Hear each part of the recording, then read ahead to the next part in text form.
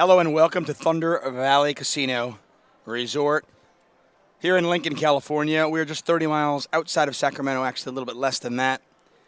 Fairly close to Napa and Lake Tahoe as well. And we are here for the final table. That's right, quote unquote, the final table of the Poker Night in America, the tour. Just under 200 entries, and we are down to our final five. First place, nearly $100,000. There's a look at your chip count. Duke Lee, our chip leader, was a 2015 HPT champ earlier in 2015. Took home $60K for that.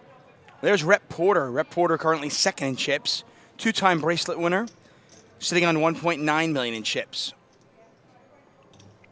Robert Pacleb there, and that is Kathy Stahl.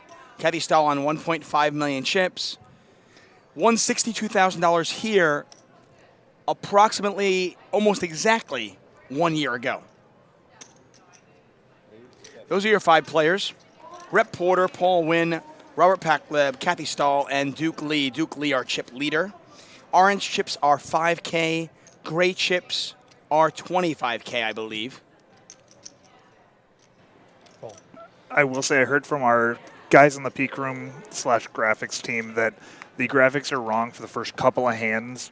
They had, in the computer, the players in seats 1 through 5, but at the table, they're technically in seats like 1, 2, 5, 6, and 7. So the graphics will be off for 2 to 3 hands, I believe. In terms of the hands? In terms of the hands, you know, who won, etc. But they will be corrected very shortly. I can tell you that Stahl bet $75,000 and Lee calls $75,000. That much we know for sure. We also know the flop is King 5-6. So we'll go at it a little bit blind for a hand or two. No big deal.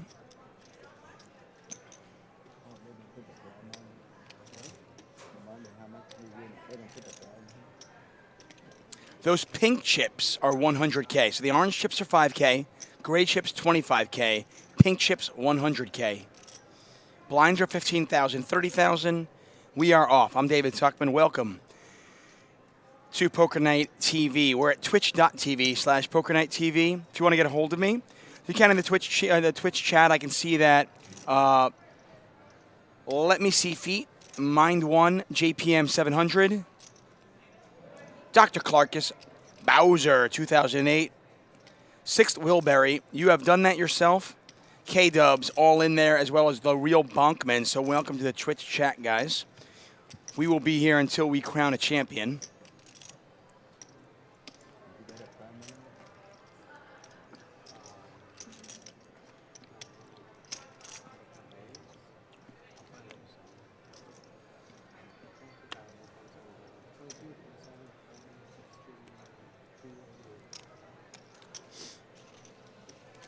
So we just know Stahl was bluffing.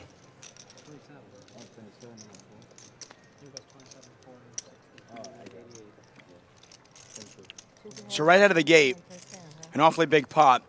Our chip leader, now up to over 3 million chips. Kathy Stahl, who came in as third in chips, now down at the bottom.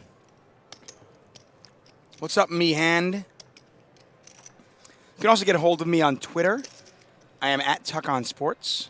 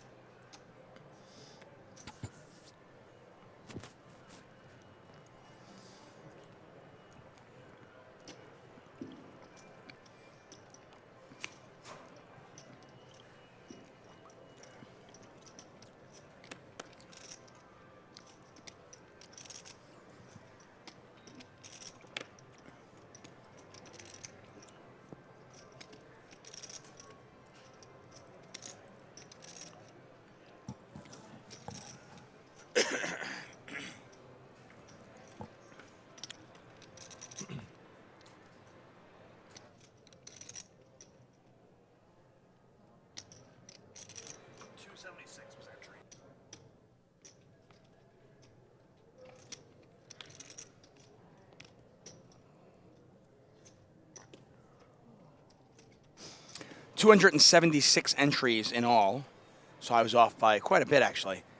I meant to say nearly 300. 276 entries, prize pool right around 400,000.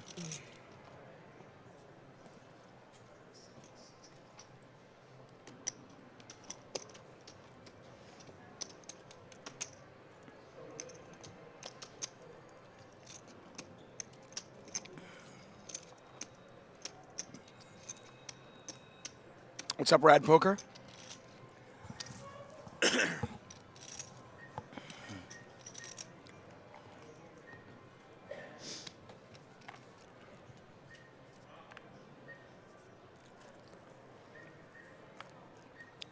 Button slides in front of our chip leader. Action on Robert. Robert wearing the Boston cap right there. That's Robert Pacleb with 1.2 million. His biggest score was $30,000 at the LAPC a few years back.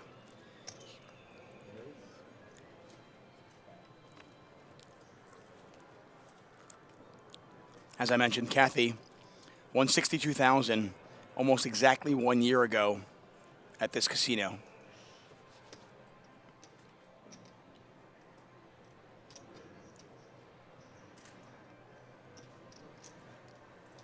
You guys, we all wish you could see the hat Tux wearing today. I mean, he looks sharp over there in the booth. We had a lot of fun Sharp over there. streaming and filming the cash games this weekend. David Baker came out the big winner for the weekend, up $52,450. Hat on over there in the booth, hasn't he? Oh, yeah. Rep Porter also played. King 4 Deuce, 2 clubs out there. You can talk about it now. The beret, is it a beret? I didn't realize he was in the booth Yeah. for this too.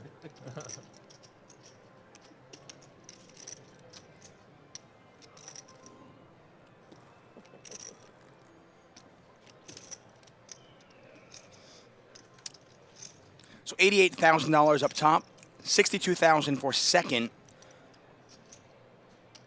Our first casualty at this final table will take home $22,248. Once again, 276 entries.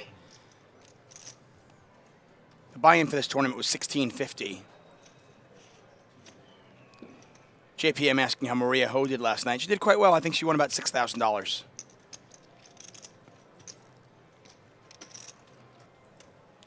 Blinds 15,000, 30,000 with a 5,000 He's ante. all over the place. I remember just when Live at the Bike was one of his first things. 10, 15 years ago, whatever it was. 12 years ago. There's only a few guys who do good commentary. Nobody could stop Baker, though. He's on the list. Yep. I mean, there's a lot of poker players who do good as like color guys. Color, right? yeah. So that's But to actually call to action and stuff. Yeah. Yeah.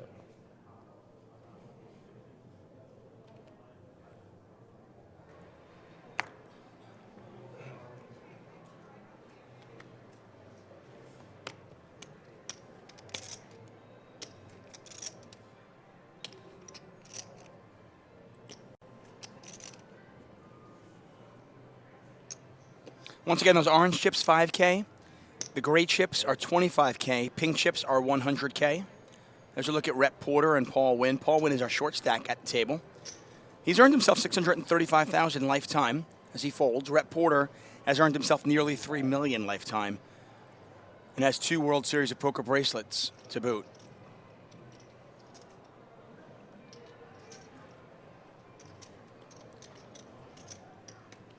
JC Tran had a rough night. He was up about 14,000 at one point. By the end of the night, he was down over 10.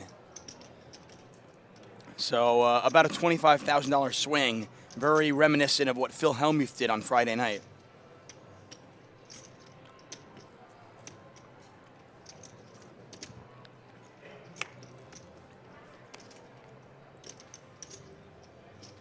Thanks, Sixth Wilbury. I haven't seen that one yet. You ruin everything, man.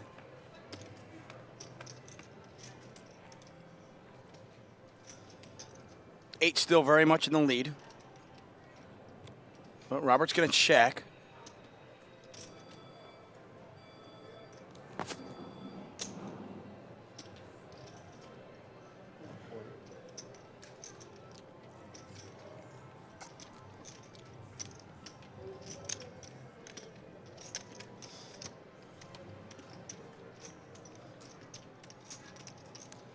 you guys scroll down from where you're watching, you can see our upcoming streams.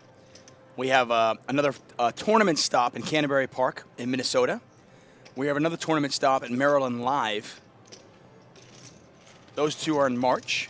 And then in April, we have 3 stops where we have tournaments and cash games. That's the Rivers Casino in Pittsburgh, fantastic spot. Sugar House in Philadelphia, also a great place to play.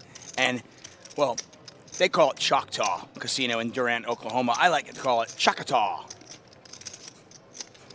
So over the next couple of months, our crew is going to be very, very busy. 5 tournament stops, 3 cash game stops, and you can watch all of that here at twitch.tv/PokerNightTV.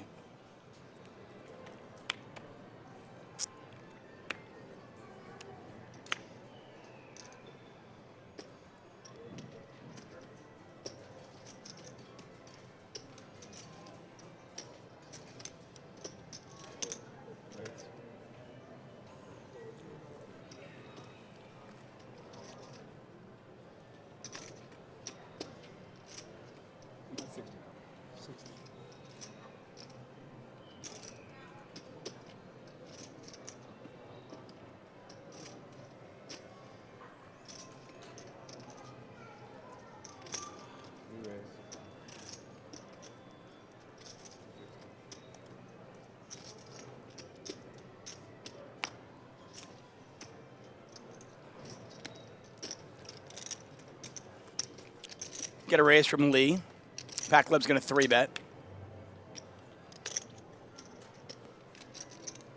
And Lee very quickly gets rid of it.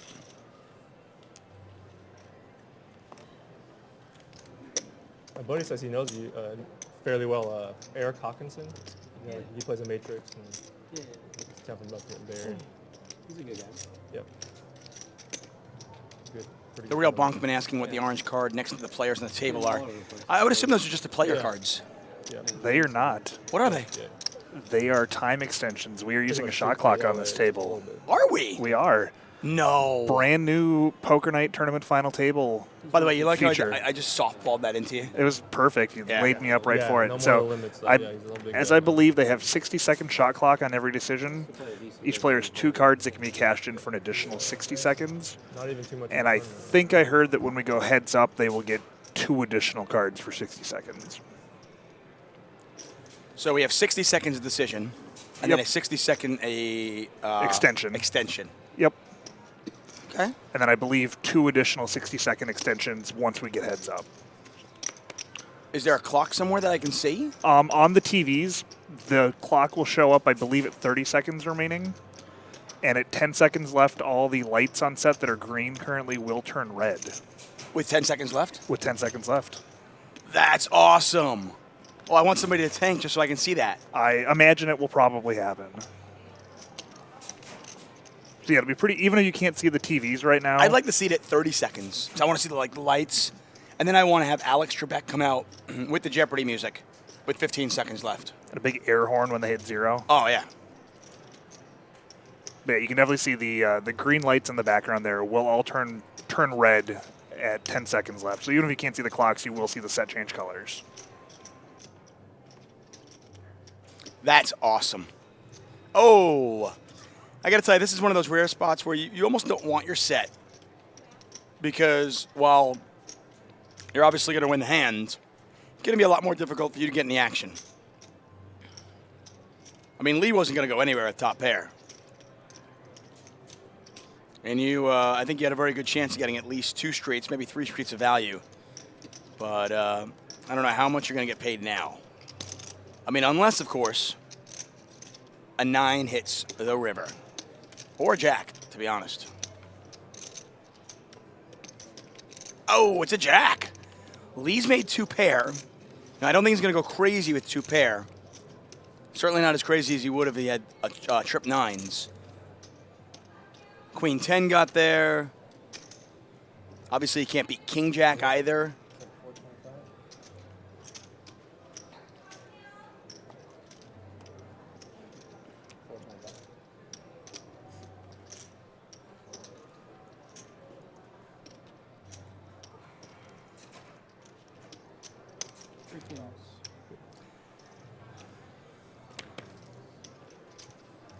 Nice hand rep.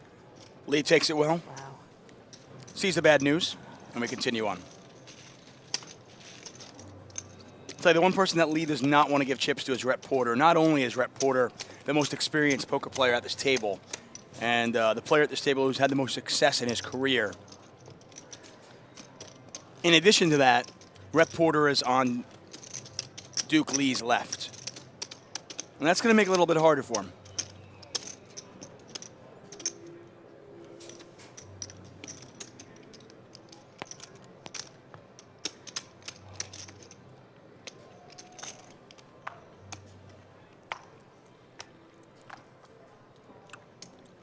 Of course, now that we have the shot clock, all these players are actually playing pretty fast. I mean, that's the thing with tournament play.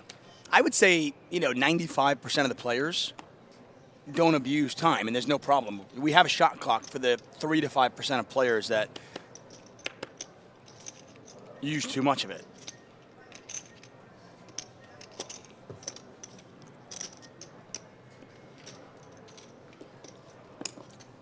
Paul Nguyen takes that one down.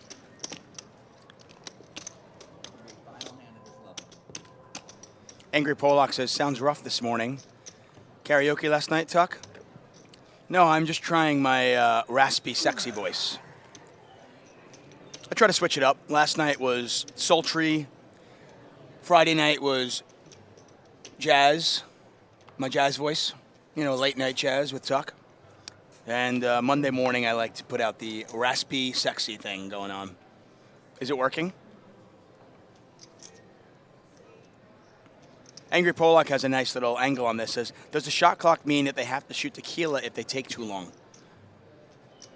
See, I think that's a nice angle we can go to. How about, what do we do? Forget about the cards. You get 30 seconds per decision. If you go over 30 seconds, you have to do a shot. And for every 30 seconds you want, in addition, you have to do another shot. So if you want 6 minutes, you can take it. It's up to you. I'm going to run this by Dustin and Todd Anderson and see what they like. I think we're onto something.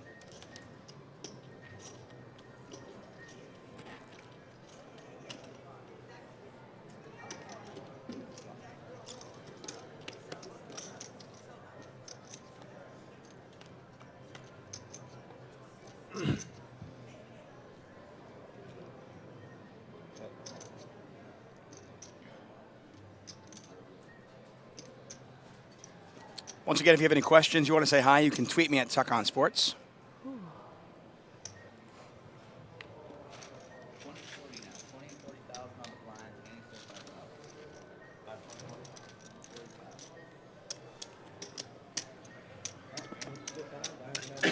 Met a lot of really cool people this weekend. Shout out to Ben Irwin, who's the poker room manager. He does a great job here. Really super cool guy. Thank him for his hospitality.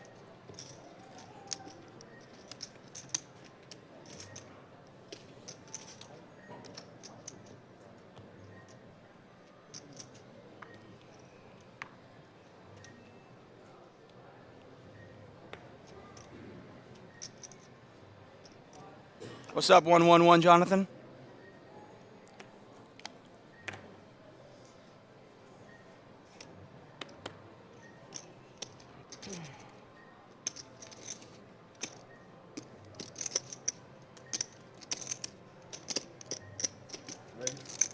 Raise here on the button by Rep Porter. Two-time bracelet winner. And I imagine Rep is going to open very, very wide from the button with those two players in the blinds. If Duke was in the blind, it might be a little bit different. But I think Rep has a really good chance to take this down. He comes to the final table second in chips. He has the most experience. He's not intimidated at the least by the pay jumps. We know that. Remember, this is a guy who he played in the cash game, so he was playing $10,000, $15,000 he had behind him. So the money's not going to mean a ton to him. Top pair here for Porter. Pacleb just called.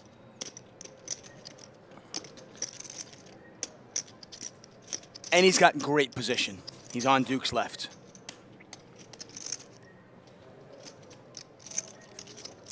100,000 chip bet from Porter. I think Pacleb almost, I mean, you almost have to call this. Really awkward, though. I mean, if you're just flatting pre-flop with ace-jack and you're just check folding, you're going to get eaten alive by Rep Porter. Sure. That was Brian, by the way, saying sure. Answering me, I like it.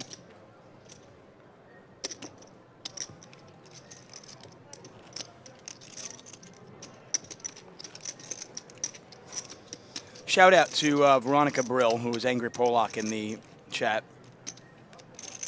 They do a stream over at Stones. Do a good job. I really like what they do. I'm a fan.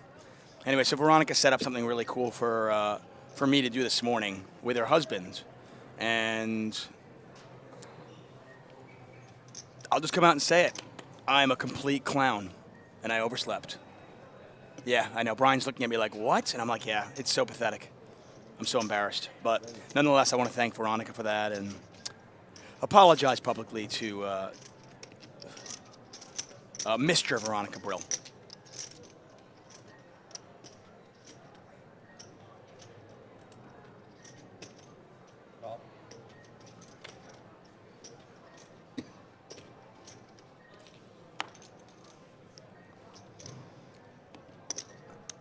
Hakwakastakan, or HK Awa Staken, or Taken, I don't know. Anyway, wants to know how much they have locked up now. All these players are guaranteed about $22,000.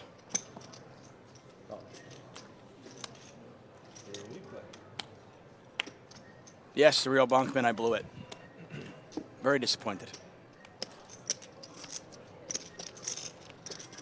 A couple people saying hangovers happen. I wish it was a hangover. I wish that was what the reason for it. Just blatantly just overslept for no reason at all.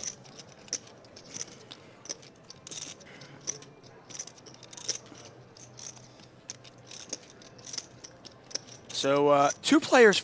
What's the bet? With a pair of nines here. Stahl's down to 815,000. She came to this final table with 1.5 million.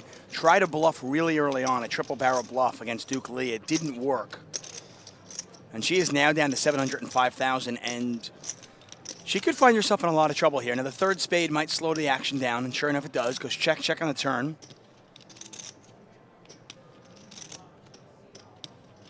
Now in a cash game, this is a very easy value bet for Porter. In a tournament, you don't often see this, and I don't really quite understand the value. Well, yeah, I don't really understand the bet here by Stahl. I don't think she can get called by worse, and I don't think she's going to get a better hand to fold. But we'll see. 9. Oh. You got an ace kicker?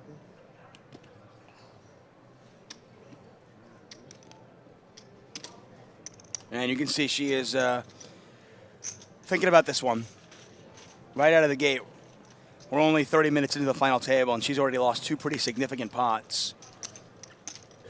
She has 1/3 of what she started the final table with. Thank you. Has to be frustrating for her.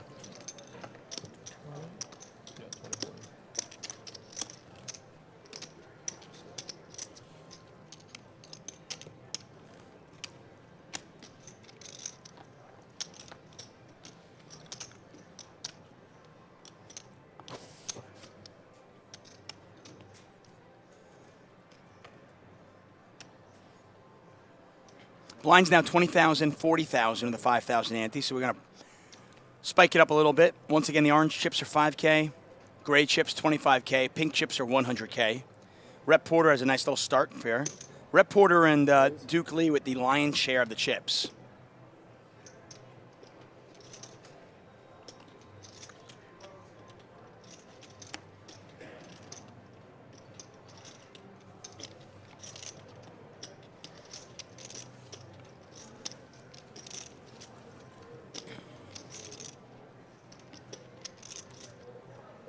Paul Nguyen raises. All in. All in here for Kathy. I think she's going to get this one through, unless Duke's got a hand. We don't see Duke's hand yet. Now, Stahl's got queens. And this one should get Right through. around 5. Yeah, 550. 550,000.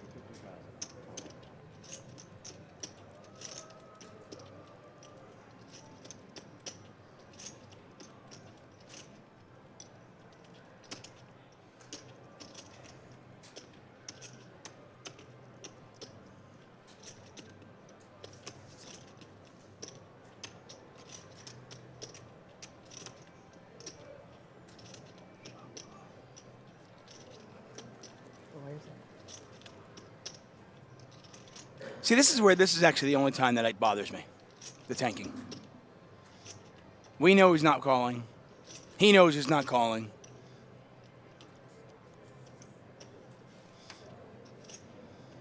And I think you can get the same effect. Like, if you want to take 8 seconds to make it look like, oh, I'm Hollywooding, okay. You just don't, I don't know why you ever need 30 seconds there. I'm like watching it over his head. I could see it. It's on that one. Oh, is it on that one too? Oh, okay, okay. I didn't know if he was aware of it. Yeah, I didn't know if he could hear. I just asked Paul if he could hear them like when they were talking. Right. So I didn't know what to. Right.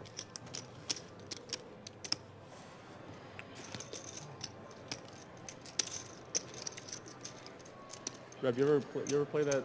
Like, I know in EPT they have like that cage thing or whatever. Did you ever play that? The Shark Tank or whatever. It's No, called? You ever been on that? No. That one's always funny. they never invited me to any of those things. Poker night's the first people like Oh, yeah? decided I was worthy. Oh, come on, I'm sure Rap. you've been invited a couple places. Come I'm on. sure you've been invited a couple places. More than.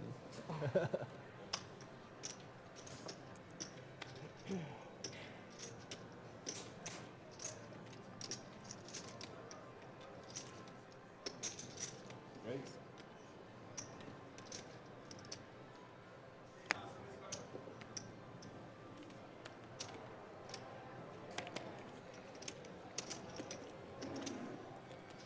Good morning, Lost in Poker. Pacleb raises. Porter's going to defend the big blind. Most experienced poker players defend their big blind pretty wide. Queen 3 deuce. Not much there for either player. Ace high still the best.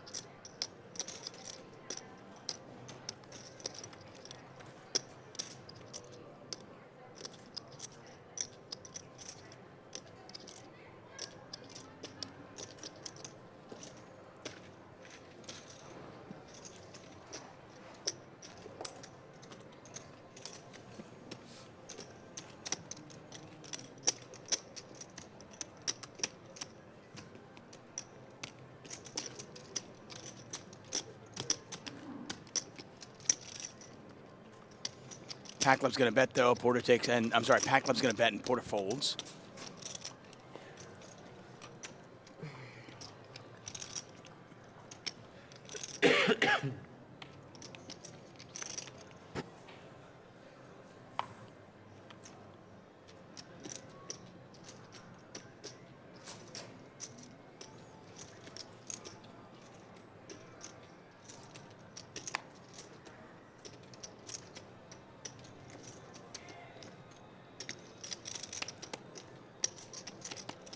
You can feel the tension. I mean, you can feel the drama. It's palpable. It's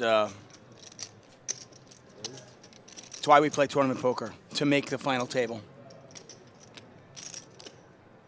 It's why we play the game.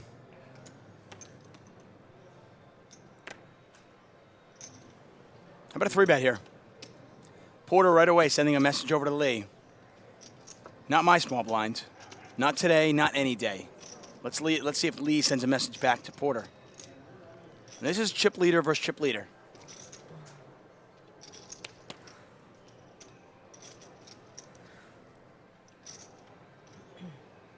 And Lee's forced to give it up, and Porter now firmly in control of the chip lead. Damn, Sean. I gotta tell you, if you're Duke, you gotta be really careful. I don't want to get into a war with Rep, who's on my left. Little mini one. Little mini fan. Little mini fan. D. Jewel says poker's probably 75 to 80% skill, 20 to 25% luck. There's an amazing amount of luck in poker in the short term, which is why tournaments you will often see a surprise winner. I mean, Jamie Gold. Nobody's going to come out and say Jamie Gold's a great poker player. Chris Moneymaker, for example, when he won.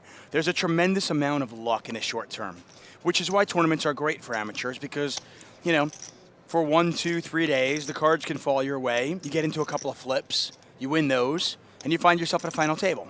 And that's great. It's great for poker. And cash games as well. Any given night, the best players in the world can lose to an amateur. Over the long term, though, there is almost no luck in poker. The longer you play, the longer your sample size, the more skill will show its face, and I believe the more luck will fall by the wayside.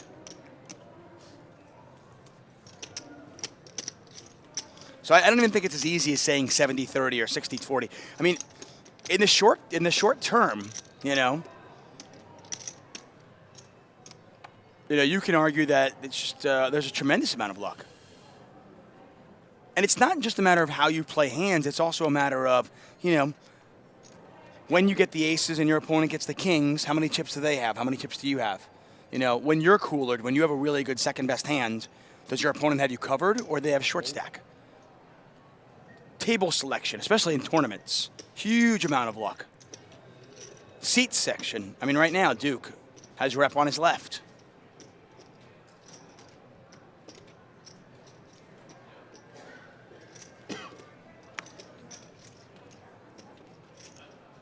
But I believe over the long term, the cream does rise to the top.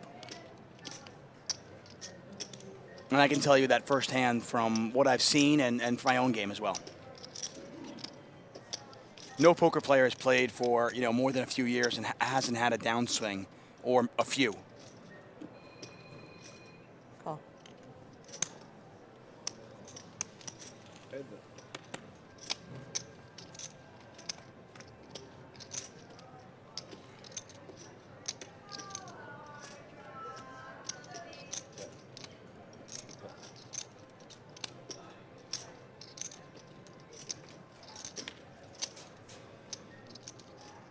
Pair of jacks here for Lee. Stahl does have the spade in her hand. She's just going to double check, though. Yeah, I got it. Cool.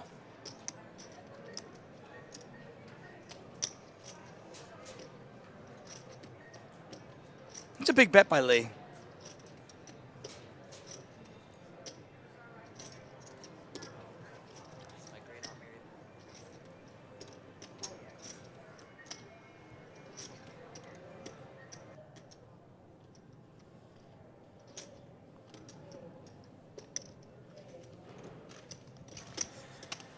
Lee bets, Stahl takes it down. I'm sorry, Lee bets and he takes it down. That's a large bet by him. I mean, obviously he wanted to take it down right there.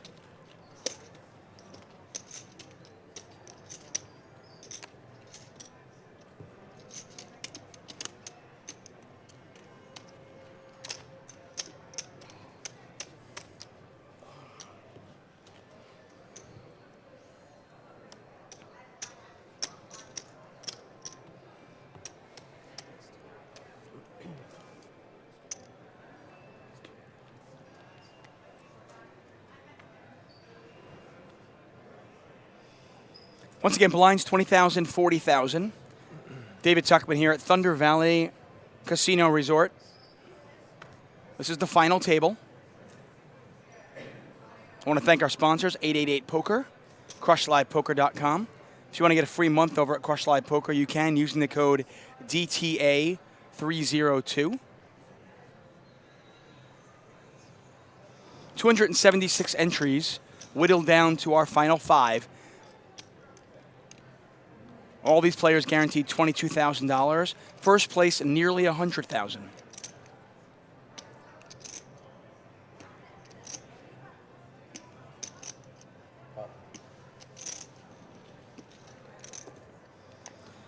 No cash game stream today, guys. We are done for this stop. We had 3 great days of cash games, Friday, Saturday, and Sunday. We had 6 4-hour sessions, so 24 hours of great coverage. Great poker, some fantastic table talk. If you guys want to watch those, you can watch them in the archives over at Twitch. You can also watch past episodes over at YouTube as well. Poker Night TV has a YouTube channel, and while these shows are not up at YouTube yet, they will be shortly, but you can watch them at Twitch as well.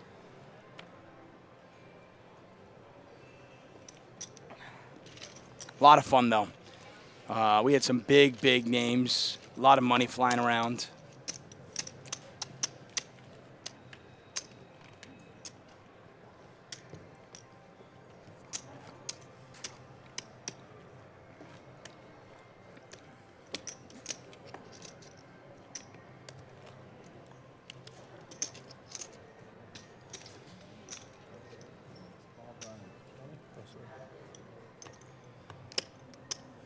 As I mentioned, our next cash game stop will be at Rivers Casino in Pittsburgh. That is April 1st, 2nd, and 3rd. The following weekend, we're in Philadelphia, April 9th and 10th. That's just 2 days. And then we travel to Oklahoma, April 22nd, 23rd, and 24th.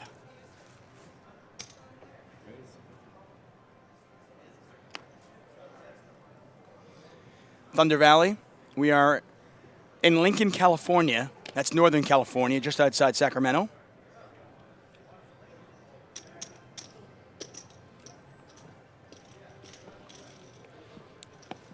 Oops.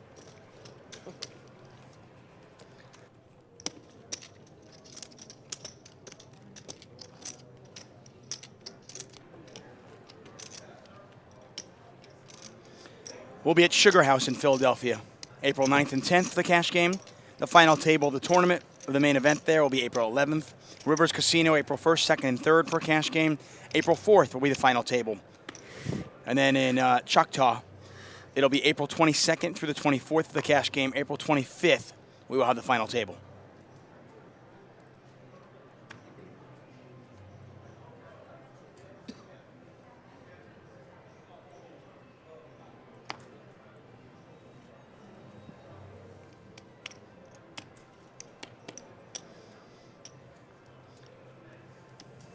Cool little fact about Lincoln, California. Fastest growing city from 2000 to 2010. Fastest growing city in the country.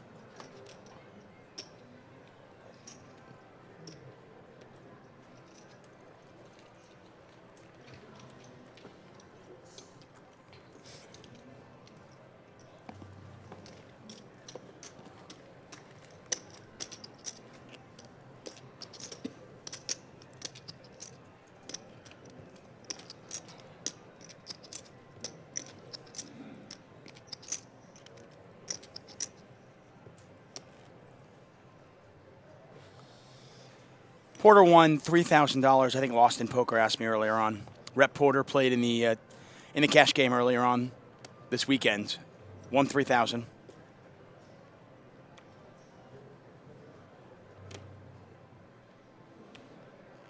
Wombay says, why do Americans love wearing hats? I don't think it's just an American phenom.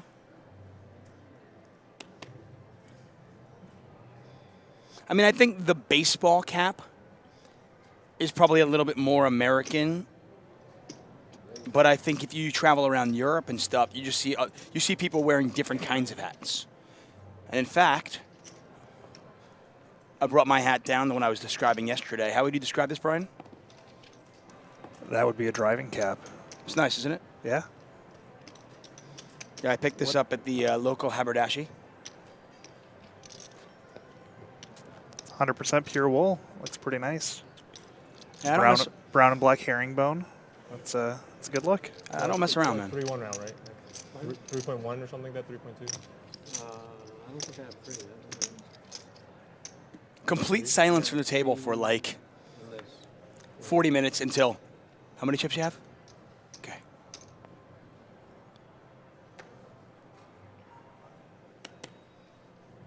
I don't know why people don't talk at a tournament. 2-6. Want to know what I have? I'm gonna guess you have 650. You're wrong. All in. Raise all in.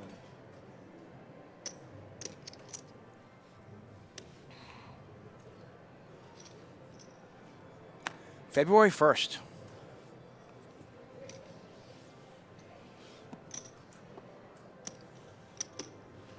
When's Groundhog Day? It's in February sometime, isn't it? I don't might get the moon. Take a look at the chip counts here. Porter, our chip leader, with 3 million chips. Duke Lee still on a very solid 2.6 million, but he relinquished that lead to Porter. Pacleb at 1.3 million, and Kathy Stahl has really been the one that's had a tough go of it. She came into the final table with 1.5 million chips, immediately bluffed off about 600,000 to Lee, then lost another pot to Porter, and she finds herself on only 12 big blinds. Right.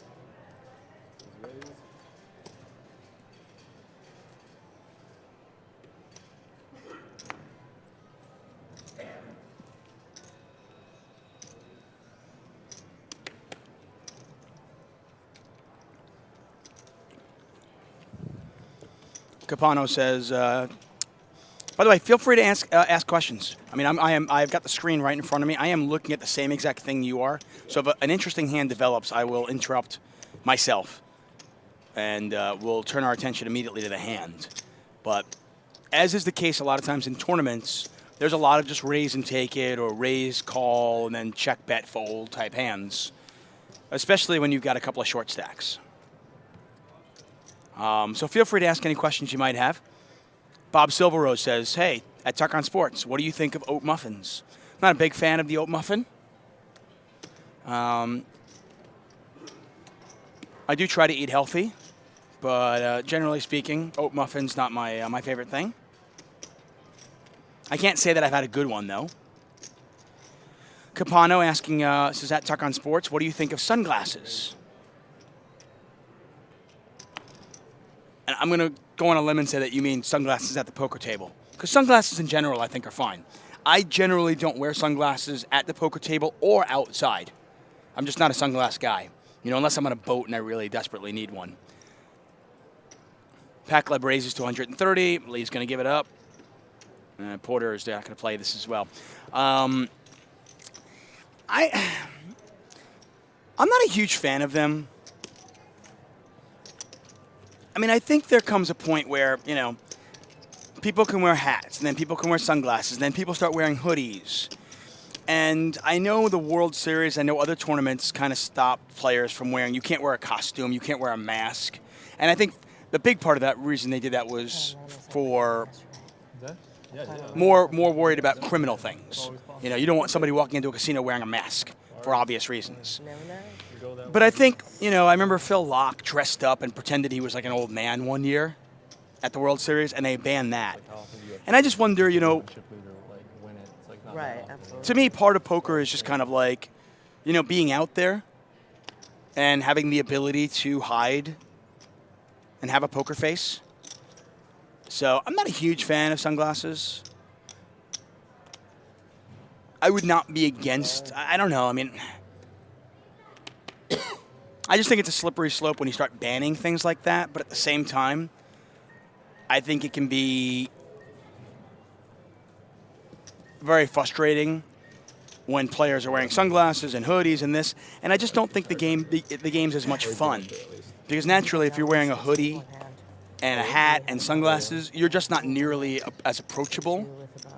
And the social aspect of the game that is so badly needed to bring in new amateurs is missing. Roller coaster.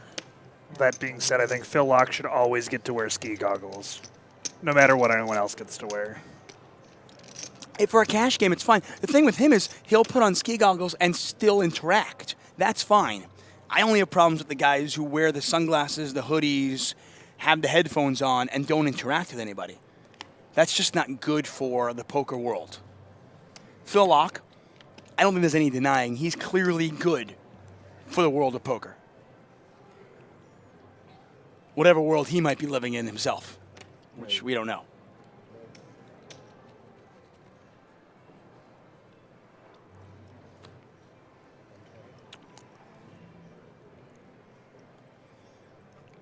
Yeah, D. Coot says the social aspect is very true. It's nice when you have a good table and people are talking and laughing and having a good time. I mean, we all forget that's why we got into poker. I mean, we love the strategy part of the game. You want to make money. You want to outwit your opponent. That's fun. But a big part of the game was, for me at least growing up, you play with your buddies. You're laughing. You're having a good time. Somebody tells a story about, you know, hey, I was with Jenny Friday night. Let me tell you about that. And we're eating pizza. And when I was a kid, it was, you know, we're having Cokes, or now you're having a beer, whatever it might be. Nothing there for either player as we see a flop. Pacleb in position. But,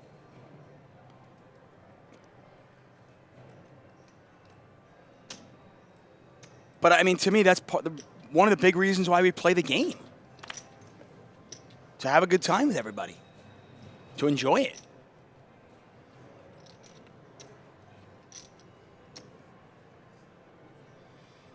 Real Bonkman says, so you're not too pleased with the win and the hat and the sunglasses? I mean, it's fine, whatever. I mean, whatever you got to do. I just, you know, yeah, we look at this guy win. It's like, okay. I mean, would you be really excited to play with 6 guys that were dressed like that?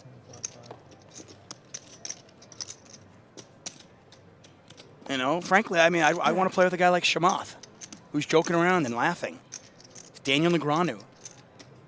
I've also, by the way, I've seen no correlation over all the final tables and all the cash games that I've covered through the years. I've seen no correlation between wearing sunglasses and success at the poker table.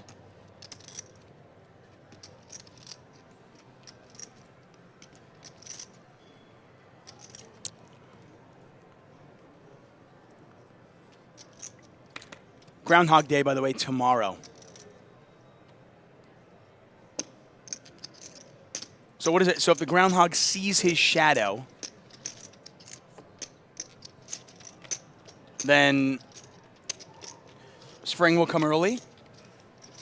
What is the folklore of Groundhog Day?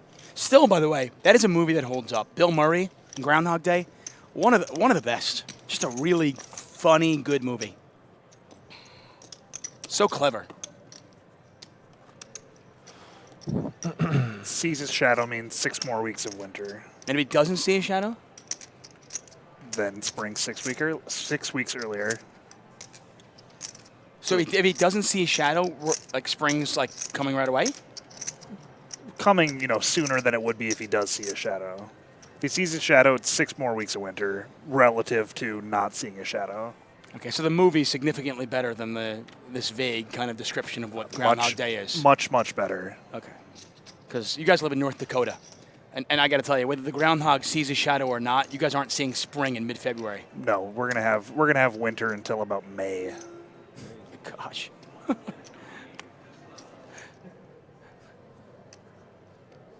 Why wouldn't I move there?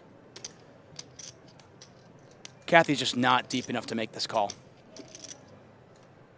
Now, if she wants to shove, it's a different thing, but she's got to realize that she just doesn't have much fold equity at all. I mean, if Pacleb is raising with, you know, anything reasonable. Now, he could be stealing on the button. We can see he has jacks. If he has jack 8, something like that, you know, maybe she gets the fold because she's, you know, she's got 490K behind. Frankly, I would prefer a shove. Let's imagine we can't see the fact that he has jacks. I would prefer a shove to a call with 5-4 suited. I think folding is probably optimal, though.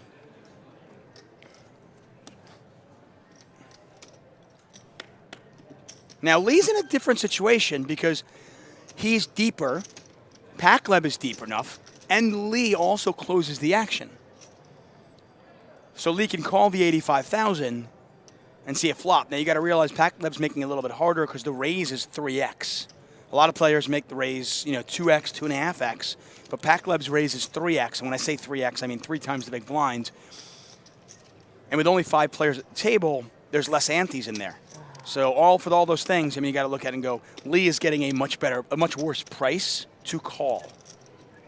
I guarantee you if Pacleb had made that 2x, though, Lee's like, yeah, sure, I'll take one off.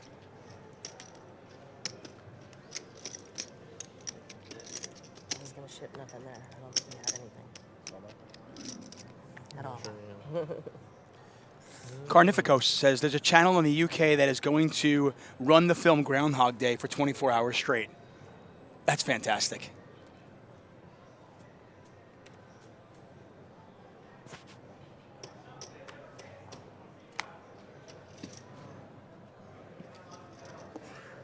Courtesy. Courtesy. That's what you did. You did have it. He had 10 deuce. He had it. At 9. 10-4. Much better than Porter gets a walk, Saw and a that's what picture. happens 2 points. Can't lie to me. when you're the biggest, baddest player at the table and you got all the chips. You get respect. And that's the first walk we've seen in the big blind, and it's not a surprise that Rhett Porter is the one who gets it. lucky dealer, right? So you just want Yeah. to stay out of the way for this half hour. Yeah, I got the 700,000. Buy-in was $1,650. First place, $88,705. All these players guaranteed $22,248. Once again, I'm David Tuchman. We are at Thunder Valley Casino Resort Don't always bluff. here in don't Lincoln, always have it. California. Bad river. Yeah, my friend said you river 2 pair. My friend said you river 2 pair. Yeah. Yeah, I mean, yeah. Obviously, that's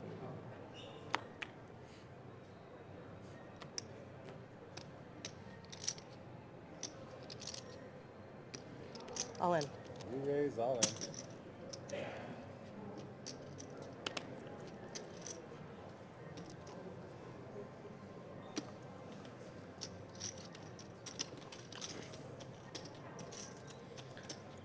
I think Pacleb can call this.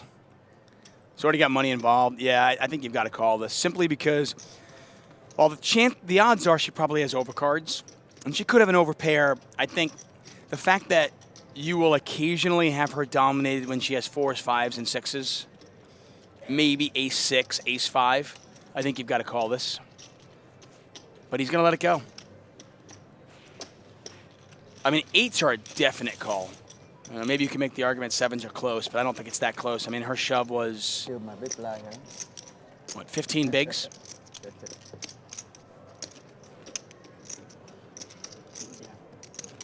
Good hand. She had king 7. You give me too much credit. I respect.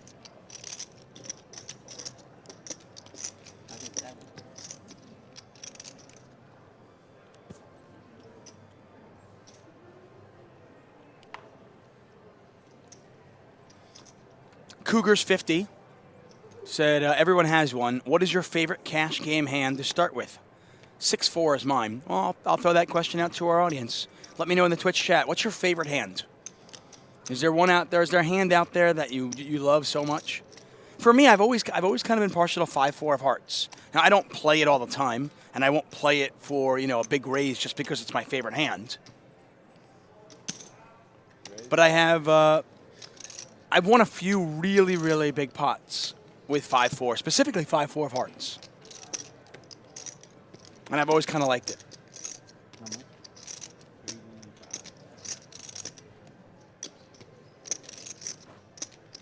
Maggie Morris with the tweet, tweeting me in a bear t-shirt. I love bear t-shirts. In fact, I am wearing a bear t-shirt today. Confirmed. I've got one of my like 14 bear t-shirts. Queen 10-5. Stahl's all in. And Nguyen just lets it go again.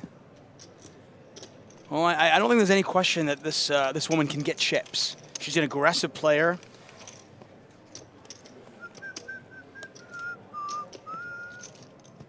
She is certainly not going to let herself get blinded off.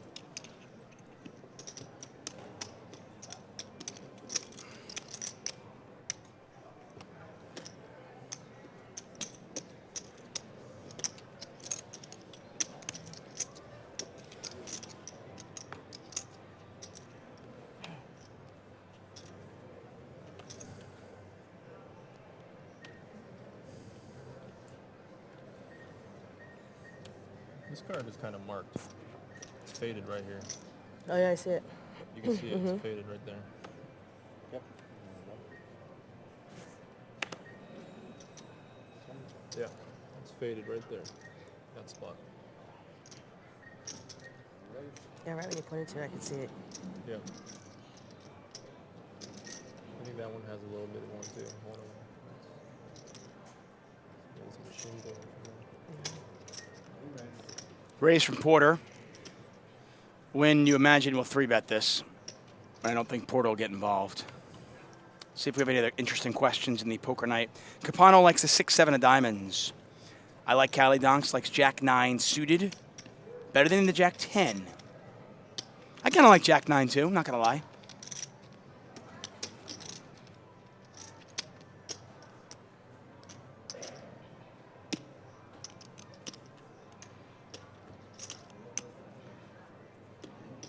Seven-card stud likes 9-10 of hearts.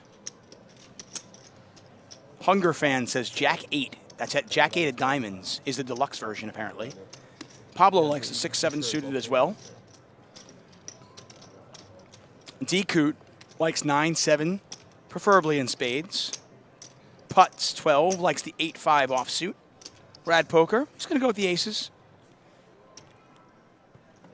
I like Callie Dunks, also likes King-Queen suited. Faded. It's faded.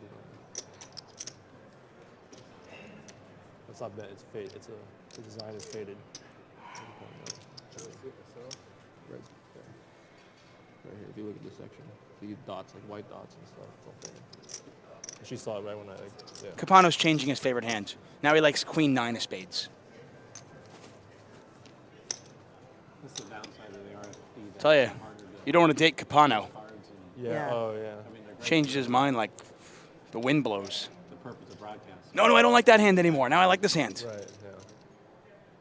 Because they're like special made, right? They don't put these through machines ever, right? Okay. Teddy Tom 86 says, I play mostly down at Maryland Live. Best promotions hands down on the East Coast. We'll be at Maryland Live, guys. In Hanover, Maryland. March 14th is the final table. That'll be streamed here at twitch.tv/PokerNightTV. So if you want a chance to play on the Poker Night TV final table show that will air on TV, you can just want head to over to say Maryland change Live the and look. play. Yeah. Very cool Nice- casino. nice Great great card room.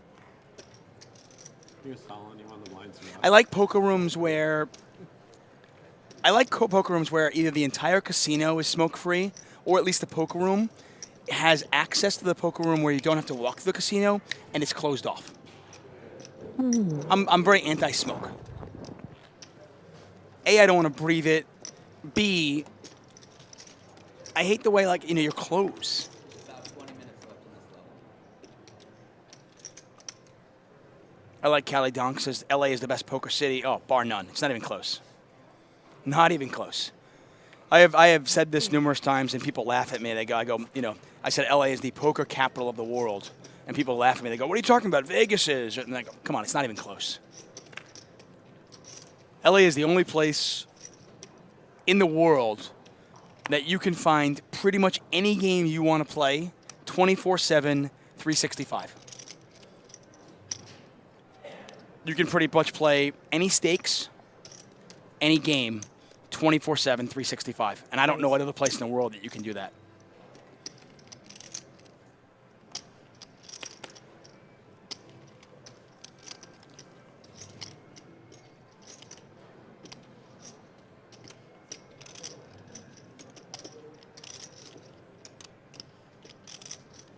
Cool.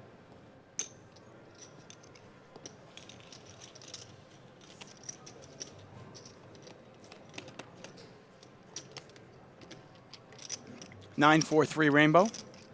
Stahl with the best of it. And she's starting to get herself enough chips where she doesn't need to just move all in.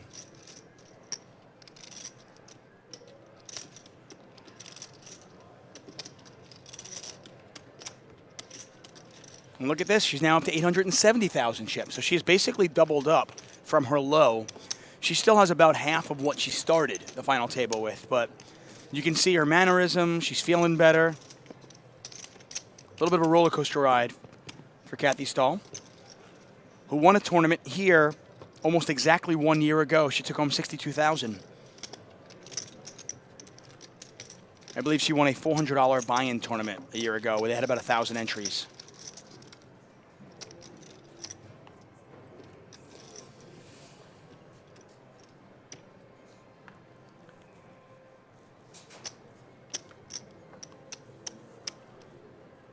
I mean, there's poker everywhere. Poker has exploded, as I mentioned. I mean, Rivers Casino, really nice place. Sugar House, Choctaw. I mean, some of the best tournaments are Choctaw.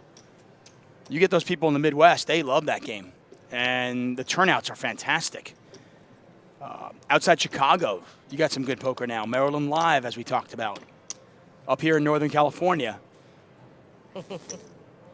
But LA is the only place where Game can't be that easy for you. you wake up right? at 6 in the morning, you can't sleep. You wake up at 4 in the morning, you can't sleep. On a Tuesday afternoon, on a Tuesday, and you can find the game.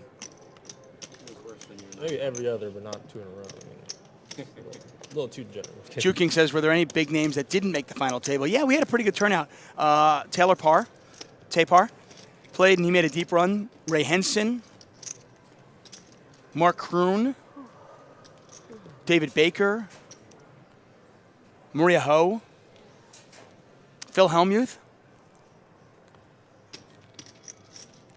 and some other notables as well. The organizer says, could you win a tournament playing every hand? I suppose anything's possible.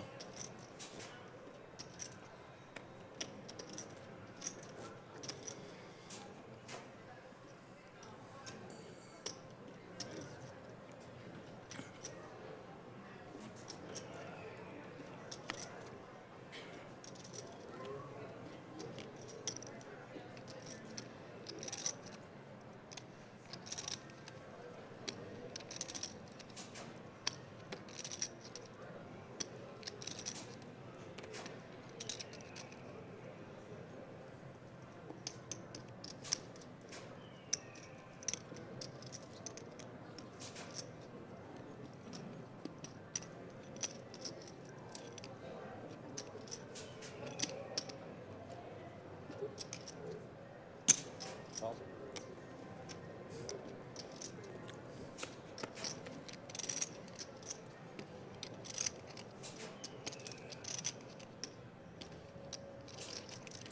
Get a raise here from Pacleb. A call by Stahl. Lee gives it up. So Stahl just calls at the ace-jack. How much total? 105.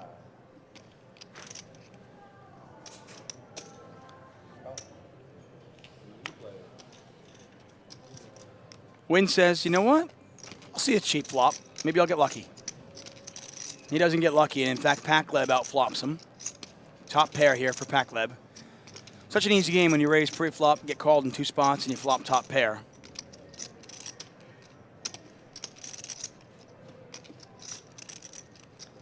Pablo Villa says, craziest thing you've ever witnessed in a tournament. Wow. Man, I've covered a lot of tournaments. Justin Bonomo won a bracelet a few years ago.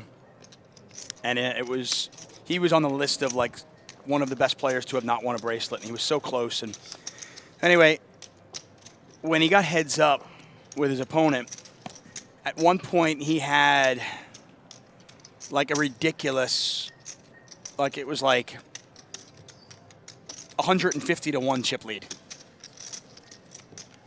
I mean, it was something along the lines of like he had 2 million chips and his opponent had like 25,000. It was just ridiculous.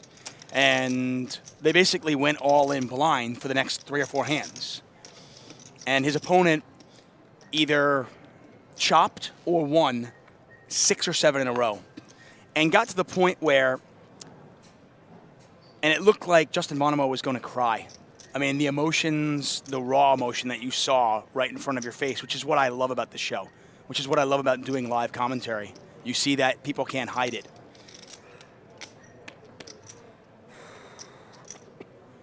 The emotion, it looked like he was so defeated.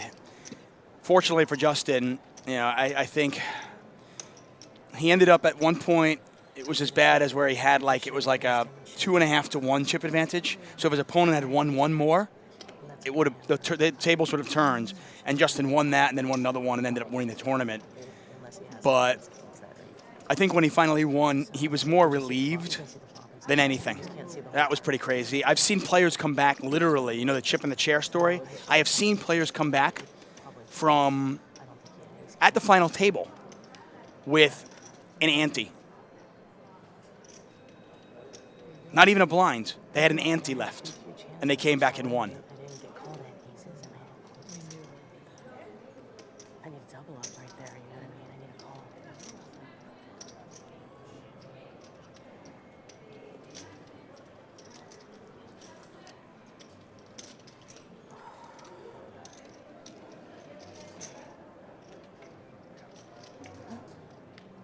Yeah, sugar-free.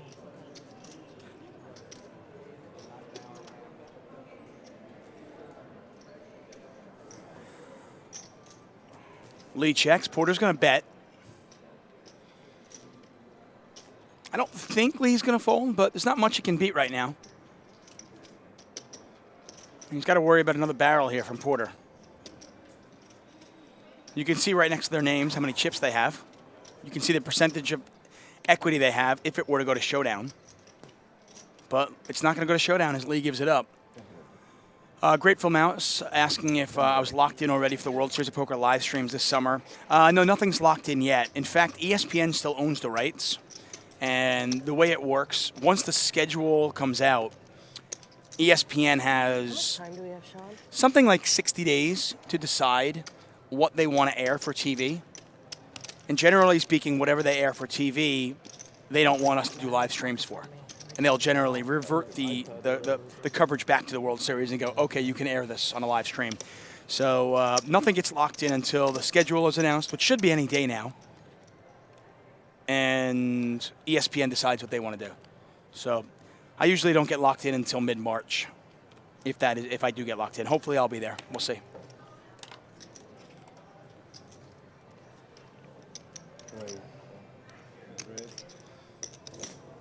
All these players guaranteed 22,000, 86,000 or 88,000 up top.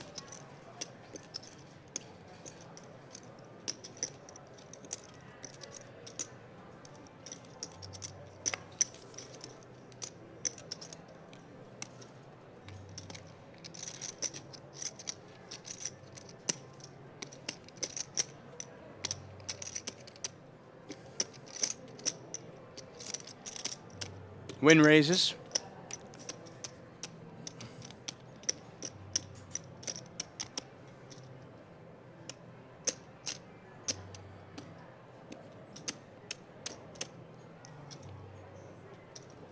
We got to lower the time thing so we get more. I want to see this.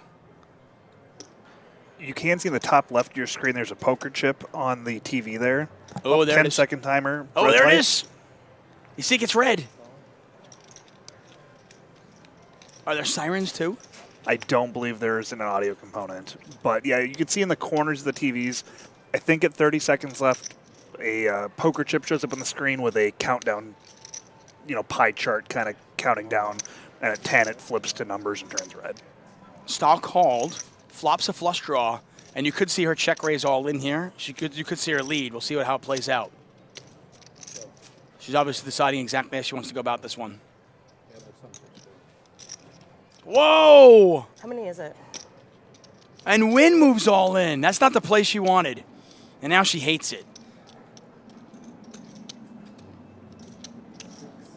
Because she's still behind. I mean, you can see that she's a favorite to win the hand, but now it's a matter of, do I want to call my chips off? I mean, if she shoves there, Nguyen can't really call. But I think she was hoping that Nguyen would just put a small bet in there and then she could check raise all in. But he might have been pot committed anyway had he done that. Rad Poker says they said the schedule would be at that 15th. That sounds about right. Usually it's sometime in mid to early February.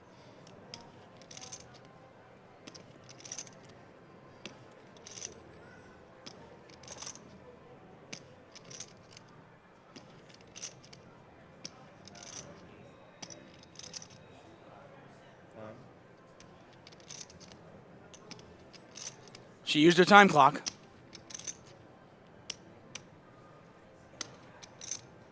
You can see that it's the pulsating colors right now. Pretty cool. Somebody should go out there with party favors and blow them in her face while she's deciding.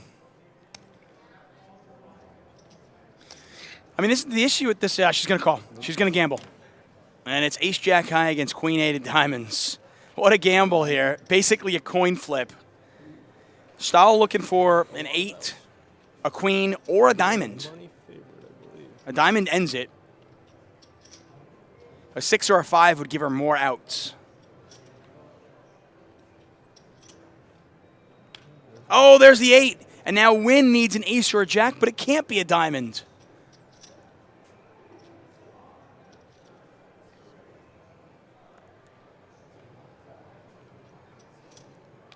Ship it to mama. The fist pump. She's psyched. Yeah. She's got like 6-10. You cover her on pretty Very good. tough. Pot's about 1.6 million. Kathy Stahl back where she was when she started this final table, but in much better shape because Paul Nguyen is on life support. Thanks. Paul Nguyen has less than a big blind left. You know, I thought that's a better just ace king or something. Yeah. It's definitely And possible. even if he just has an over pair, I'm still. Yeah. Green Street says she is not mama. Sam Abernathy is mama. That's why I said it, guys.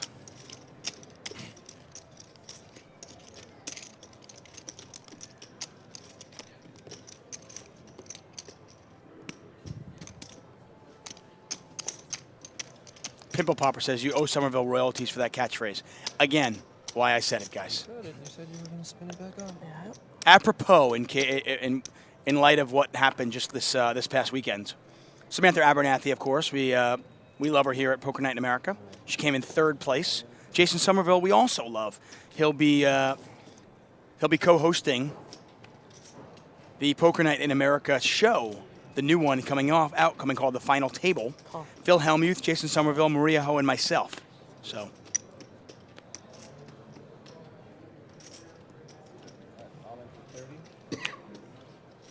I will footnote and give Jason Somerville credit. I'm going to go on a limb and say Somerville didn't invent Ship It to Mama either. 10-9, 4-2 clubs. Top 2 for Lee. Nguyen's got queen 10. He's all in already. Why you don't take it out? That's Exactly. why she wants to do Exactly. it. Thank you. Yeah. Right? I'm glad you said it. Yeah, why you don't take anything out?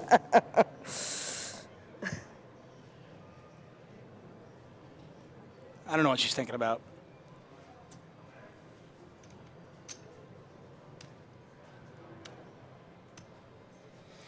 It's really hard for Lee to be bluffing with nothing. I mean, yeah, maybe he's got overs in club draw or like, a straight draw or something, but sixes just don't do very well against that.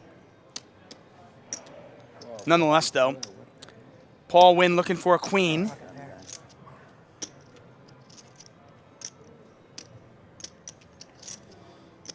If a queen does not fall, or other running cards don't fall, he will be gone in 5th place, taking home $22,000. The river, drum roll. Not to be for Mr. Nguyen. Paul Nguyen, $635,000 lifetime before this tournament, adds another $22,000 to that, and we are down to 4. Exciting stuff here at Thunder Valley. I gotta pick my hand. No, I would have raised. Pre Yeah, if no, we're I can- playing regular. Yeah, that's I know. But I'm trying to get him out. No, yeah, so. that's true. Yeah, and I wouldn't have bet normally if I hadn't had more than 2 pairs. Yeah. You know what I'm saying? Yeah. Nobody gets it? I have to check for the pot. Oh, I'll take one. So Porter continues to be our chip leader. Lee with 2.3 I million. know, I Stahl only have one more right challenge back card. where she was at the start. Pacleb at 1.3 million. Thank Thank you. Good game.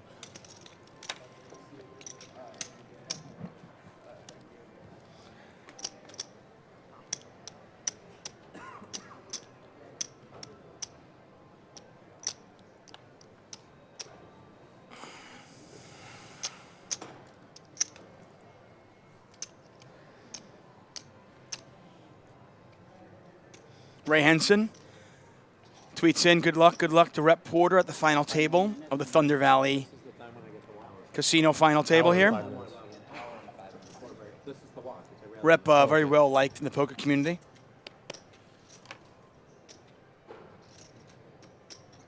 Race.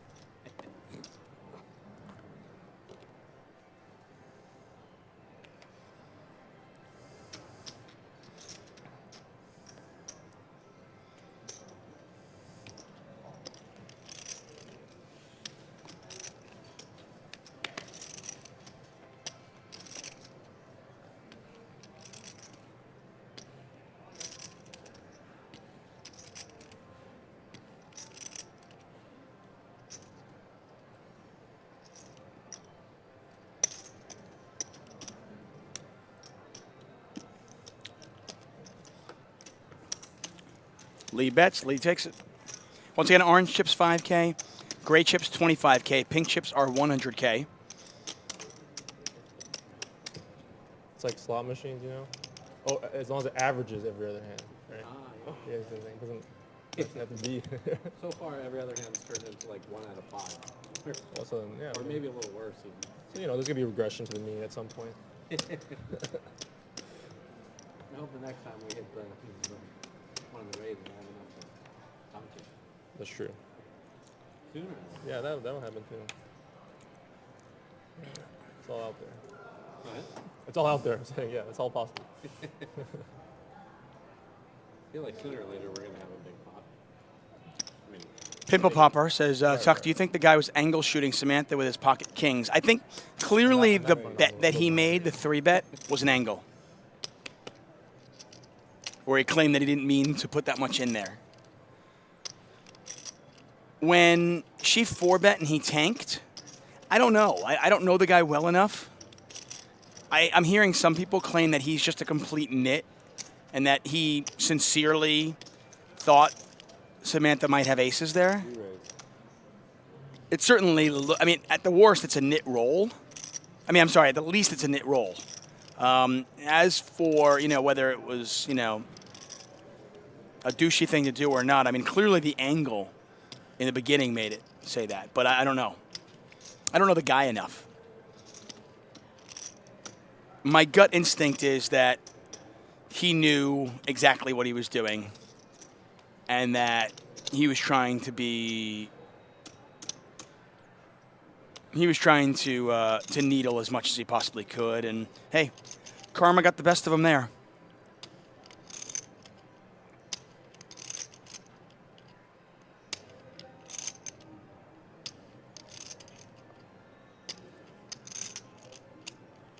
Yeah, Juking says the way he looked at her after he tabled his hand clearly was a slow roll.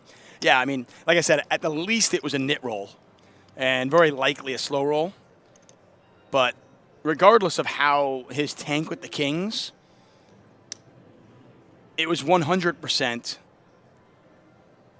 an angle with the betting. There's a raise, there's a 3-bet from Lee, and Lee's going to take that from Stahl. Pocket pair. You're not calling when I punt. Punt as in go all in. Yeah. Pete Mall says, just got in. Who are we talking about? Talking about the Aussie Millions. Samantha Abernathy.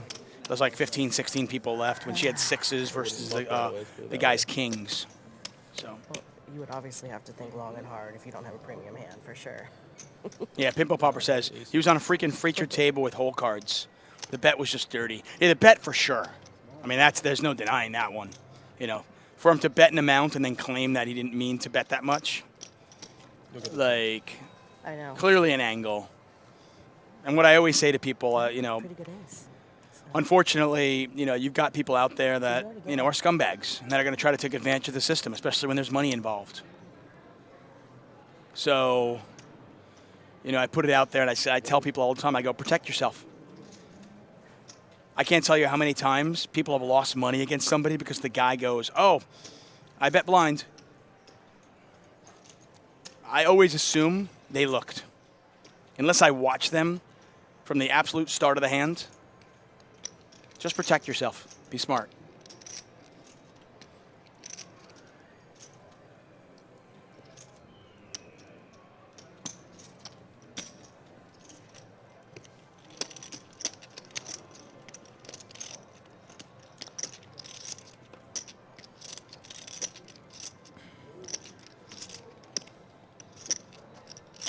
Ace, Queen, Jack, 2 diamonds. Rad Poker says, can someone just make a mistake? Oh, 100%. And I think, for the most part, a lot of times when we assume somebody's angling, I think a lot of times it is an innocent mistake. But in this particular case, the guy had king, so it was very clear that it's not a mistake. Hold on.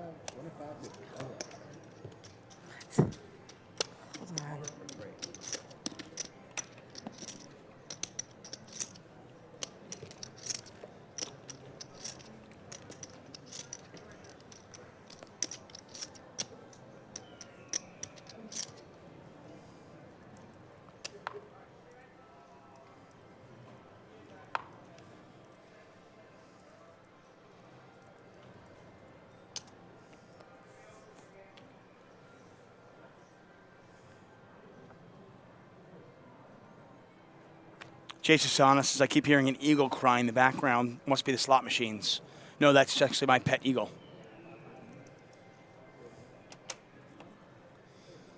We have an eagle as a mascot for Poker Night in America.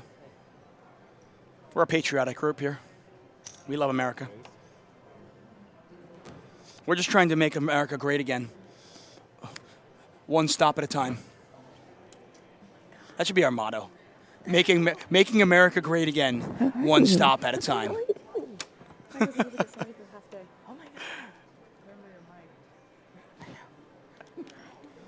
So the Iowa caucus are going on right now, huh?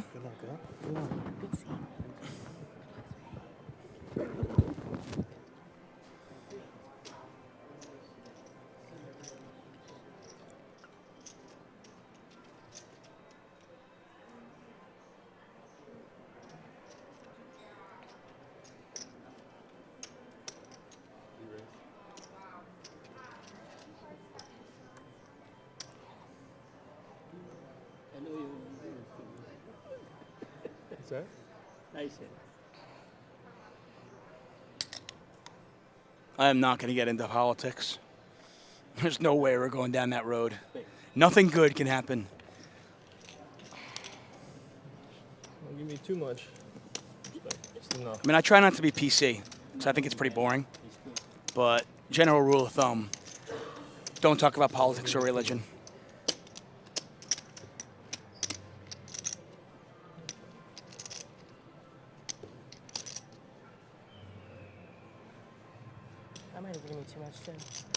Yeah, I'm saying. Don't get too much. I had a block too. Blinds piped up to 25.50 now. Obviously. Those gray chips are 25,000, so blinds now 25.50. Porter, our chip leader, has about 60 bigs. Or short stack on about, we'll call it 24 bigs.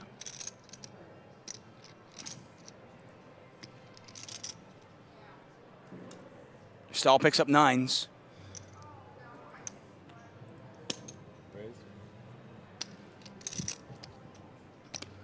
Jay Taylor says, are these people known or are they amateurs?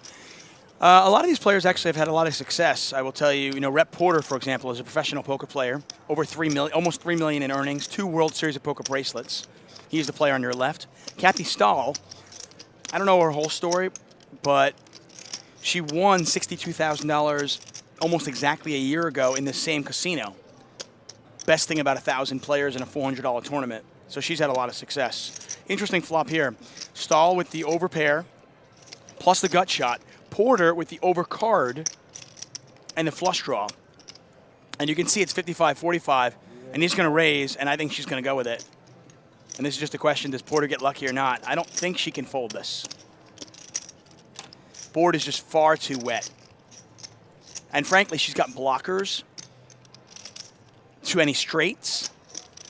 She's got blockers if he has a straight draw. I mean, he's going to have a lot of, he can have 7-8 here, 6-8 here, 5-4. He can have hearts. She also has a heart in her hand, which is another blocker. I think, you hate to get knocked out, and obviously the chip leader can put a lot of pressure on you because of ICM reasons, and I'll get into ICM in a second. But even with the pay jumps, I mean, this is a situation where you're just beating way more of Porter's range than you're losing to right now. Angry Pollock says she's a retired cop. She is a bad mama jama. Oh, look at it. We're down to 0. She used her time clock. And that was her second one, by the way.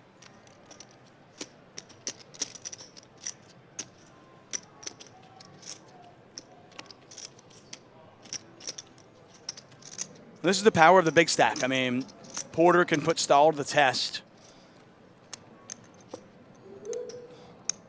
If she calls, he still has 45% equity. But let's say she folds 20% of the time, 25% of the time. Suddenly, it makes the shove by Porter very, very profitable. She's not going to fold this one, though. I think it's a good call.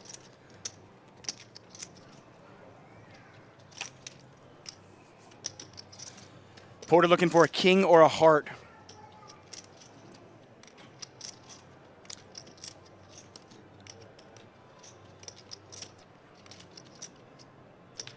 Queen not going to help him. Porter down to 28%.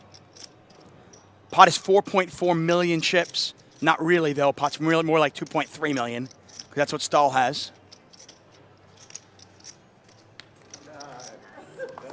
And Kathy Stahl is pumped.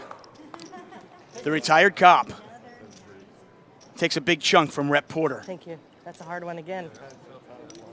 That's a hard one again. So Porter down to about 1.7 million. Stahl up to about 2.3 million. Somewhere in that neighborhood. Thank you. I think she's basically tied with Duke Lee for the chip lead. And what a turnaround for Kathy Stahl. She went from 1.5 million down to under 500,000. And then all the way back up to chip leader. And I always go back to, you talk about luck versus skill. Earlier on, she made the correct shove. She shoved 6s. And she shoved 6s against Robert Pacleb, who had 7s. And if Pacleb calls, she's probably out in 5th place. Pacleb folds, and look where she is now. And in fact, she's actually in 2nd place from chips. But it's just funny how things can happen in poker. And that's just, is that luck? I mean, she didn't do anything wrong, obviously, by shoving 6s. But you can definitely make the argument that Robert folded too tightly. I think 7s are a call there.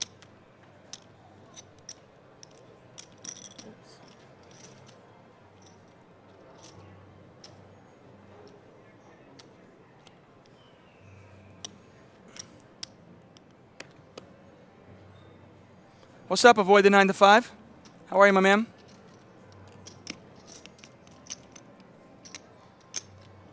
Raise.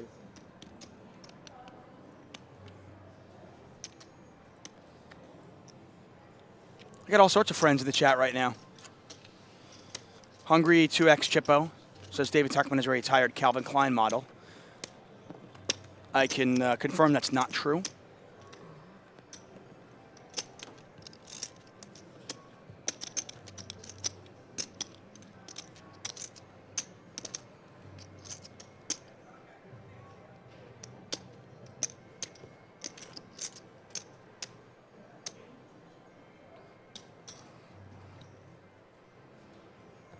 TV Poker Room in the chat.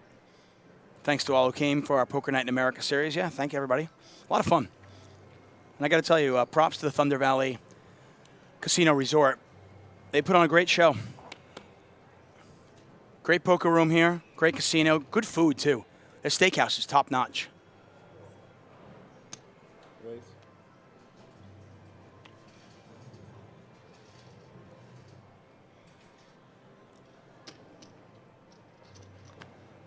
Angry Pollock pointing out, avoid the 9 to 5, by the way. Starts work at 9 a.m. every day. You raise. The irony.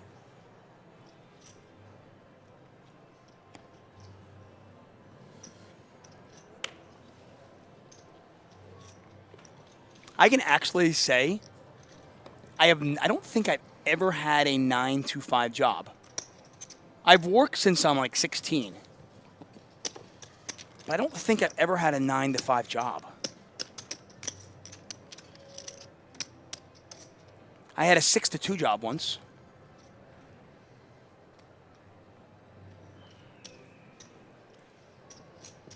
No, I don't.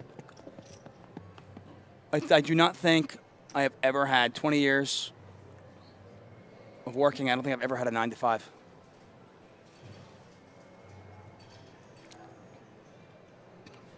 Yes, YOLO Swag Bear. CA is California.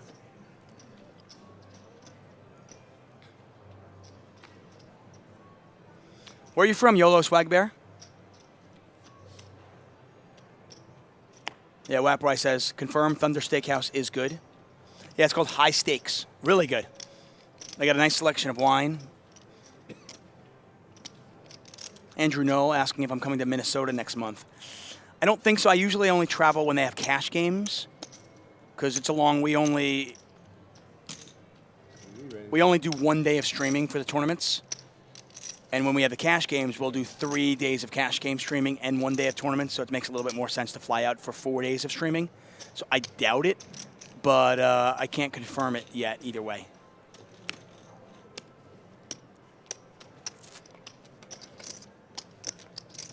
Stahl raises, Porter calls. Nothing there for either player. Stahl does have the ace of hearts.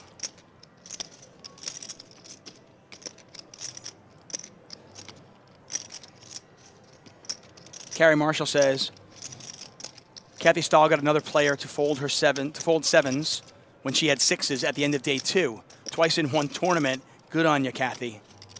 Hey, that's what's great about it. I mean, fold equity is a vastly underrated aspect of cash game poker and tournament poker. And sometimes people just don't factor that in. And that's the power of shoving. One of the first things I ever learned about tournament poker, and this was 12, 13, 14 years ago, I was playing some local tournaments in LA. I would play like, the $55 nooners. And one of the first things I learned was I didn't want to call off my chips. Because when you call, ace jack's good here. When you call, there's only one way to win the pot. When you call off, your hand has to beat their hand. And very often it's going to be, 62-38, 57-43, or whatever. Occasionally, obviously, you'll have a lot better odds. But when you call off, there's only one way to win the pot. When you shove, there's 2 ways to win the pot. Your opponent can fold, and of course, your hand can hold up.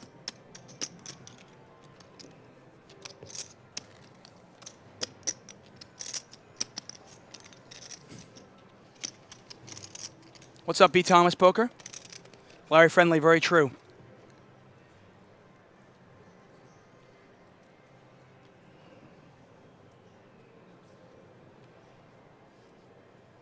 Yolo Swagbear from the Netherlands. Speaking of the Netherlands, we were talking about Amsterdam just last night. Nicole Baker was telling us a hilarious story about her and her husband, David. David, by the way, crushed it this weekend. David won $52,000 in the cash games this weekend. But Nicole told us a hilarious story about Aggression. her husband when they went on a trip to Amsterdam. First one I looked at was the A's. It was a good fold. Big fan of the Netherlands. I didn't have any blockers, any good hands. So. Not surprised. Thanks, Samster. I really appreciate that, buddy.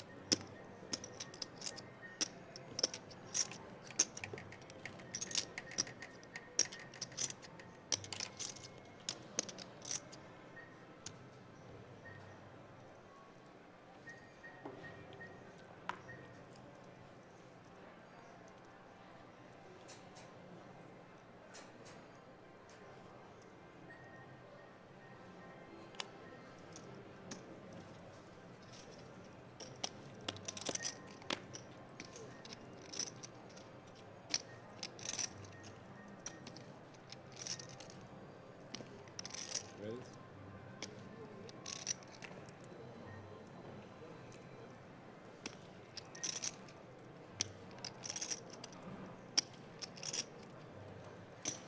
Re-raise.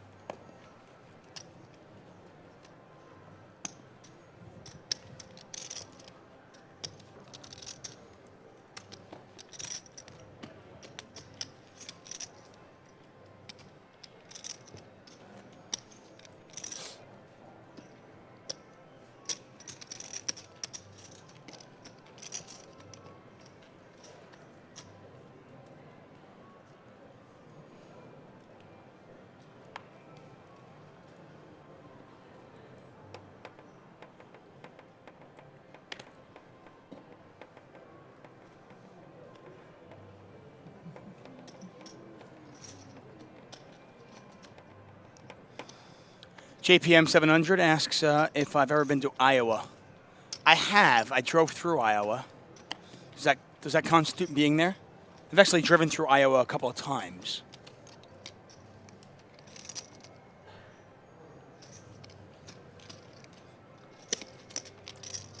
Actually, the only two states in the union that I haven't been to, and I hate to say it, are North Dakota and South Dakota.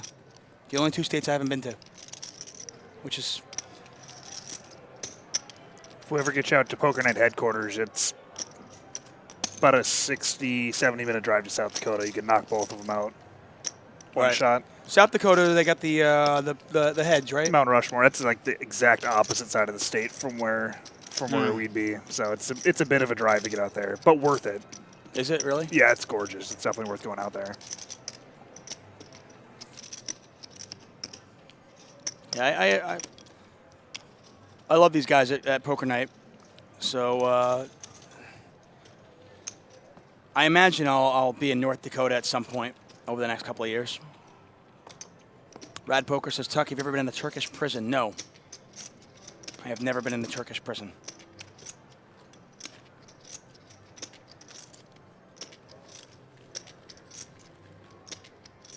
Button in front of Robert. Small blind, 25,000. Big blind, 50,000. Action is on Rep Porter.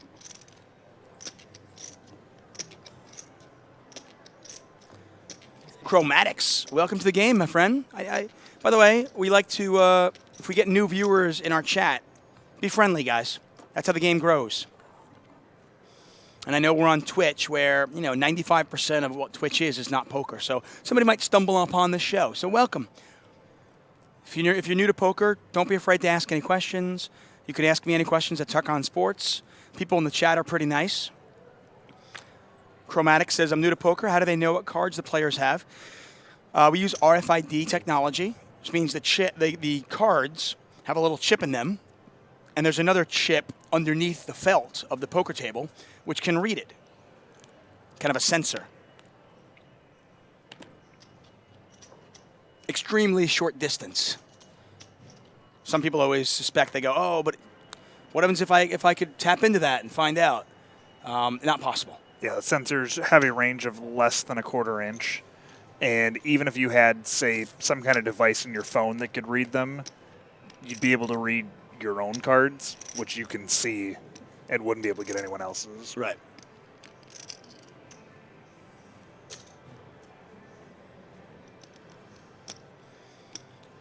Yeah, you can see the cameras there, and the cameras are basically a backup tool. And used for the TV show. Right. Because it looks cool. It still looks cool when somebody peels back their cards. And by the way, I'll pull back the curtain for TV shows. Sometimes we'll use different footage when they peel back the cards if we didn't have the footage we want to add a little bit of drama. And we're not the only TV show to do that, by the way. They all do it.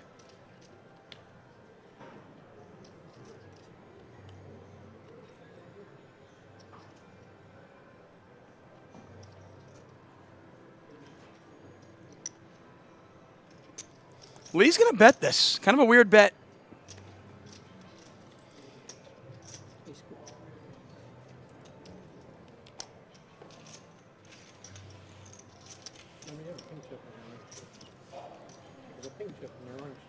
You're watching the final table Probably good to of the main event find out, here, right?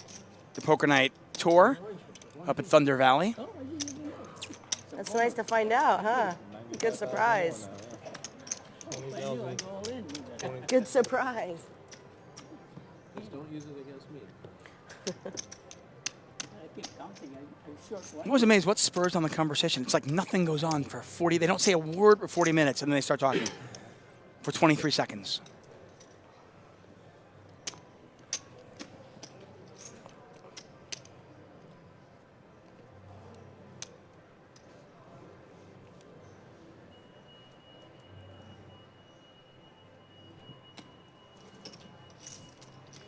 Not Talk 1000 says, who's the voice that sounds like he gargles with janitor and a drum? I assume they're talking about you. I like Brian's voice. Rad Poker says he won The Voice in season 2. I did work as a janitor for a couple of summers, so it's probably onto something.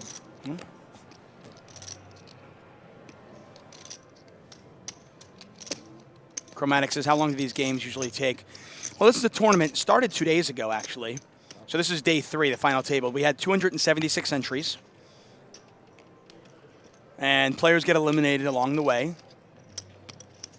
Basically, we finish when one person has all the chips. So each person starts with, you know, in this particular tournament, maybe each person starts with 10,000 chips, just for argument's sake. And then you continue along until one person has all of them. My guess is this will probably be over around 5:30? Maybe in 3 hours?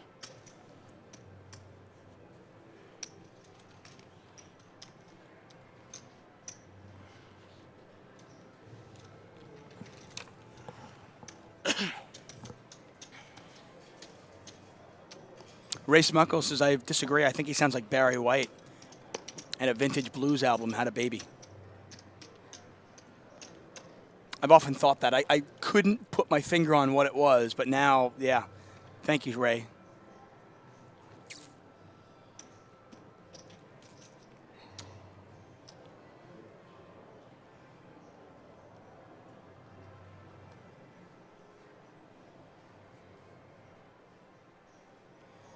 Double Up Now says, where is yesterday's cash game? They're done for now. We had 3 days of cash games here up at Thunder Valley. You can watch those. So if you missed any of the action, you can watch that on Twitch. Right when we're done with this, you can just go onto the site and watch any of the archive cash games. A lot of fun this weekend. 140.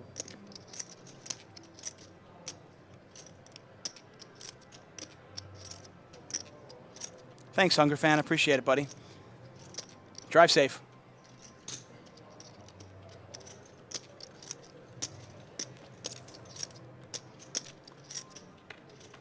Porter raises. Pacleb calls. Really good flop for Porter to continuation bet. That flop is just so unlikely to help your opponent.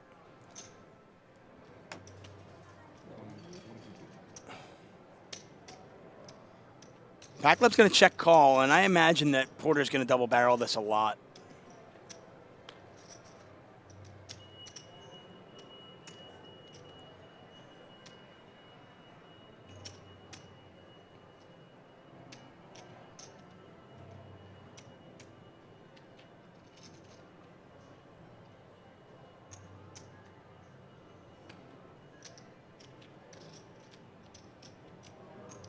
And Porter's going to double barrel this, and he's going to win it.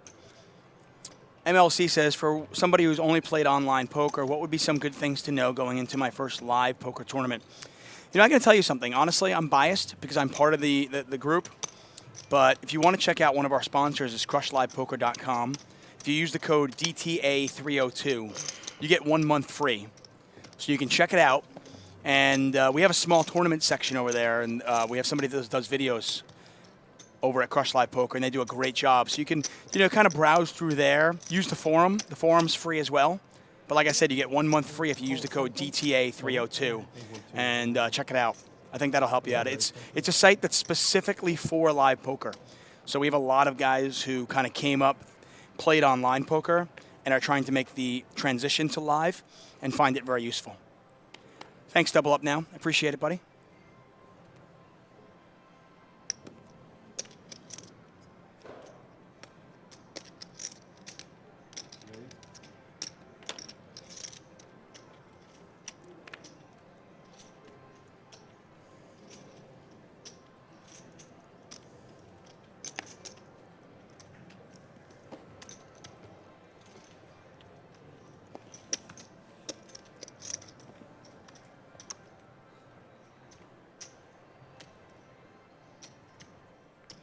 Natok says, would this be considered an upset if Rep Porter doesn't win this? He's had the chip lead most, and he's the most experienced player. Well, he doesn't have the chip lead anymore. And as I mentioned earlier, if this final table were played out 1,000 times, Rep would certainly win more than he should. If you were to say he had, at the beginning of the final table, he had, let's say, 26% of the chips. You could make the argument that he should win 26% of the time. But because of his experience, my guess would be that he probably win closer to 34 or 35% of the time over a very, very large sample size. But one tournament, he's definitely not a favorite now. I mean, frankly, even if he had half the chips, he would not be a favorite against the field. There's just so much luck when it comes down to it. I mean, at some point, Porter's going to have ace-jack, and Duke's going to have nines, and they're going to put their cards in their back, and whoever gets lucky today is going to have a lot of chips. And that's part of what tournament poker is about. Thanks, Wilk. Will C626, I appreciate that, buddy. Thank you.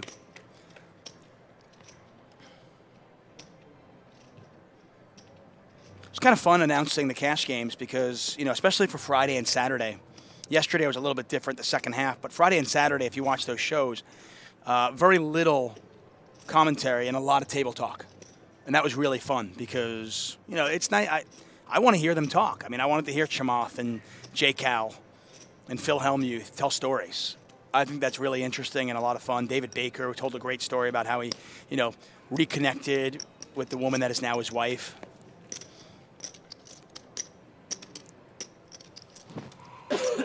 When I cover tournaments, and I love tournaments, I do. Obviously, I'm passionate about this game. This is, more often than not, what you get. A bunch of guys not talking.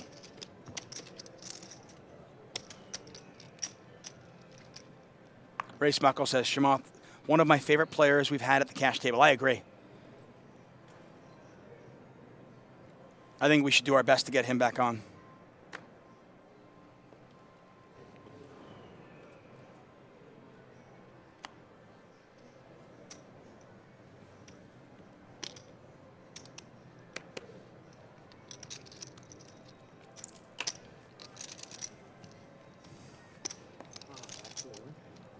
We haven't done that Yep, first time today.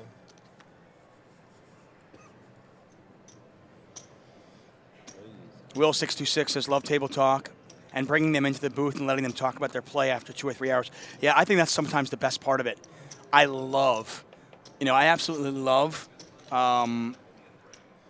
getting in Pittsburgh. We got Jack Schonbacher, right? Schonbach. We had him in the booth, and we had Phil Locke in the booth talking about a hand that they were playing because we're on a 30-minute delay. So they were able to come back and talk about a really, really great hand. It's something that we're going to try to implement more. You know, somebody plays a hand, then 30 minutes later they can pop into the booth and actually commentate on their hand. So we can kind of get inside their brain. Yeah, that one worked out perfectly because we were commentating from the area where the players were having their dinner break, and they just happened to walk by as that hand was being played. And yeah, having them both jump in is, I think, one of the best moments we've had in the booth on any of our live streams. I had Todd Anderson in the booth, and Todd's going, "We could win an Emmy for this." And I go, "Okay, hold on, buddy." No, but it was a lot of fun. See, that I'd love to implement more of that into what we do.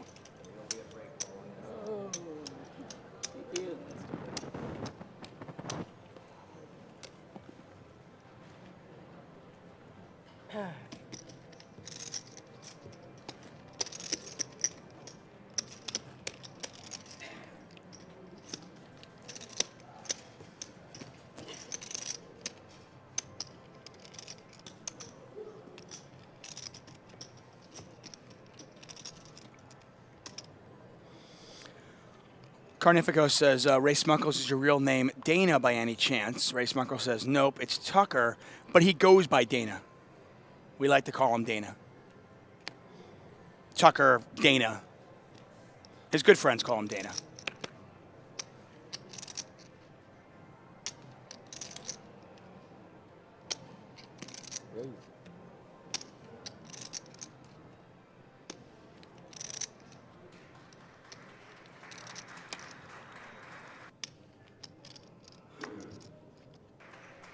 Later, YOLO, Swag Bear.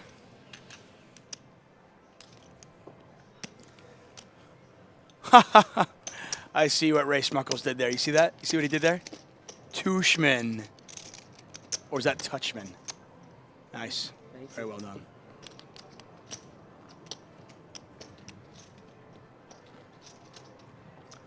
Will C626 mentioning Scott Seaver. Yeah, I covered the one drop this summer and had Jason Somerville and Scott Seaver in the booth. And that was definitely one of the highlights of last summer. That was a lot of fun. Limsicle says, can the players make a deal or not? I think they can. I don't see any reason why. I mean, we are in California. We are just a few feet, actually, from the final table.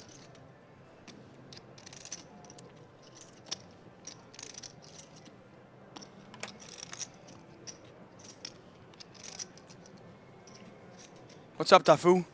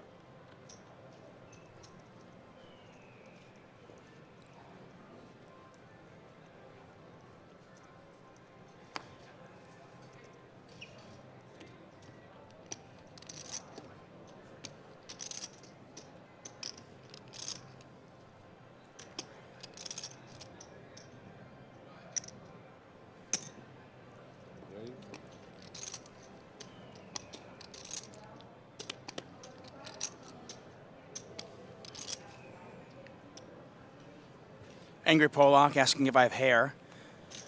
I did claim that I would go bald if a particular player in a tournament that I was covering folded jacks three-handed. He folded. I was shocked. That said, I am bald. You want to see where? Angry Phuoc? Thanks, Lance.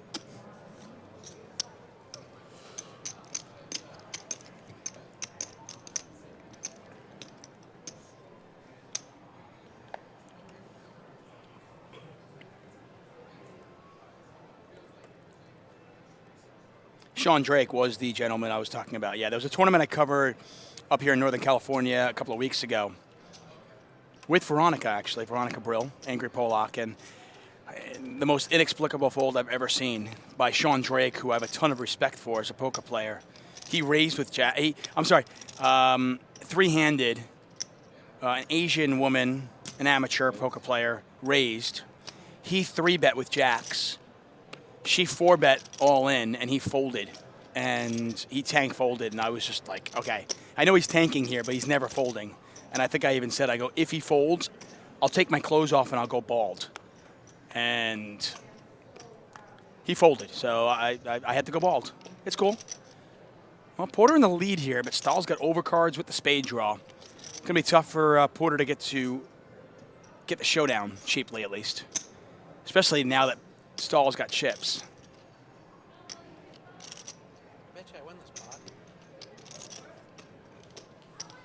Stahl bets 175. Porter calls. Not a good barrel card if you're Stahl. When she checks it back. And now she can't win it. Wow, and is Porter going to bet this? It's an interesting bet. I would have thought that he would check and try to induce. I wonder what he's thinking there. What's he trying to bet for? Woo. Rep's. I could have felt I mean, Rep I right can there. I can read Rep's mind. I think Rep is actually thinking that she might call with could've. worse, What's that? like a 6. Yeah, right. Right. If she double barreled, I wonder if he folds. Nah, Rep's not the folding type. By the way, Rep is there on break right now and 30-minute delay, so Rep is right next to me, telling me exactly. You want to put the mic on, buddy? No. Give me some. Put the mic on for 2 minutes. Okay. Stubborn. I'm not going to make it home today. Yeah, it's. That's a good thing though. No, I'm not complaining about Right, it. But, right. you still have to do the logistics and call Right. the airline and say, Don't spoil anything for us because we're 30 minutes behind you. oh, yeah, I'll just talk Okay. about what's happening Yeah, on the screen. please. So what was obviously early on, you were in a perfect situation. You took the chip lead from Duke, who seems to be one of the more solid players at the table, and you're on his left. So I thought, okay, this is just, this is working out great for Rep. He's in a great position. He has the best seat. He can, because the players that were on your left, you could raise every button. You were just loving it. And then the king deuce hand happened, and that kind of knocked you on your ass. That made me a little sad, yeah. Yeah. But, I mean, even after that hand, I still had, 36 big blinds or something? We were still playing 12-24, or was that when we were playing 15-3? Or 15-30? No, you started at 15-30. Oh, so we were playing 15-30, so... At that point, you were playing 25-50.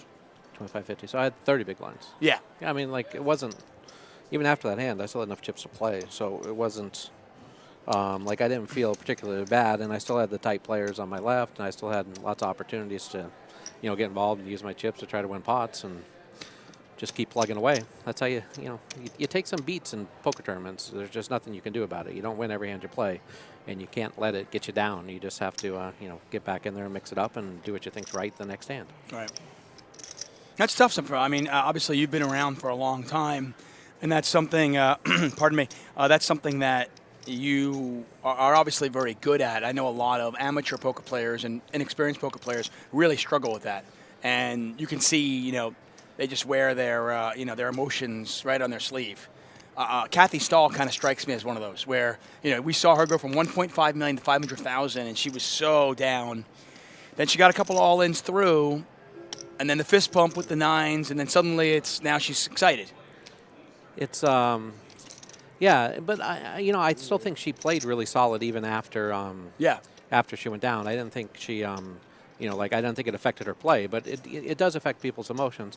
I think it's one thing that I get from my limit background. In limit poker, you play a lot of hands, you win them, you lose them, you have these ups and downs all the time, and so you're used to losing this pot and then playing the next one. Where like in big bet poker, if you're playing a cash game, you often will have 4 significant pots for the whole day, and then what do you do? This is the kind of cutting edge shit I love, by the way. You are there. You just 3-bet. I'm looking at you, and I'm looking at you here. Yeah, it's fun. It's cool. This is an interesting hand. He has 2 jacks, right? I mean, can you imagine? like he's been opening so often and pretty wide from what I can tell. He just calls your 3-bet. Can you imagine, like, watching Steph Curry play and having Steph Curry in the commentary booth at the same time? Why'd you dink left there, Steph? Queen 10-3. Lee's jacks still very much in command. Porter, though, has position and was the 3-better. Kind of expects us to go check, bet, call, at least one street, I would assume. It's a reasonable thing to think that, Duke's not going to fold here.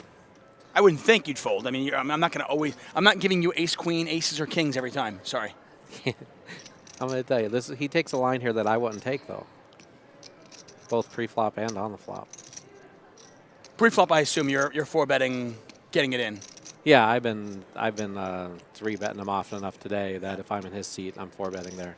I mean, like, it's a strong enough hand that you're playing. Wow. Yeah, a line I wouldn't take. It's a strong enough hand that you're playing when you're playing 4-handed, and he's got me covered. That I'm putting me to the test. I'm making me call him. He's giving you way too much credit there. He's giving you way too much credit. And I'm not saying, I mean, it's not like you're sitting there getting out of line all the time, but you're 4-handed. I mean, you could have 3-bet. You could have ace jack there. You could have, ace 9. You could have ace. I mean, you could even have 3-bet. You could have 3-bet with a hand as good as 9s. I mean, with the intention of getting it in. His hand is better than a lot of my strong hands. That's right? what I mean. I mean, like, he's beating some of your value. It's not just like he's beating bluffs, but he's also beating some of your value 3-bets. Yeah, and I mean, like, if I 3-bet him with ace 10 there, and then I flop a 10, I mean, like, I'm still firing out there. I'm firing out when I have a pair there, right? I mean, like 2 4s I bet because I don't want ace king, ace jack to be able to, just tag along and have, 3 ranks to beat me. Yeah, and if you check it back, the playability of your hand is just so difficult. Right, it puts me in a really tough spot. I got to bet at least once to see where the world is and go from there. Wow, I mean, as a chip leader, I'm just shocked. Yeah, I think he, I mean, like, if I'm just trying to crawl inside his head for a second, I think he's trying to avoid playing big pots with me. I think he knows I have position on him. I think he knows I'm a competent player. And if he avoids playing big pots with me, he's position on these other 2 players who I think he'd rather play pots when he's in position. Yeah. And by the way, that's probably smart. Yeah, I mean, like, it's probably a little extreme with that hand, but I think overall it's a fine strategy. I can understand avoiding. I mean, let's say he had opened with, king jack offsuit, you 3-bet. Even if I suspect that Rep Porter is up to something, maybe I relent to you for a little while because I don't want to get involved because I've got easier spots that are on my right. And I can understand that, especially avoiding it when they're 4-handed. Maybe when I jump up one more ladder spot, maybe I get into it a little bit more with you. Yeah, I mean, but like, jacks are an extreme spot. That's an extreme case. I mean, you think that's strong enough to go with? That's a hand where you put the pressure on the other guy. I'm pretty sure that most people would in that spot. But I mean, like, there's. Did you know he had jacks? Before I walked in here? Yeah. Yeah, he told me when we were walking away from the table. He told me that he didn't know what I had yet, but he thought he played that hand poorly, that he should have taken a different line. And he told me he had jacks. I'm like, last time you did that to me, you flopped top set and got half my chips. Yesterday I bluffed, double-barreled bluffed him, and he had top set. That didn't work out very good. But anyway, I got to run off and change my flight so that they don't. You can actually win a tournament. Yeah, I'm going to try to win the tournament. Are you going to make your flight? Or are you going to be stuck here tonight with me? No, I'm definitely making my flight. Whether you guys are done, I'm in 3.5 hours. I'm getting in an Uber and I'm going to the airport. Whether you guys are done or not. Fair so, enough. I mean, the last hour of this might be, San's commentary, or we might just get somebody else in here to finish it up. Yeah, I mean, you could have Maria come down and talk. I don't think Maria's here. Oh, she left. If she was, she'd be in here. Yeah, she went to San Fran already. Ah, That's why I'm doing it solo. There's nobody here. Right. But yeah, no, I'm not. I'm out of here. I've got an 8:30 flight back to LA. And frankly, I've got dude day planned with my kid tomorrow morning. Oh, that's an important Tuesdays thing. and Thursdays are dude days. You can't miss I don't that. give those up. It has to be a really, really good reason for me to give up a dude day. Putz says, don't get into a fight with an Uber driver. I'll do my best. I'm not really a fighter, guys. Anyway, go change your flight. Go win a tournament, okay, buddy? All right. Good thank luck. you. Rep Porter, guys. That is Rep Poker Ho Porter. I'm kidding. Poker Ho is actually Mark Kroon. Just a joke from my mistake yesterday. Wow, I got to tell you, man, I don't. I think you kind of set up a dangerous precedent if you're folding jacks and just playing them that passively. And the interesting thing is that just because he did it that time doesn't mean he's going to do it every time like that. The next time he might play nines really, really aggressively. So, and I think Porter knows that also. Porter knows that it's not like, okay, I can just bully this guy every time.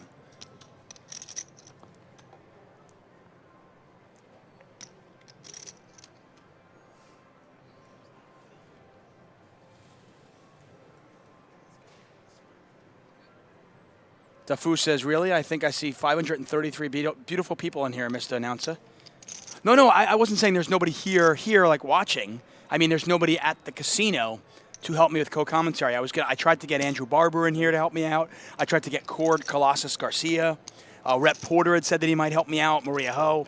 But Rep made the final table. What's that? Yeah, right. Ray Henson and Cord Garcia left town. Maria Ho left town. Bart Hansen left town. So one of the reasons why I'm doing this, the commentary here solo. We do think that this will be over in time, but in case it isn't, I have an 8:30 p.m. flight that I'm not missing.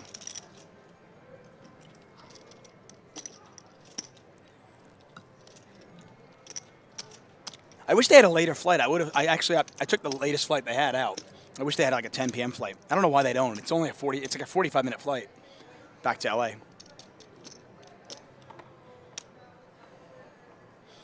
No deals made yet, guys. They have not made a deal, and I don't think Rep will.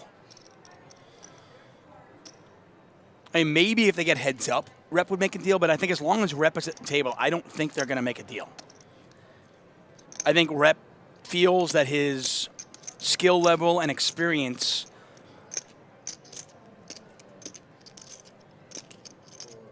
I feel like he has too much of an edge there. All in a call. Pacleb with ace-king, Stahl with the threes. I feel like Porter feels like he has too big of a skill edge and experience edge to give that away in a deal, unless he was getting by far the best of it.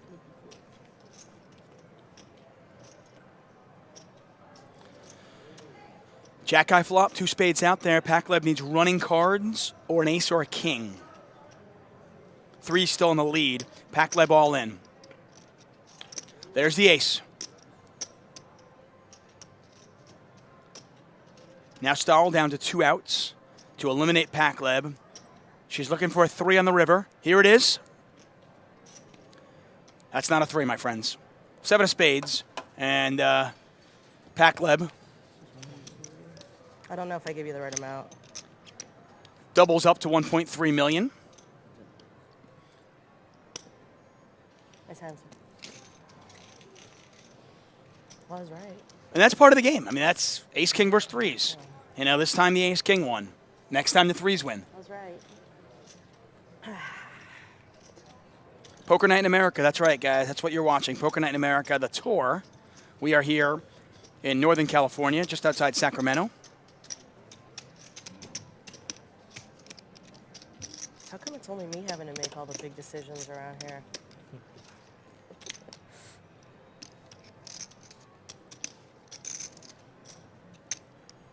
I want to thank you all for joining us here at twitch.tv/PokerNightTV. I've got a weekly podcast that I actually do on Twitch as well. If you ever want to check it out, it's twitch.tv/TuchOnSports. I was watching. And that is every Wednesday, either at 5 p.m. or 6 p.m. Pacific time. Usually at 6 p.m., but this week will be 5 p.m. If you guys want to check that out live, you can actually call in. Got a couple of cool guests I planned, and things always change sometimes. But I got Vanessa Cade on this week. I've got Jared Tendler on this week. And I believe I have, I got RJ Bell talking Super Bowl prop bets What's yours? this week. So you can check that out. That is at 5 p.m. Pacific time at twitch.tv/Tuchman My turn this Sports. time. My turn this time. No, I fold more than you, way more than you.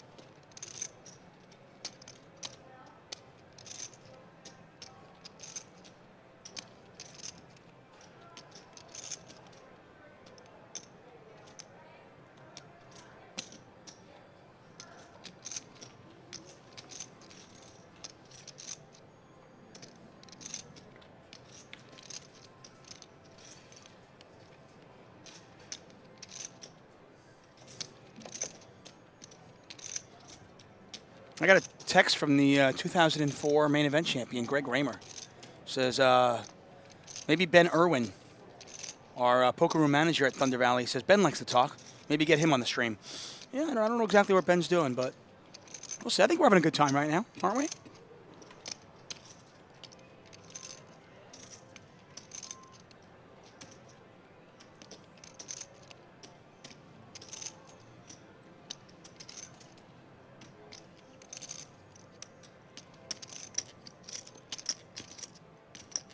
Call.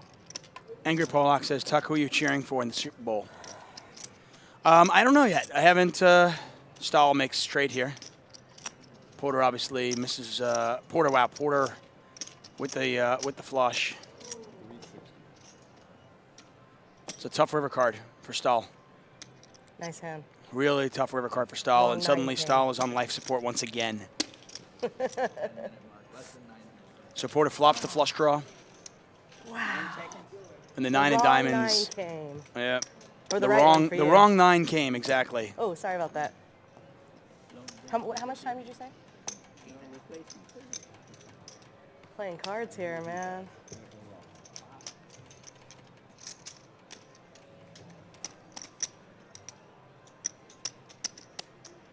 Well, I was right not to lead out. Yeah. Get raised. ROBT233 says probably going to just go check, bet, call. Yeah, she can't raise with the queen 8, I don't think. When the flush card gets there,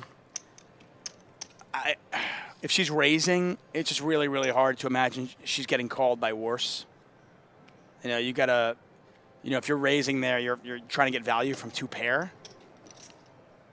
Or are you trying to get a better hand than a straight to fold, which is, pretty tough.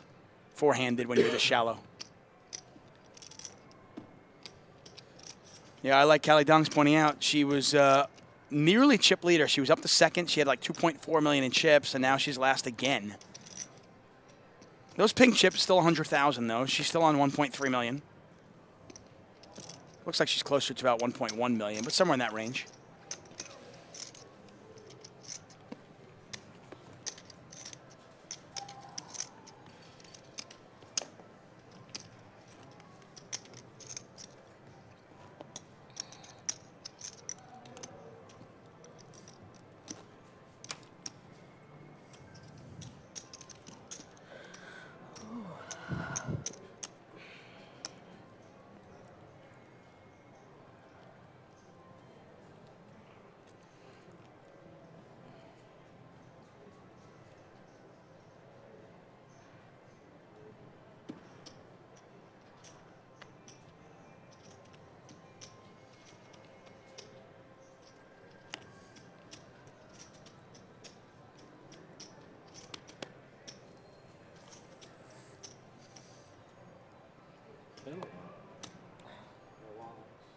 So anyway, I'm sorry, I interrupted myself with a big hand when Veronica asked me who I'm rooting for. It depends. I have no bets yet on the Super Bowl, so, and you got to put a little bit of like fun money down in the game. So, I'll be rooting for whoever I bet on.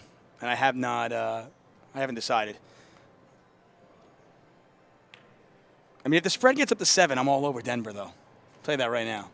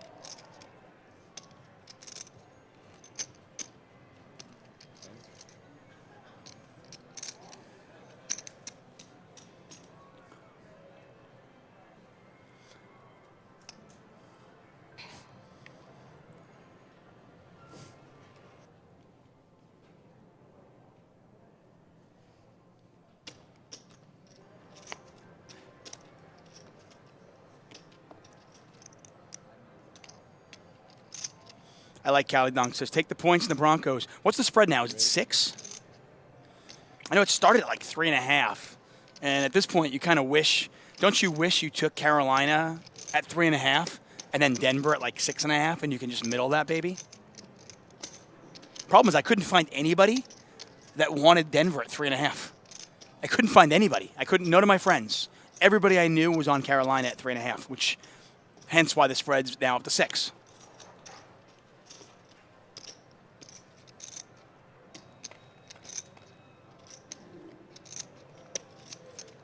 Porter with the ace-10, Stahl with top pair. She outflops him. Porter looking for an ace or a jack. A jack would be really interesting because it would give Stahl would have top pair and a straight draw. And look at that, Porter just lets it go. Not going to get involved.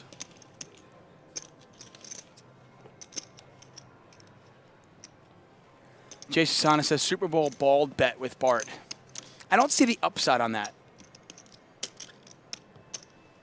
I mean, I could see a prop bet, you know, but I don't think I want to just like bet on Denver and be like, wow, now I get to be bald. And frankly, I don't really care if Bart gets bald. Bart's going bald anyway. I can let nature just take its course.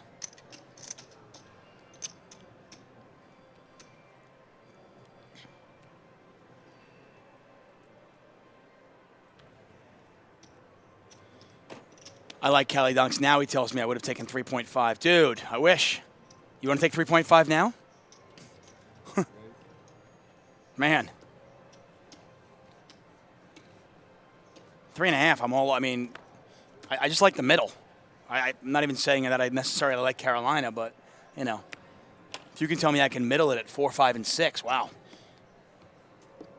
Especially now with extra points in the NFL being less of an automatic, there are a lot more games that are decided by really weird scores. 5 and 6 are actually, you know, that 4, 5, and 6 actually happen a lot more often now than they ever did in the past because of the extra point.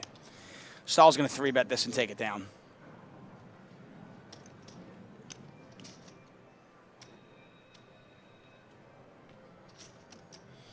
Yeah, if you're looking for a place to watch the game in the Sacramento area, you can come here. Come to Thunder Valley to watch the game. I'm sure they have some great promotions going on that day.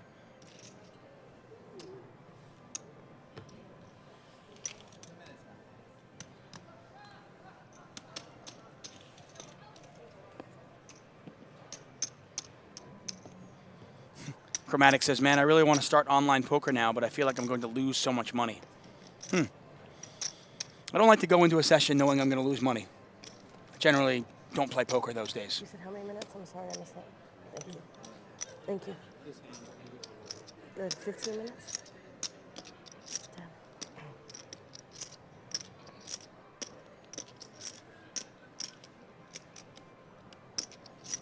10. JPM 700 says, notice how Kathy never 3-bets light. She hasn't really been in a situation stack-wise to be able to 3-bet light. She hasn't had a ton of chips. It's hard to, you know, if she 3-bets with her stack, she's almost committing herself. It's really, really difficult for her to 3-bet and then get away from the hand.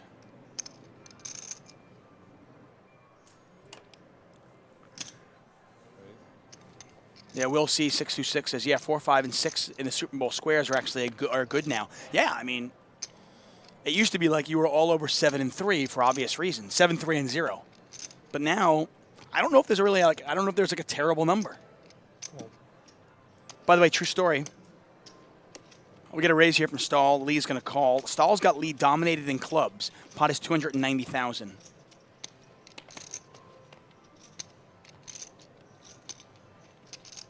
Jack 4-4. Lee flops trips. I don't think Stahl's going to lose a lot of money on this one, but except for that one, she'll lose the continuation bet. And unless she turns a king, and it's not a diamond, so basically the king of spades or the king of hearts, I don't think she'll lose another bet.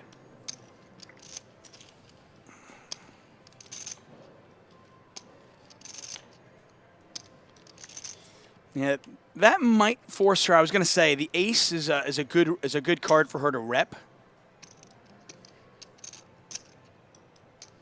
You know, the king obviously she would have made the hand and thought she was good. The ace she can rep and try to get Lee to fold.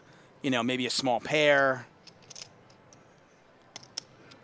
He just calls once again, and I imagine Stahl is done with this one. Although she's got heart. She could shove. You never know with her. All in. Oh, ouch. Bye-bye, Kathy Stahl. Nice hand.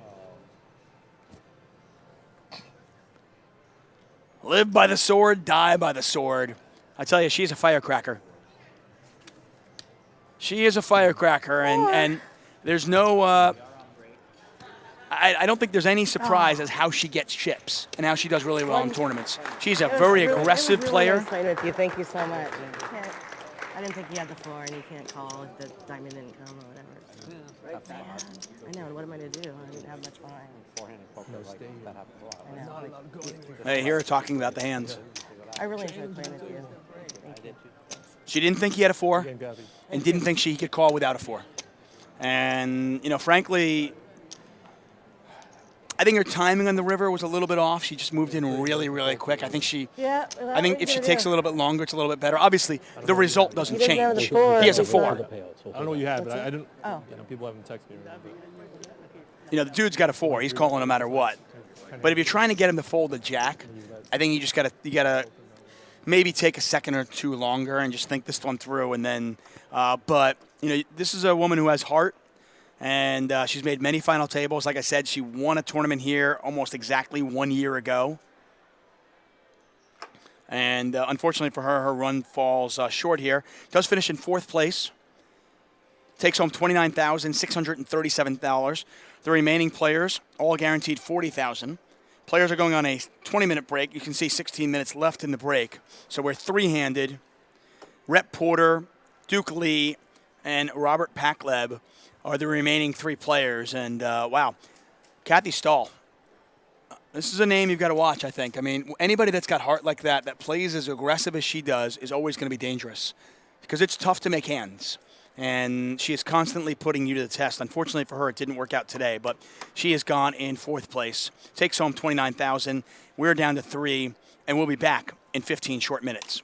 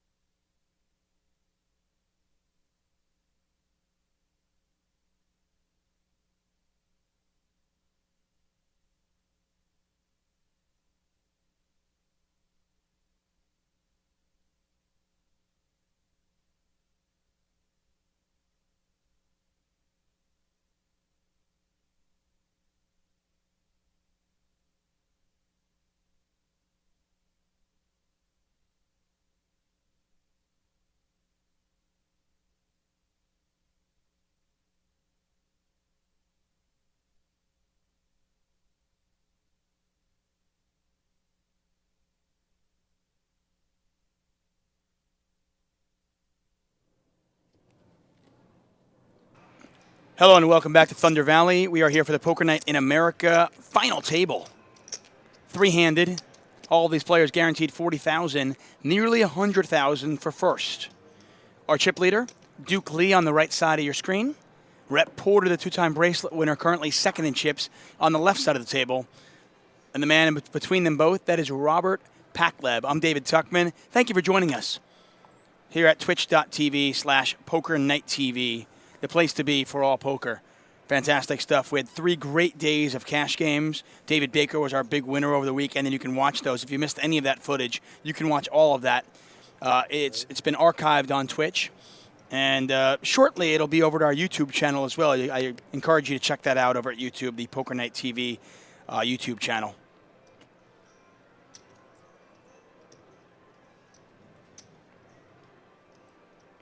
Pacleb raising. Now, under the gun, by the way, is also the button when you're three-handed.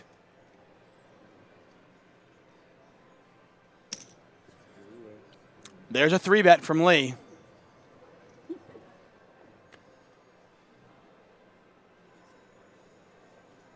mean, King Queen's a strong hand. The problem is, even if Lee is like making a move with Ace-4, which he could be, you're behind. Like, it's a pretty hand, and Lee's just not deep enough to fold. The problem, Pacleb, the problem with Lee's raise is he's committing himself.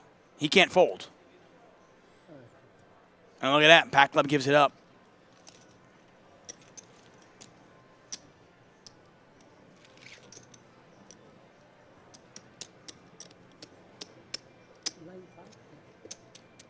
Now, I think, if I was currently second in chips, there's a $22,000 pay difference between second and third.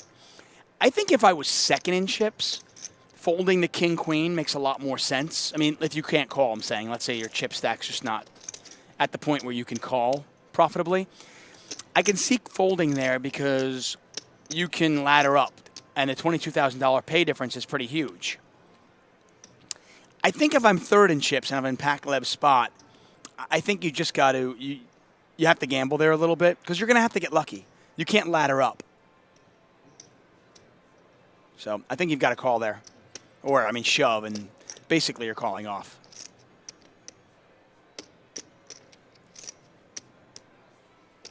King, Queen of Hearts it's just rarely in terrible, terrible shape. You're going to be up against small pairs sometimes.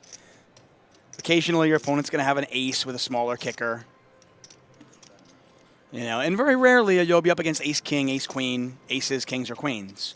Obviously, it'll happen occasionally, but I think three-handed, you've got to gamble a little bit. So three-handed, we continue on. If you have any questions for me, I'm an open book. Ask away. You can ask them on Twitch. In the chat room, I can see Ben Cost 1, STE199, Turbo Travis, Antisocial Penguin, Unkyle Dolland, all in the chat room. So feel free to join us. Jugga asking how Helmuth did in the cash games. Kind of middle ground, I think. So, he was down 8,000 on day 1, won like 18,000 or 16,000 on day 2, and then yesterday, I think he lost a little bit. Yeah, he lost 8,300 on day 1. He won 17 on day 2, so he's up 9 after 2 days. And he lost 1,700 on day 3. So all in all, he won about $7,000 playing for 3 days. What's up, Montreal?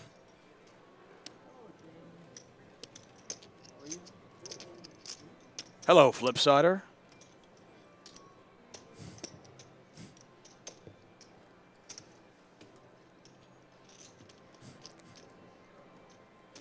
Wigmaster 2004. Thanks for joining us, guys. We'll be here until we crown a champion. First place, just a tad under $90,000. Not a bad payday for a $1,600 tournament. had 276 entries. All but 3 have fallen by the wayside.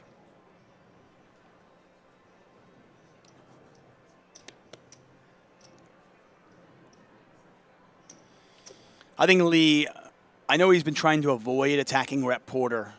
I know he knows Rep Porter's a good player, but I think at this point, with a $22,000 pay difference between second and third, and because Robert has so few chips, I think Lee can really put a lot of pressure on Rep until Robert gets knocked out. I mean, if Robert gets knocked out. But as long as you have Robert as a short stack, and as long as you have the chip lead, I think you can put a lot of pressure on that player in second place. And there's not much Rep can do. While I know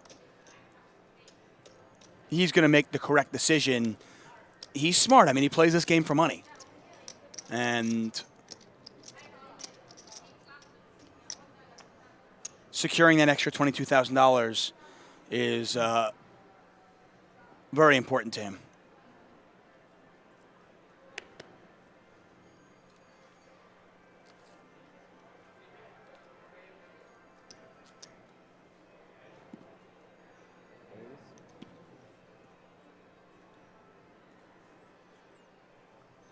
Lee raises.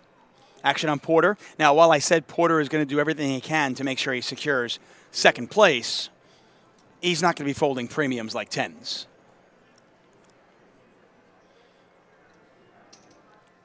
Where it's close, I think Porter might relent a little bit more to Lee. But in this spot, it's not even close.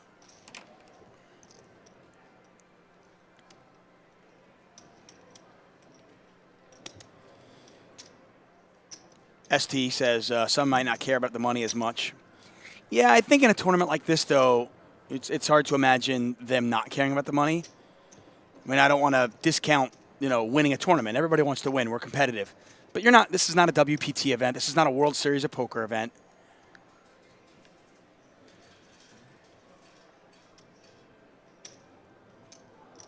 You play these tournaments because you want to win money. And Rep is a professional poker player. He's going to play it nearly perfect at this point.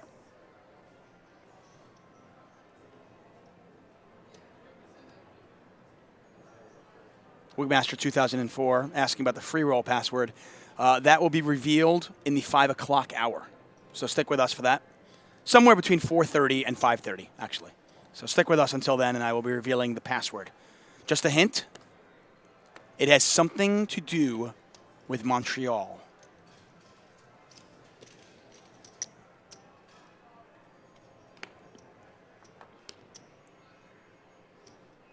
Ace-8-7.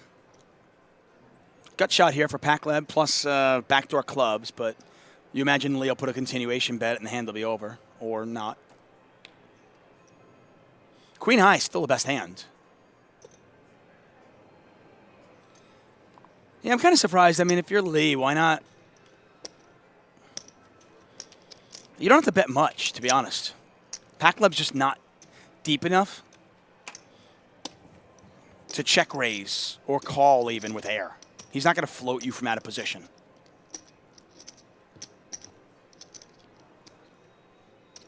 Catch My Play says, Porter looks like the type of guy that would, I'll paraphrase, mess you up for calling poker a game of luck. I don't think so. Rep's a lovable little bear, or a lovable big bear, I should say.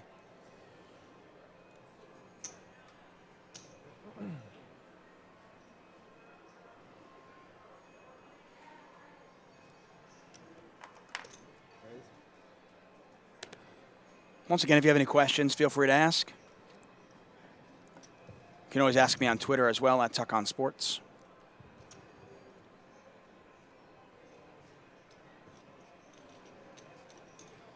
A raise from Pacleb. Pacleb takes it.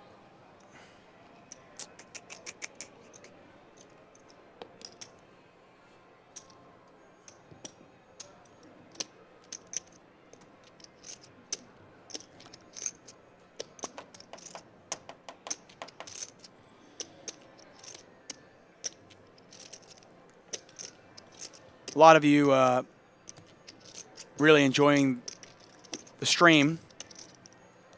that we've been putting on all weekend. And I think it's worth mentioning how hard our crew works. We've got a great crew. They put together a great package here, and they work their ass off.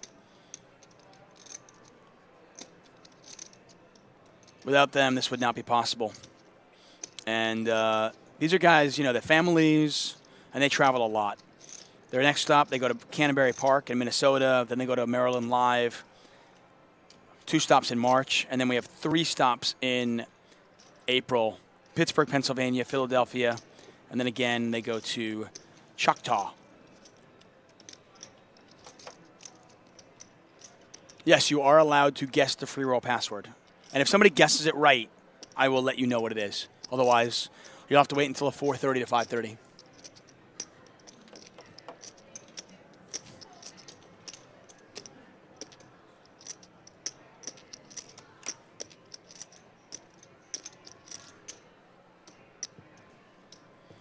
Rob asking what tour this is. This is the Poker Night in America tour. We travel around the country, and soon possibly the world, playing cash games and surrounding that with a tournament series. This tournament series, I believe, was from January 18th until today. And we've got the cash games as well. We bring in some big names. Sorry, Poker Night TV, that is not the password. Good try, though.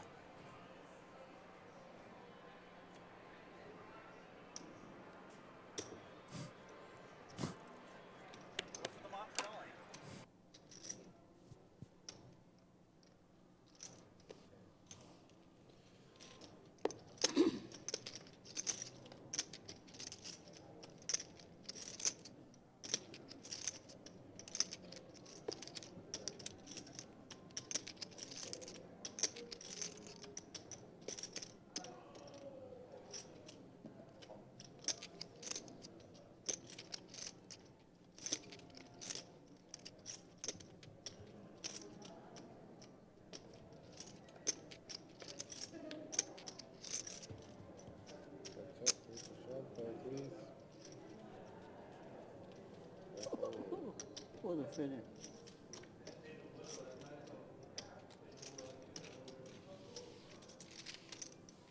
Like my key.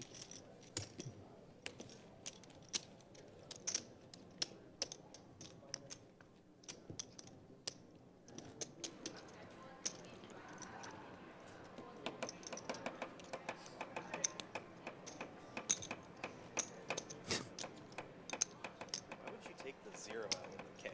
Like, it's the exact same amount of characters. Lee at 4.5 million, Porter at 3.1 million, Pacleb on 10 big blinds. Blinds are 30,000, 60,000.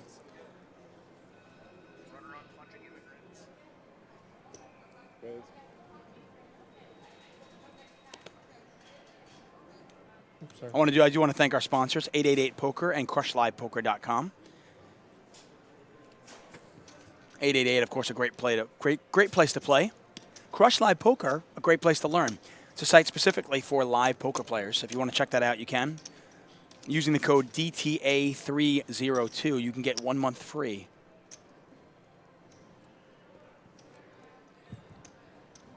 Those orange chips, by the way, 5K each. The gray chips you see are 25K. Pink chips, 100K.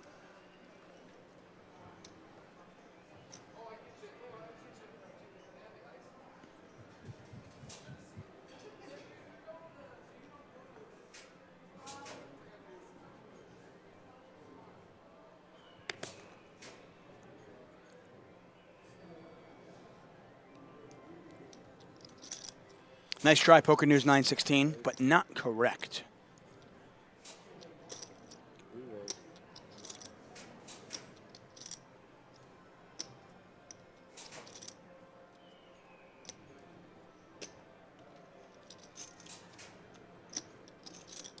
Carnage 2015 says Tuck, Iowa predictions. I don't know, dude. Bernie and Trump, I guess. I mean, does Iowa mean that much? Didn't, Rick Santorum win Iowa a couple, 4 years ago? Yeah, the previous 2 Iowa Republican winners are Rick Santorum and Mike Huckabee. Okay, so I mean, neither one even came close to winning the nomination. It's Iowa's track record at predicting the general election winner is very, very slim, but it will weed out a number of candidates. Yeah, I mean, obviously Iowa and New Hampshire will certainly weed out the Republican. I mean, now they have, 14 or 15 people that are still vying. Including the aforementioned Huckabee and Santorum. Right, so you imagine, once that is done, by the way, Pacleb all in here, which is significantly more important than the presidential election. Looking for a king or an ace. One time. Come on, Robert Pacleb. Give it to him. King or an ace? The drama unfolding right in front of your eyes. That is not a king or an ace, my friends. And Robert Pacleb has been eliminated in 3rd place. He takes home $40,000 for his efforts, and we are heads up. Well done, Robert. Yeah, I mean, I know Iowa's big evangelical following, right? Yes. So that obviously. So it's just interesting. I mean, you assume though after New Hampshire, the Republican candidates will be whittled down to maybe 6 or 7, a more sortable number, and then it'll be interesting to see of the people that have been eliminated or who have stepped out of the race, where their followers go. Yep. That'll be really interesting because that could certainly shake things up. I think it's always one of the more fascinating parts of an election cycle is seeing when candidates bow out, where those people go, Right. and it's one of the hardest things to predict or project in any meaningful way ahead of time.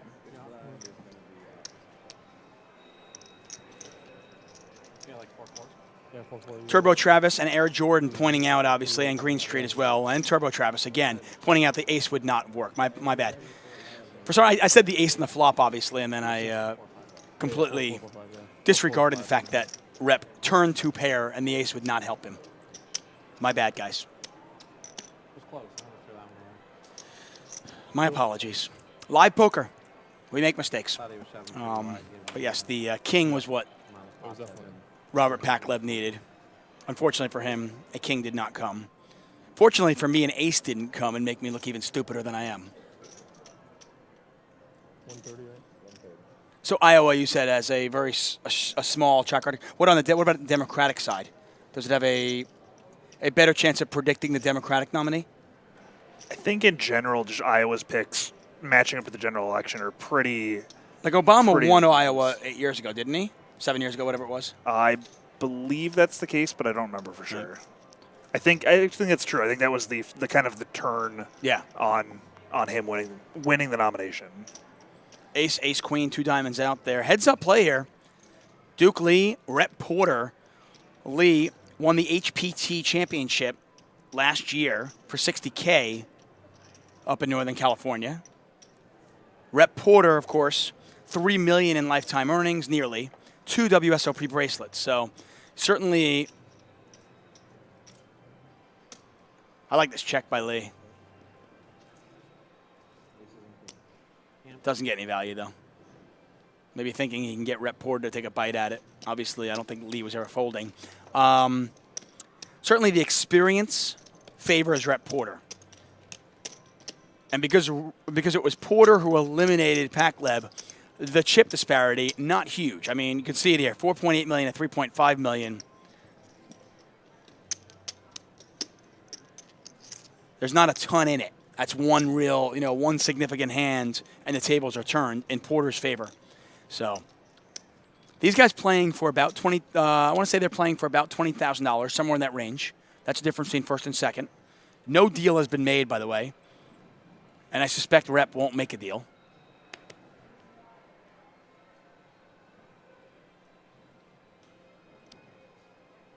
$150. Yeah, a $26,000 difference between first and second. So, fairly significant heads-up battle. And, of course, hey, the championship. You want to win.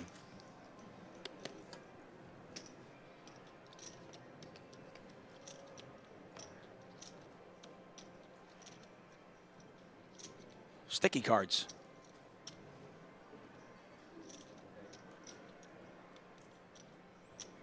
SDE says I'd lay 2-1 for you on Porter. Wow. So SDE, you want Porter. You think Porter's going to win and you'd lay 2-1? You are by far taking the worst of that in terms of action.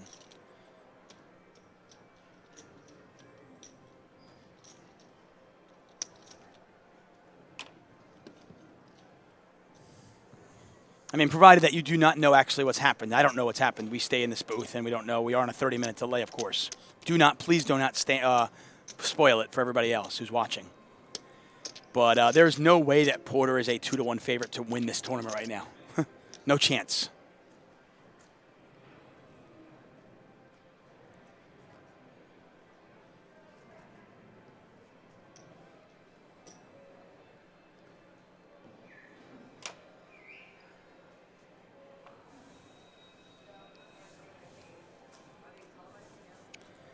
People overestimate the edge that a player will have in a heads-up match.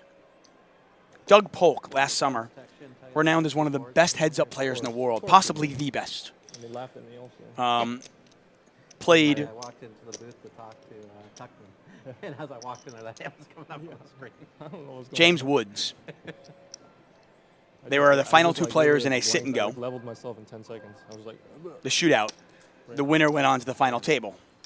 They were heads up. And at what point, Polk had him 2-1 in chips. So you would think, wow, Polk's just a dominating favorite here. He's going to crush. And James Woods beat him. And frankly, yeah, so we're even on jacks. Whenever if you took the best heads-up player in the world Between the two, Yeah, and you took somebody who is competent, that run out yesterday was just so perfect. I mean, Yeah, like, I know. that hand the just best felt player in the like world that. just does not have nearly the edge that you think he would. There's just too much variance in heads-up play. There's supposed to be like one pair with a diamond, right? Right. And that's a really hard call in the end. Yeah.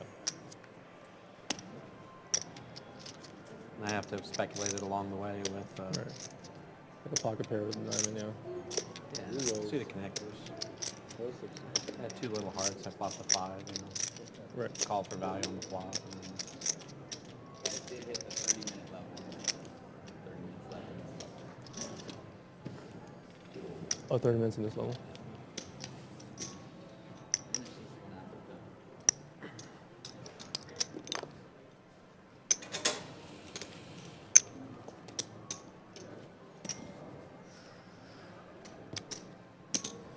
Now, obviously, the deeper you are, and when I say deeper, I mean relative to blinds, the more blinds in play, Oh, so we got the full 60 for this one, and the next one, got it. I think got it. the more, I thought the it bigger an edge cut it. an accomplished heads-up player would have.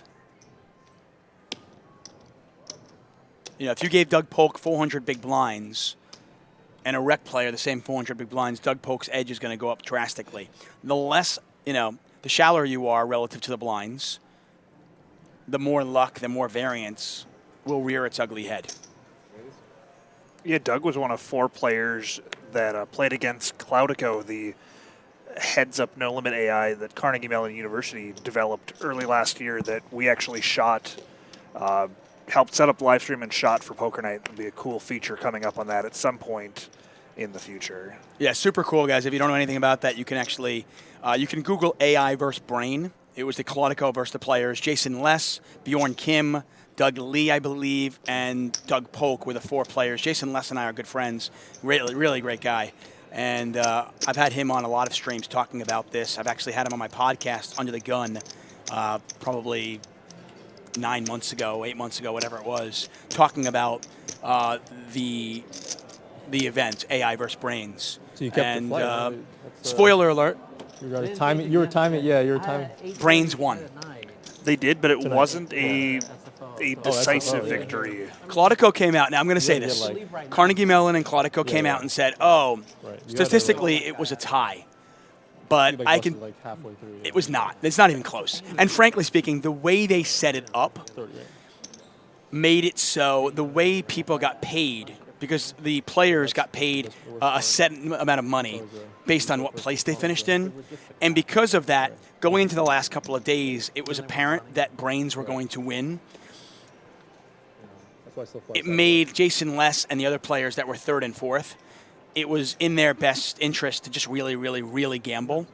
So my gut would be that if that wasn't the case, brains would have won by even more. Oh, because you're. Yeah, I know. kind of I know that established. the end press conference, Professor Sandholm, who led the project, his final conclusion was that you could deduce that Cloudico was not better than the players, but you couldn't necessarily deduce the players were better than Cloudico, which is kind of a semantical argument. But I do know they were already working on a Cloudico 2 pretty much immediately upon after that was done. Yeah, I mean, it was amazingly impressive what Cloudico did. But talking to Doug Polk and Jason Less about this, I think it was a little bit, from what I gathered, a little bit of bitter, like a little bit of sour grapes from the Carnegie Mellon professor and the people. Oh, right, yeah. Like, I kind of wanted them to just come out and go, we lost. Because they did. They lost.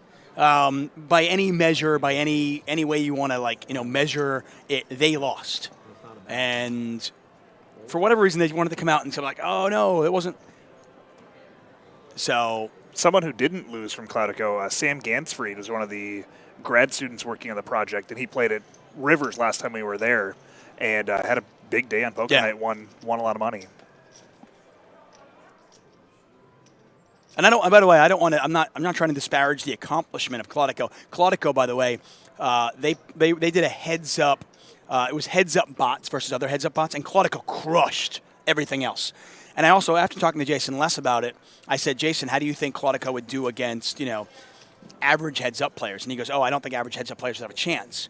He did say though he thought that players that could beat 5-10 heads up would do pretty well against Cloudico. Cloudico's not quite there yet. Yeah, 4 would win the card. For me to win whatever's already in the pot. Looks like we just went on break on the live stream. Tuchman's walking around his Chip values, orange are 5K, gray 25K, pink are 100K. Nonetheless, though, I think it raises a really interesting question and problem for the online sites. And it's, with the emergence of bots that can actually do well against humans, how do you prevent people from setting up bots to play against humans? It's a very scary and interesting issue, and one of many reasons why poker needs to be regulated, legalized and regulated, to avoid these issues. As long as it's not regulated, people, there will be people that play poker online that get taken advantage of, and the sites don't have to be held accountable. But as long as if it's regulated, then the accountability goes up. Both players flop a gut shot. 9-8, the best of it right now.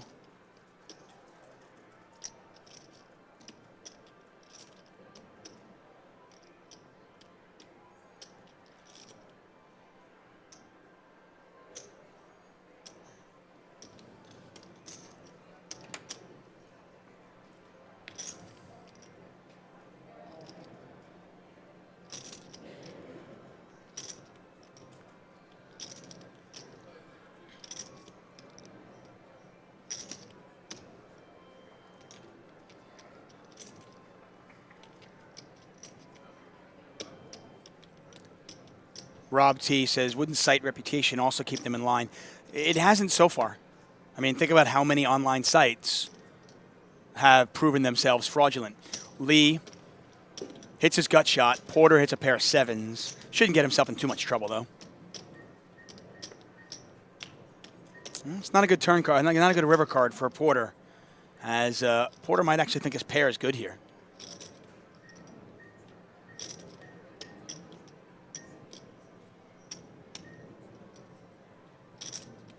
But yeah, I mean, you'd think that the site reputation would keep him in line, but, absent a few sites, how's it worked so far?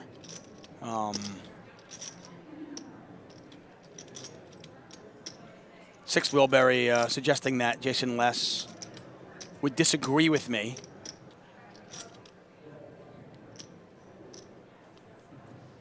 Big bet here by Lee.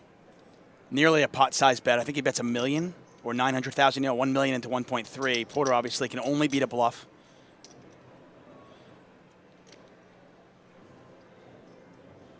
Anyway, Sixth Wilbury was suggesting that Jason Less would disagree with me on people not having a huge edge heads up. Now, over the long term, you've got to realize, if somebody has a 56-44 edge, that is an enormous edge over the long term. You play 10,000, 20,000, 100,000 heads-up matches. That is huge. I mean, Vegas was built on 6%. But when you're talking about live tournaments, the sample size is so small that 56-44 is just not a very big edge. I mean, even 62-38 is not a huge edge. And I would venture a guess that it is very rare that you will see a player in a heads-up match where they have even chips, a player have better than, say, 65-35 edge. It happens. There are some players that are just completely clueless and have no chance, heads up. They playing too tight or whatever it might be, but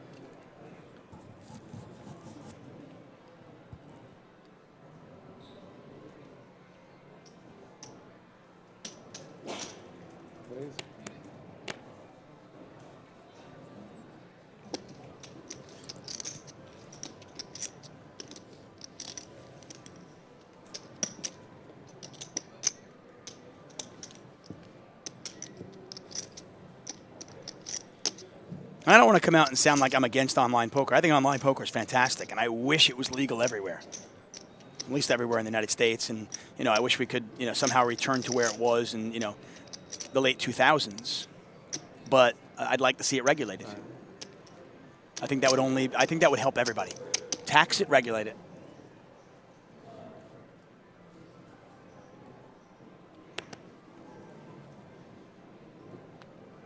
$150.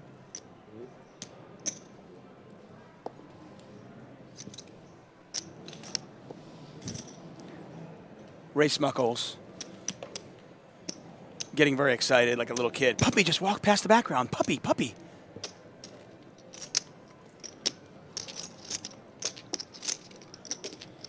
I just don't know. I don't know another industry, and I'll throw this out at you guys. Is there another industry out there that you can legally do brick and mortar, but not legally do online? So, my example is, I can walk into a Gap store or Banana Republic and buy a pair of jeans. I can also go online and buy a pair of jeans. So, my example would be, with poker, I can go to my local poker room and play, and I know there are some states where it's not legal. Okay? I know there are some states, so I'm not even talking about that. But in that state, so for example, in California, I can walk into a poker room and play poker legally, but I can't play online. And is there another business out there that has that stipulation where you can go to a brick and mortar place and do it, but not do it online? Limsicle says alcohol. That's not actually true. You can buy alcohol online. I bought Virgin America has a wine club. $150. There are a lot of places where you have to be 21 to take delivery of the alcohol. I know some states don't allow alcohol to be transported in across state lines. Right, that might be okay. Porter has top pair.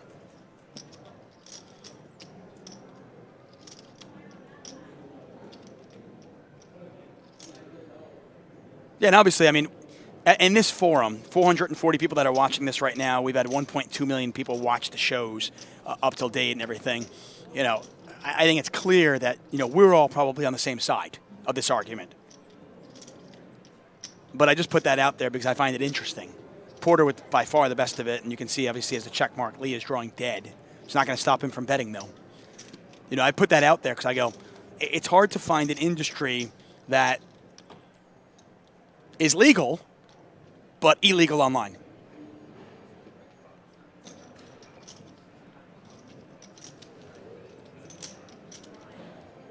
Yeah, I mean, Limsicle says, I agree with you on online poker. Go convince Sheldon Adelson. Yeah, that's the problem we all deal with. Porter checks once again. Pot is 1.6 million. And by the way, the winner of this pot will be our chip leader. So basically, if Porter calls Lee on the river, or if Lee just checks it back, Porter will be our chip leader. Yep. Lee gives up. I should have bet. Yeah, I should have bet. Nice hand.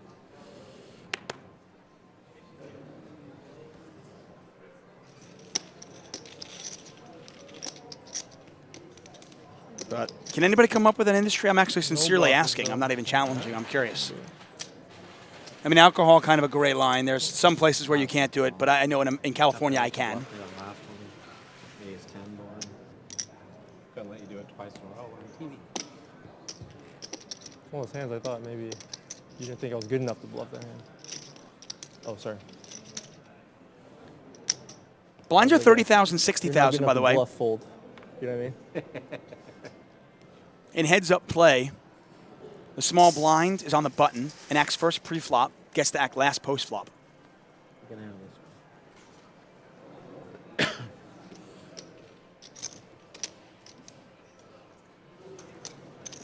Suicide bombshell says marijuana. I don't know if is that true in Colorado? You have to go to a dispensary. You can't order it. I believe you have to go to a dispensary in person, but I'm not. How many certain. states is it legal in now? I mean, I know many states is medically, but I know Colorado and is it Oregon? Are the two states? Washington, I believe. Washington. Okay, Yeah. so those are the states where it's legal. Okay.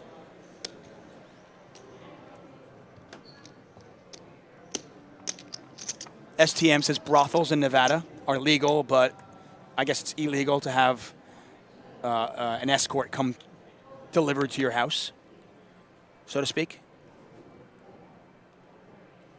150.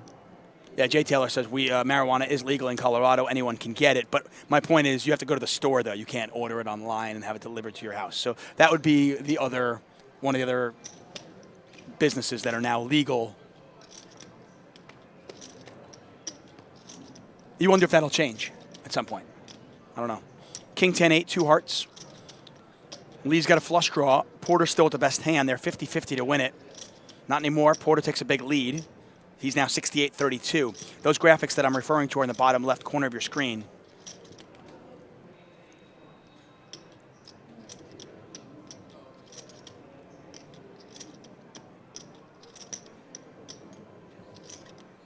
Krusty Kramer points out that you cannot get you can't have breast surgery online.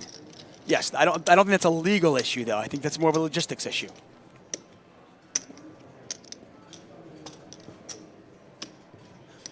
JPM 700 says sale of cigarettes not allowed online. Is that true? I don't know. Okay. That's cool.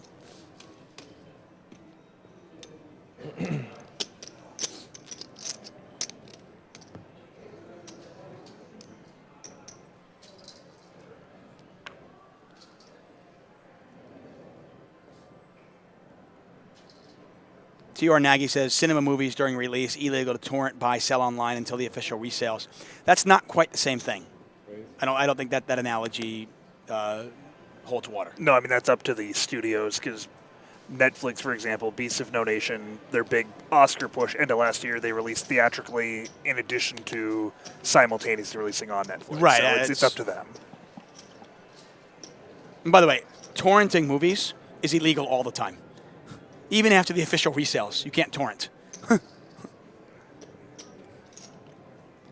Illegal distribution of movies or music when you haven't bought it, that's illegal regardless.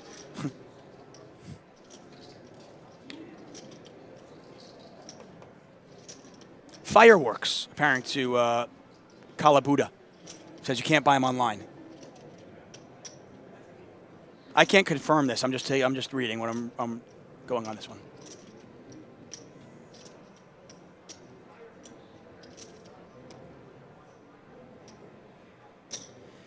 Porter's going to bet for value here with the ace-8. He's not going to get looked up. Is that a... Porter now with a... Just kidding. No, I'm actually curious though. What is it? It's like an Training online site? site for learning to play poker. Is we it a- have a complete no-limit tournament course.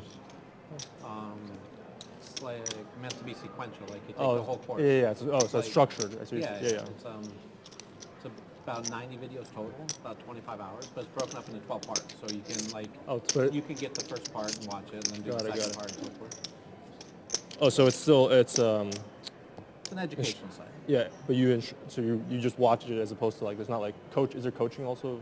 Right. I mean, like there's forums so people can ask Right. questions. Right. You know, like Right. you know, if they're in the pre-flop play section, they want to know like how should I play this hand? What should I be thinking about here? You know, they can post and ask those kind of questions. But yeah, it's designed kind of like books used to be for education, right? But nobody writes books anymore. Everybody learns video form. Right, of course, So, and I really don't, personally, I don't like the choose your own adventure or the subscription part to like what poker education's become. Yeah, You know, right, when you go choose your own adventure, if you don't know, if you don't get there the same way it's they not get fun there, enough. it's very different. Right? You have to have a plan for how you get to these points. Yeah, when I talk to like my friends who want to like learn, that's definitely the case. I forget some of the stuff maybe that I, figured out sort of, and then forget to teach them that, and I'm like, oh, Yes, it's missing. Yeah. There's like important pieces of information along the way that get lost, right? Right. And we don't have the subscription model. If you buy something on our site, like it's just yours, you have the Oh. rights to it forever. You can just Right. That's good so too. Yeah. it's not like super cheap because of that. But Right. You know, Once again, you are watching the final table, or the final 2 out of 276. Rep Porter, you Duke Lee. created the program yourself, or I mean, with some people, or? there's 3 of us. There were 4, now there's 3 Oh, of us. okay. Who are the other guys? Rick Fuller's my first cousin. He taught for WPT boot camps for Okay. 10 years. Right. And, so he had a lot of experience teaching, and he and I did some live seminars at the local casino in Seattle when they had some special tournaments. Right. And then a couple guys up there who, one does video production, one does web development, Right. approached us and said, we could put together the site and do the video production, which is 150. really the tough, like the big obstacle, the barrier to entry, right? Right. And so we joined up, made a no limit tournament course. We just launched it in May. So I mean, that's the thing that most people want to learn. yeah, that's why we chose that first. Right. We're about to, like in the next month, we'll launch a limit hold'em course. It's almost done.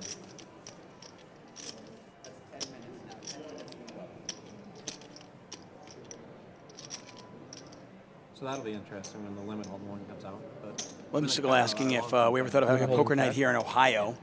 Yeah, I would imagine, Todd Anderson is, they're open. We're open to having a poker night anywhere. I think Hawaii would be fun, personally.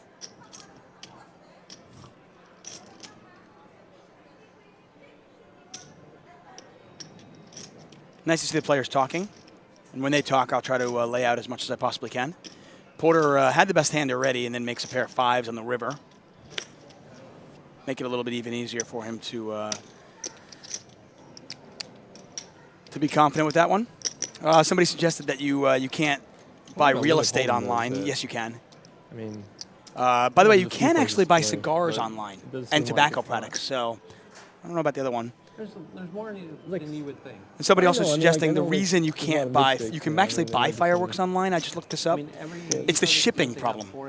You can buy them okay, online well, I now. see what you're saying. I see. Low limit. Yeah. Okay. They yeah, you just, yeah. we can't ship Low them limit for for obvious sure, safety yeah. reasons. And I think it's a very approachable game for new players. Right. Oh, There's for less sure. decision making. Right. I mean, there's decision making, but it's just not as like complex as It's better for the health of the poker economy, honestly, too. I mean, like, yeah. So TV it's Poker helped Room me, saying like, here, Rep is very comfortable now at the I'm table, good friends talking a with lot. Yeah, Ian and I mean, John. Rep's been here a ton of times. co-instructor for that. He's played on So bigger stages than this, and he's played for a lot more money than this. We're probably gonna bring in But frankly, I got to give Duke credit as well. I think he looks very comfortable also. right? So when one of your good friends is does he and Jay still play some? Does he play, like, in LA? and yeah, he stuff? played, no, he lives in Vegas now. Oh, he plays there? Okay. Yeah, so you'll probably see him in March. I think he's coming. Right. We were just talking about that the other day. But I mean, yeah, low limit, I agree. I guess what I'm saying is that, like, yeah, I mean, yeah, I guess I mean, like people like the action when it gets a little bigger, but for no limit, I guess. But, yeah, no limits on our short list. It's like gonna be the next one we're gonna right. do. So Simile Taint asking if we can have a poker night in America in Dublin. I'm for get that. Some time in the fall. So that I can easily sell that to We the wrote wife up a little too. Curriculum and Yeah. then bantered back and forth about different topics because you got to make sure you're on the same page before you sit down and film. Of course, right? yeah. 150. I can't tell you how many times both Rick and I, when we were filming, got to some point and then just looked at the other one like they were crazy. Like, what are you talking about? I mean, obviously, if poker was solved, then it's like, Right. then you wouldn't have those moments. Well, you can take for lose granted. track of what Porter the- just like, slowly you skip saying things that are important along the way. whittling away Like, Lee's like, stack. just a little ahead when you're Right. trying to Remember, he explain came a back. concept They or came into the whatever, final so then table. They came in heads up, and it was Not Lee even who had about trying to say 4.7 million to cross Porter's you're on 3.6. Right. And now you can see Yeah, but Porter's at you have to stop 4.9 without million. refilling that part. Porter That's very probably comfortable. really interesting to kind of like build the.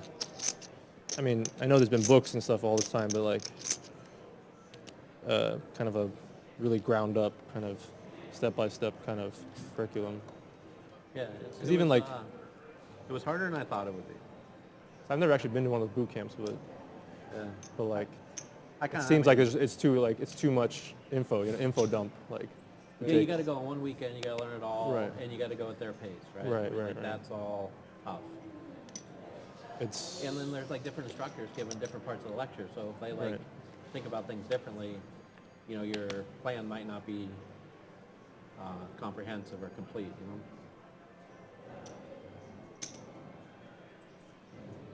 But I don't know. We'll see how it goes. It's a fun thing to do. right. No, it sounds good. It sounds cool. Yeah. Interesting little fact here from Thunder Valley Poker Room. Gina Stagnito, 8th place in this, picked up King, 3 hands in a row with 16 players left in the field. How did she only finish in 8th I guess then? on like 2+2, the small stakes limit form is actually still kind of going strong. Yeah. I mean, I don't really look like at. any of the, aside from tournament and like no limit cash or PLO cash, Right. all the other games are going to be Right. smaller audiences. But Right. the idea still is to try to, have a breadth of things people can learn when they come. Of course. And it just takes, you got to start somewhere. Phuoc suggests he'd like to see a tournament on Mackinac Island in the middle of winter. People arrive on snowmobile via Lake Huron. Is it Huron or Huron? I think it's Huron, right? Huron. Huron. Yeah. I think our North Dakota crew would be right at home. They'd have no problem with it. We could make that happen, yeah. Yeah. I've wanted to actually. I've never been to Mackinac Island. I've wanted to check that out in the summer. Haven't been there yet.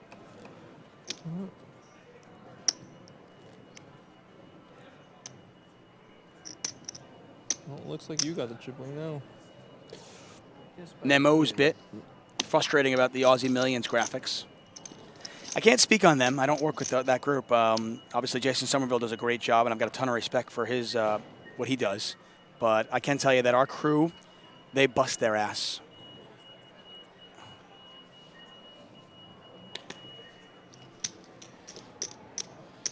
Between the travel, the editing, the turnaround, it's not easy setting up a new in a new location every couple of weeks, every month. That's difficult.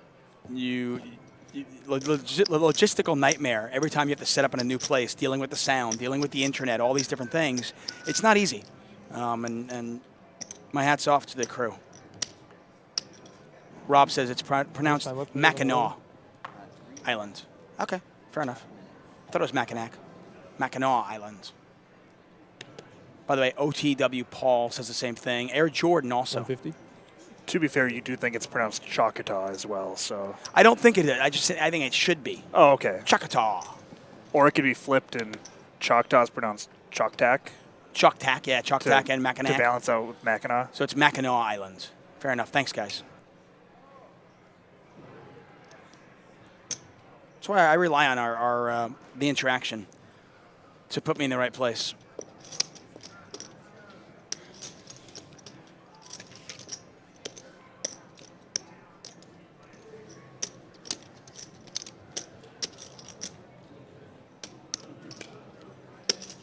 Everybody say hi to Dan from Hold'em Radio. Hi, Dan. Once again, we are up at Thunder Valley Casino Resort here in Lincoln, California, just outside Sacramento. I'm David Tuchman. Hope you're enjoying the broadcast. 3 days of great cash games, 24 hours of great cash games. You can watch all of that. It's been archived on Twitch. You can also check out our YouTube channel over at Poker Night. Is it Poker Night TV at YouTube?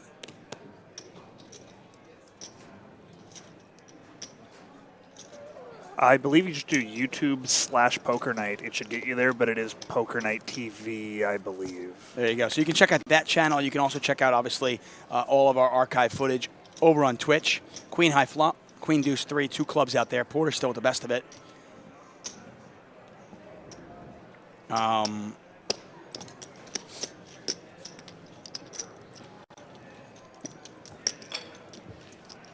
want to thank our sponsors once again, 888 Poker and Crush Live Poker, and of course thank our host casino here at Thunder Valley. I am actually from New York originally, but I currently reside in California. And I'm from North Dakota. I guess I live in Minnesota now. And the YouTube account is Poker Night America, but if you do youtube.com/pokernight, it'll take you right there. 1 minute mark for the slow. Once again, our next stop, Canterbury Park 150. in Minnesota. Playing the tournament there. March 7th will be the final table that will air here at twitch.tv/pokernight. Should have played a TV. little slower so you could have the first big blind with the new limit. That was poor strategy on my part. Skeet 66, I have never tried Tuckerman beer, but I'd be interested in trying that. Bill Belichick does. Or Jim Harbaugh when he's on the Niners. Everyone always accuses Andy Reid of it, too. Yeah. And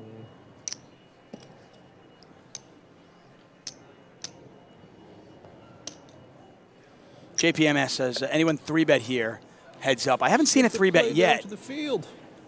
And my guess is that Porter would probably love to keep it that way. That's a tough spot, you know, because getting the play that gives you the best chance of succeeding is equally important, right? I mean, like, If I was Lee, I think 3-betting and kind of increasing the variance in this match would probably be a smart thing. to find some balance in there somewhere. STE asking if I'm related to Chris Tucker. I am not.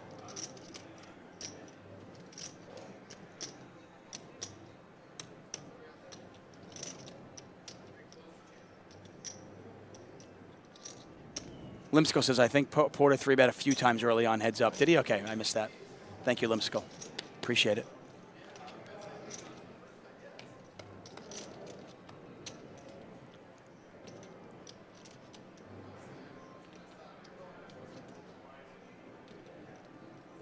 Tom T says, what's 3-betting? 3-betting is basically a relatively newer term in poker vernacular. I mean, it's not that new anymore, but relatively in the scheme of things.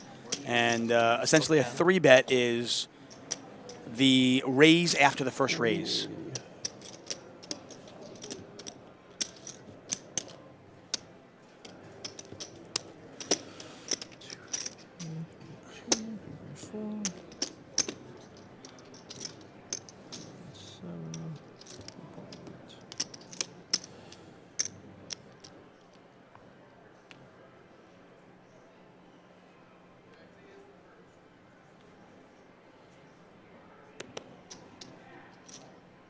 Can somebody ban Angry Phuoc? I love her. Yeah, I might be related to Chris Tucker from the waist down.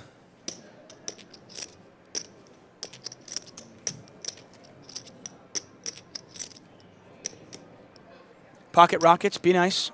We get a lot of new blood in here. And as far as I'm concerned, you know, we all have to start somewhere. You know, none of us were born knowing how to play poker. So Rick really emphasized how important it was to give people like guidelines, like firm guidelines. Like this is where you start from. You have to have like some. Sixth Wilbury asking if Bart Hansen left. He did actually. You can, how much of your stack you can call a speculative hands, or you know. He's actually, I think he's having a meeting up here Like- somewhere. like- and then I think he's headed to San Fran can't, for a like, couple of break that rule days. that we- like He's headed that over to the kind of Twitch thing, or- headquarters, hang out with Scott Ball a little bit. No, like if you like leave it vague, people will take your language and interpret it however they feel like playing. Right, I see what you're saying. And if you actually give like number guidelines, that makes a huge difference in how people actually listen and interpret what you're saying. Right. Like if you say, well, sometimes you can do this and sometimes you can do that. They'll make up Depending their a own little- percentages, yeah. Depending a little on the situation, your opponent, you know, things like that. You have to really start with a good, solid base understanding, and then teach people how to think about the game Right. so that they can, you know, decide when to deviate from the base understanding of how to play. You know? But do you find that like some people, or I don't know if you find, but like it would be like almost too rigid, you know, like where they might like, so basically I had this discussion with another like long-time mid-stakes grinder, and he basically, his argument was, I think you should come from a place of like kind of wildness and then come back into like a structured form, because he feels like you'd experiment with the different things and like find more stuff, as opposed to if you start from like a really like ABC structure, then it's like, that's not saying you guys are teaching ABC necessarily, but just that like people will be too scared to go. You certainly will have more people who And exploit, start from a tighter position than a looser position, right? Like, Right. but you know, I mean, which is my personal stance, by the way, but right. Like, but when we give our pre-flop hand opening ranges from various positions, you know, depending on how big your stacks are, how much you can gamble and stuff, people look at them and go, "What the hell? What do you mean you can play, you know, 50% of the hands on the button?" Right. And then you show like, well, the math of it is, you know, each of the blinds reasonably should defend 20% of the time. You're picking up the pot 65% of the time. You know, like that's a great thing. And then they go, "Huh, that's interesting." But then they still struggle to get from the 30% of the hands they're playing to 50%. Right. You know, like that's a hard thing. Like they're like, "What do I do after the flop when somebody calls me?" And you know, it can put people in uncomfortable positions, spots they're not accustomed to being in, right? Right. So then you have to explain to them how to get to wild from like whatever you do. If you've been playing poker for 10 years, you know, like you're comfortable with what you do. You go out and you do what you do, right? Right. You know. You definitely get into like habits or just like. Right, and you know where you're at in the hands you play. Right. You have an idea. Right. I mean, you might not be playing optimally. You might miss some spots, whatever. But you have a comfort level with how you're playing this game, right? Like you sit down and you play limit hold'em, and you just like there's not really that many real decisions at some point in your poker career. You just kind of play the same way, and you hope it works out, or you hope that your current strategy is profitable for the games you play. Or whatever, right? I mean, yeah. And then when someone says you got to break that mold, you Right. got to do something outside the box. Right. It's tough. I think it's tough to go too wild from playing really conservative, even if, like intellectually, someone's explained to you is correct, and you believe them, and you see the numbers. You still feel like when you raise the the 10-8 and like someone defends and it comes King 7-3, you're like, I'm never here. What am I supposed to do? Yeah. Right. Like, I tell people you can literally fold every time that happens, and because of the amount they fold pre-flops, you're okay. Right. And then sometimes you're going to flop a pair, two pair, straight draw, you know, hands that you have a sense of how to play, right? Right. You still win sometimes after the flop, even if you end up in awkward spots a lot. I don't know. Raise.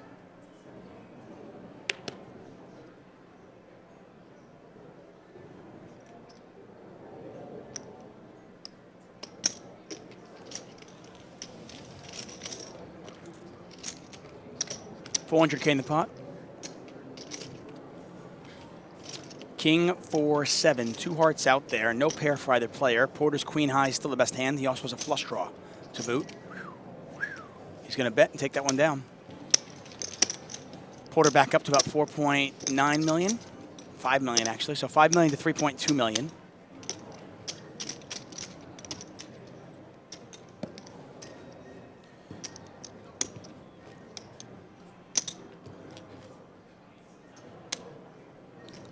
Yeah. Definitely, yeah. Introductory. Yeah, I personally, I agree with that style of explaining things to people. It's just when they get to the more advanced level stuff, that's to me is like, you know, I don't know if like the poker industry has found like not to say it should find one, but you know, a way to.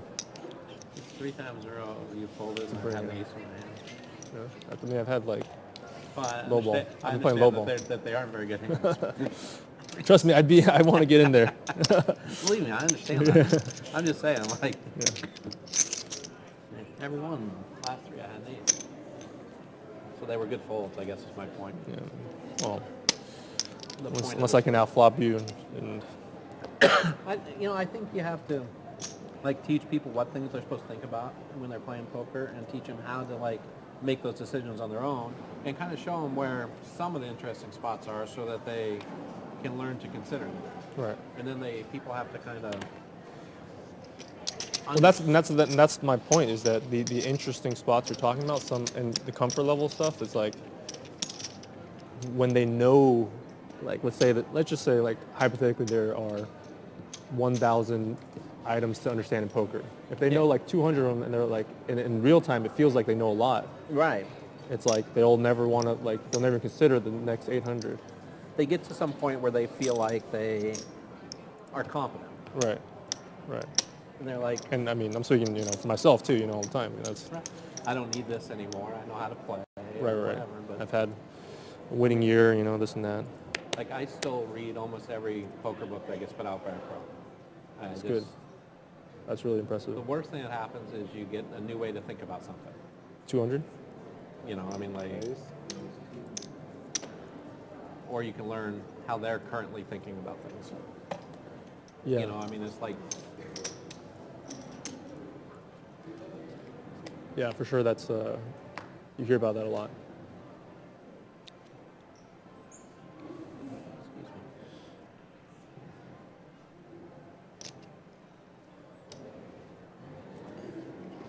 I don't think Porter's going to fold king high here very often.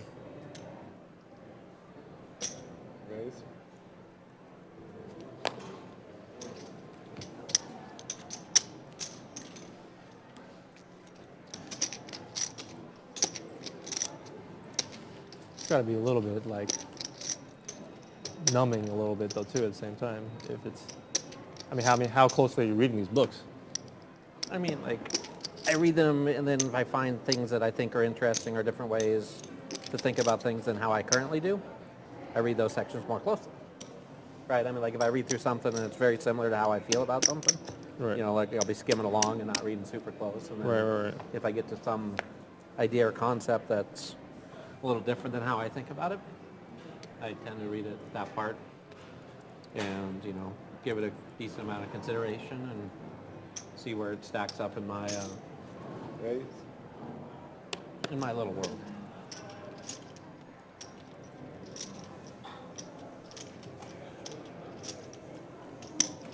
Blinds 40,000, 80,000 with a 10,000 ante. We are live on a 30-minute delay from Thunder Valley Casino Resort. Flop is King Jack Deuce, 2 hearts out there. $26,000 difference between first and second place. 10 high, the best hand right now. And if the game continues this way, it's hard to imagine Lee winning. Hey, things happen. At some point, Lee's going to go all in. He wins one of those, you win another one of those, and you can win. Good. But somebody just mentioned earlier on, they said, I'd like to see Lee change his style a little bit. And I think Porter looks so comfortable at the table, and he is. He's so comfortable. Part of this game is, you want to make your opponents uncomfortable. And I think Lee needs to do something to make Porter a little uncomfortable. I think I would definitely, if there was like new material out about, because I play mostly limit cash.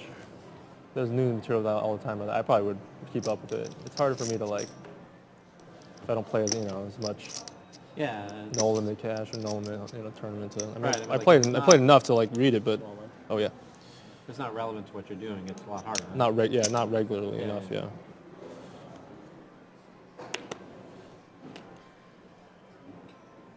200.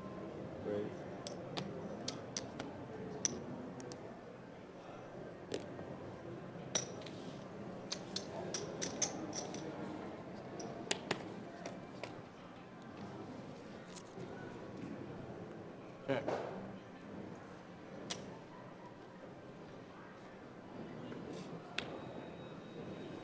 Check.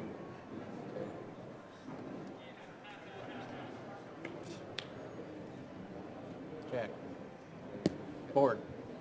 We're allowed to play the board, or we have to show? Oh man, I had you mauled. Absolutely mauled. Nice stuck out. Yeah, I got lucky. Good thing it wasn't the jack. Yeah, I gotta. If the jack brought the straight on Yeah, the board, what would happen? If you're new to Hold'em, by the way, it's your best 5 cards. It's not like PLO where you must use 2 of your cards and only 3 cards in the community. Plus, yeah. Hold'em, you can use all 5 cards. So 6, 7, 8, 9, 10 is straight on the board. Neither player has a jack in their hands, so they play the board and they chop it up.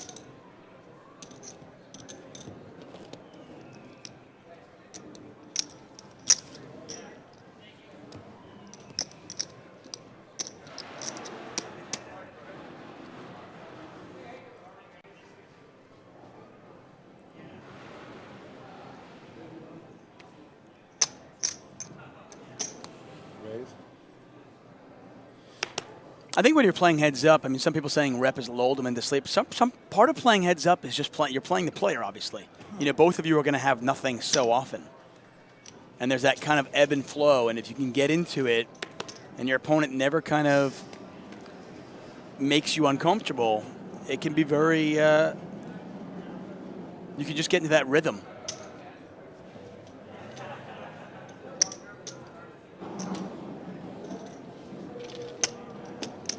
Spicy Wasabi saying Duke is a regular tournament player. No, I think Duke has played very well.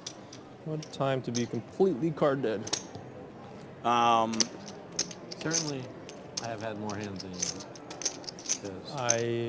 you. My guess is if Duke played Porter heads up and they both started with even chips, Porter might win. I did make it straight. You're right. I was 57% of the time. I had a different gut shot. I think Lee is a very good player, but at this point right now, Porter is clearly in the zone. I'm 40, yeah.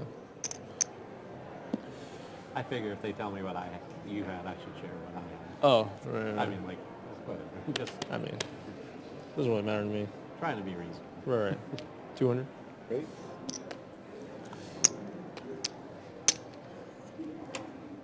If it's really relevant, I can always ask. I can always ask if it's really relevant. Fair enough.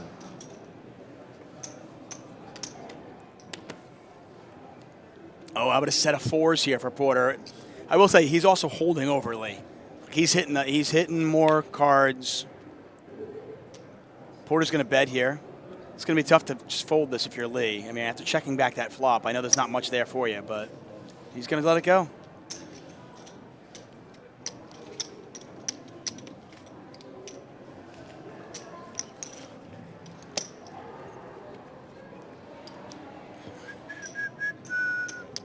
Putt says Lee still seems kind of tense to me. I can't picture him getting back into this. I've seen a lot of heads-up matches, obviously, and the interesting thing is there'll come a point where they're going to go all in pre-flop, and if Lee wins that, he's right back in it.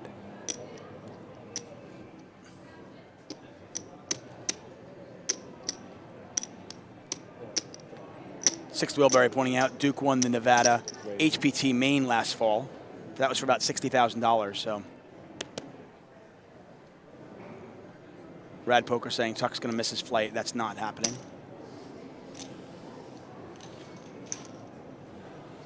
Porter raises, Lee calls. Porter outflops him. I mean, that's also part of it. I mean, most of these heads-up matches, you know, maybe they're 25, 30, maybe 65 hands, whatever it is, an incredibly small sample size.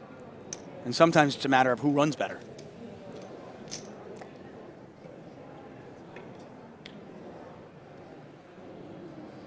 Porter with the only heart in his hand.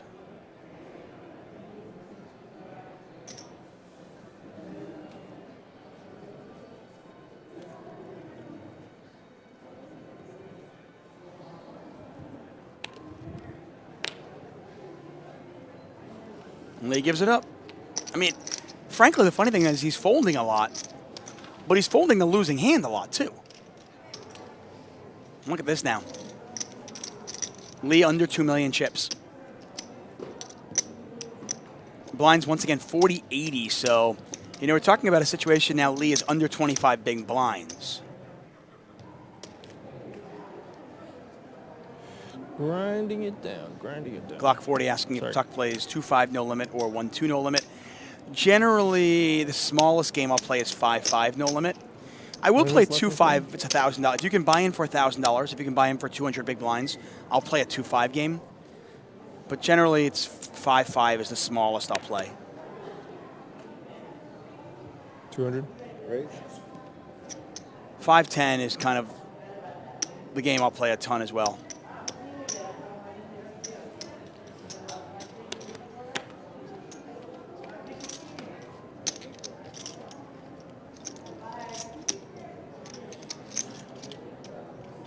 Lee raising. Porter hits the turn. Oh, wow, and Lee hits the river. Queen.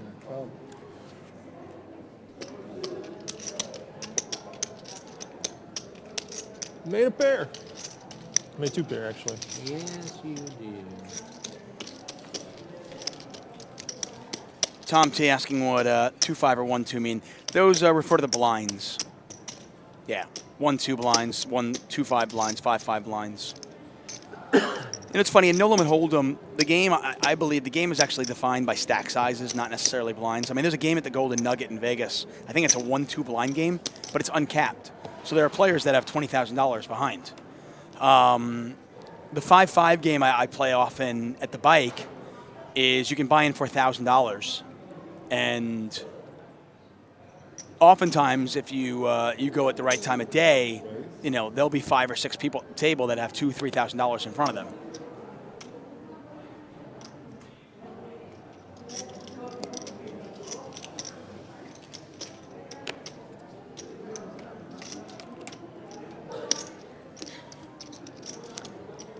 Pair of deuces here for Lee. He has outflopped Porter.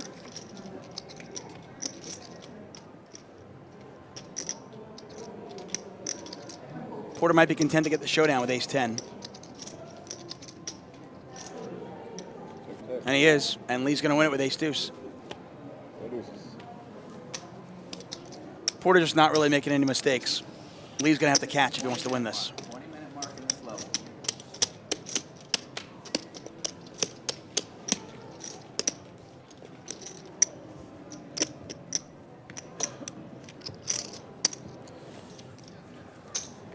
D. Coote says, yeah, having 400, 500 big blinds with potential to end up with all of it in the middle. Craziness. Yeah, and that's, I mean, I like deep stack, no limit hold'em. I've never been a big fan of like 5-10 where you can only buy in for like 100 big blinds. The 5-10 game that I usually play in is uncapped. You can buy in for any amount. And like I said, the 5-5 game that I usually play in is capped at $1,000 buy-in. 200?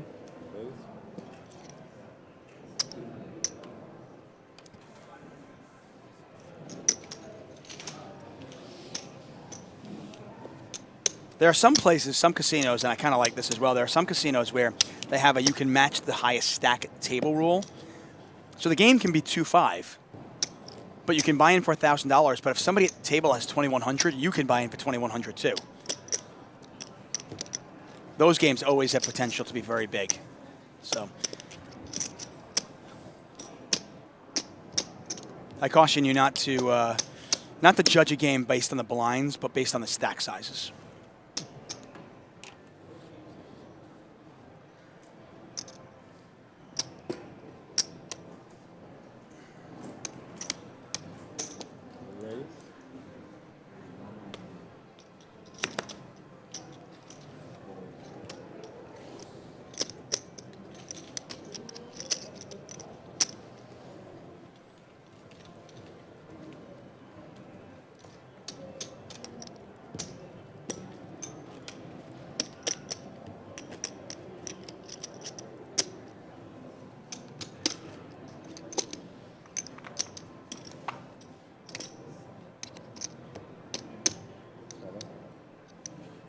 STM70 says, is the rake at the bike based on pot size or number of players at the start of the hand for cash games? I think in California, in Vegas, the rake is based on pot size. 200? In California, I think it's actually illegal to do that. And I believe it's based on how many players are at the start of the hand.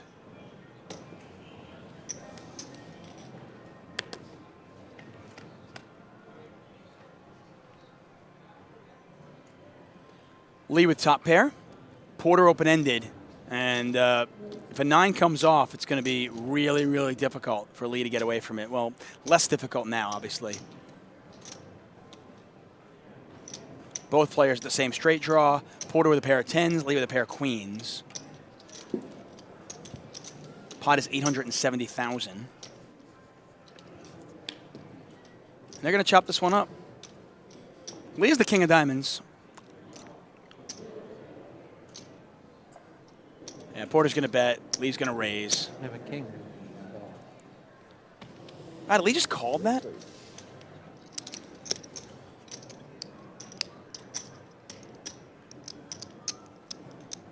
couple of situations where I think Lee could have raised, and that's one of them. I mean, I understand backdoor diamonds got there, It's but inevitable. I had the blogger. I'm probably going to raise That that. hand was going to end up that way no I matter know. what. Most likely. Just gonna waste time. But Daydreaming, you know. you were ahead of him.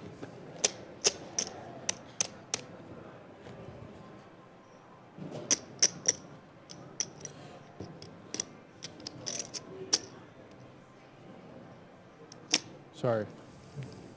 Still daydreaming.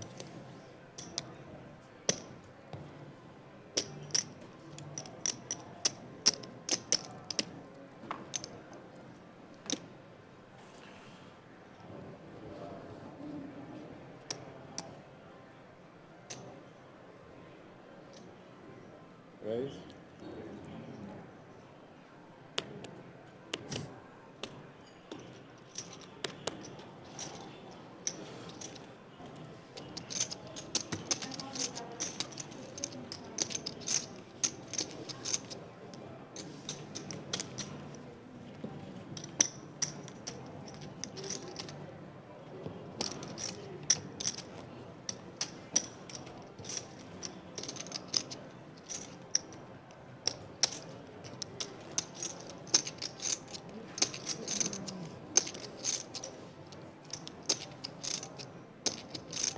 Spicy Wasabi says, "What's the standard tipping for tournaments?" You know, I'm not a tournament player. I'll be honest. You know, I play 5 to 7 tournaments a year. So you know, I'm probably not the one to ask. I think you've got to pay attention to 200? what the entry fee is and how much is going to staff and stuff, and then I think you can base it on how good the staff has been to you. I mean, keep in mind, sometimes the casino will take a large rake, and you think, oh, the dealers are getting all this, and the dealers don't. So, I encourage you to take care of your dealers. Bottom 2 here for Porter. But, I think you got to make sure you know exactly, how much of the prize pool is going to the staff. Because sometimes they do take some of the money out for the staff.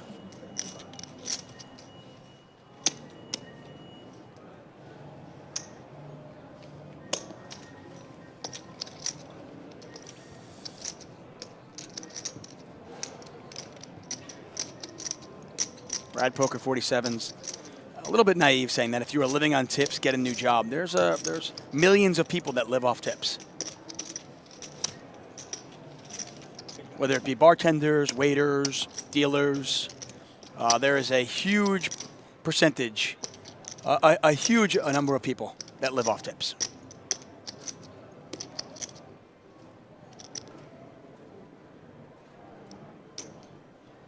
Raise.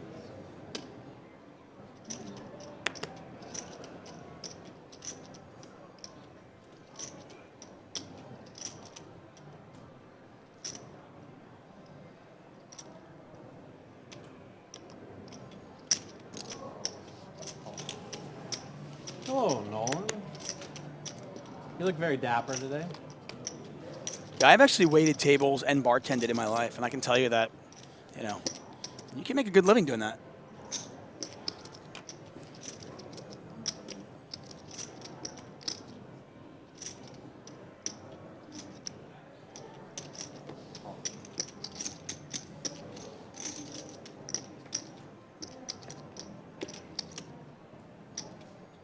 Ace-10 still the best hand here, and the 10 will play.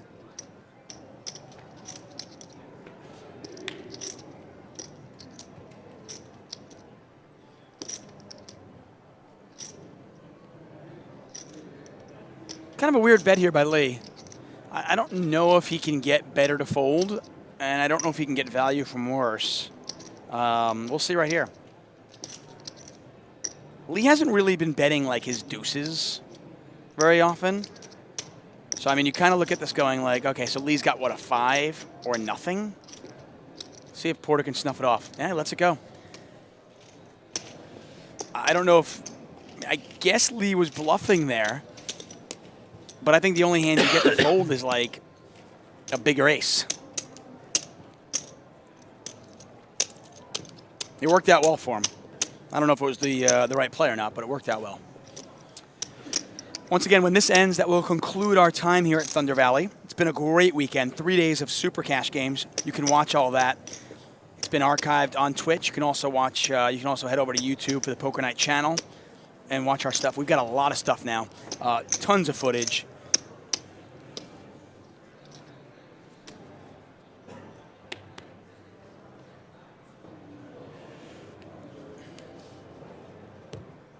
I want to thank Thunder Valley for their hospitality. Brad Poker saying most of Europe never tips. That's incorrect. I lived in Europe. They tip less, but generally speaking, sure, if you please. go to Thank you. dinner, you're tipping 10%. That's for waitresses and waiters, you are generally tipping 10%. Bartenders, though, do not get tipped generally.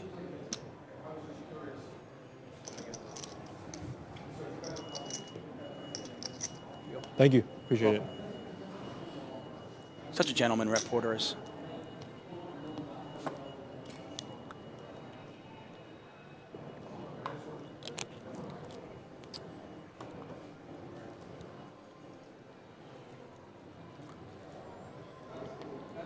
Yeah, Jay Sassana says ace-10 might be one of the very few better hands he can get to fold. Yeah, Rep is also not, like, if Rep had a deuce or a 3, I think there's a good chance he bets the turn or the flop or the turn. So it's like he doesn't have a ton of deuces or 3s. I don't think he's checking back. You know, I mean, I don't think he's folding a 5. He's certainly not folding a jack. So, I mean, you're specifically betting to get a bigger ace to fold or to get called by king high, and obviously he's not getting called by king high there.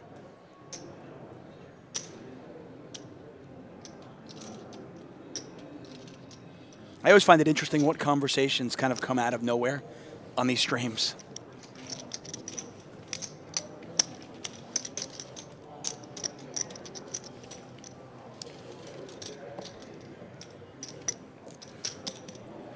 Once again, I'm David Tuchman. Thanks for joining us here at twitch.tv/PokerNightTV. If you have any questions for me, you can tweet me at TuchOnSports. I've got a weekly podcast every Wednesday. If you want to watch that, you can check it out at twitch.tv/TuchOnSports.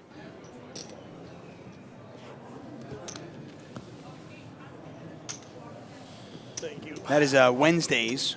This Wednesday, it'll be at 5 p.m. Pacific time. You can call in if you want. Kind of a fun show. Very casual.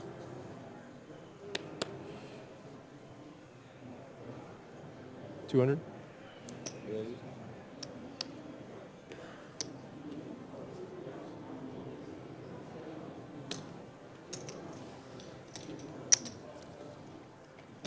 Blinds are 40,000, 80,000. Both players at the Jack 3, and then both players spike a pair, which makes it far less interesting, since it'll probably just get checked down. Porter free rolling though. And you see here, like, he bets a 3. He's going to bet it once.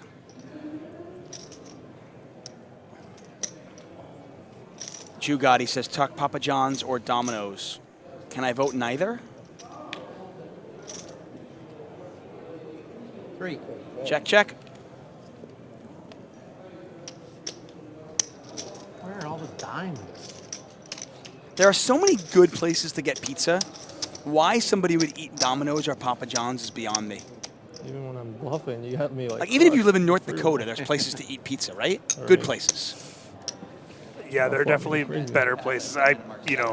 Cost and convenience, I guess, would be the reasons next you would level. go to Papa John's or Domino's. If you like eating cardboard, Still every 2 hours, right?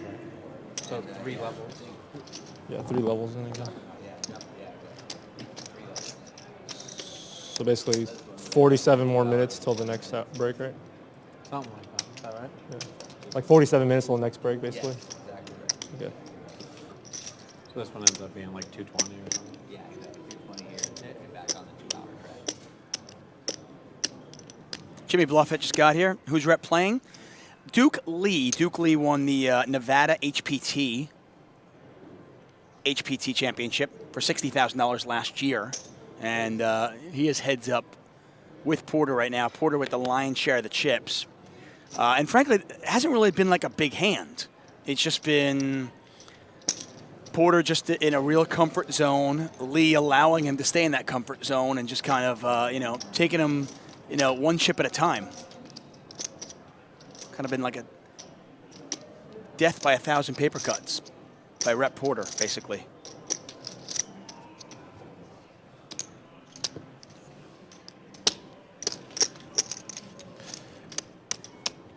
I don't know. I mean, I'm from New York, and I travel a lot, and I just feel like in LA, I mean, every town seems to have like one or two really good pizzerias, you know?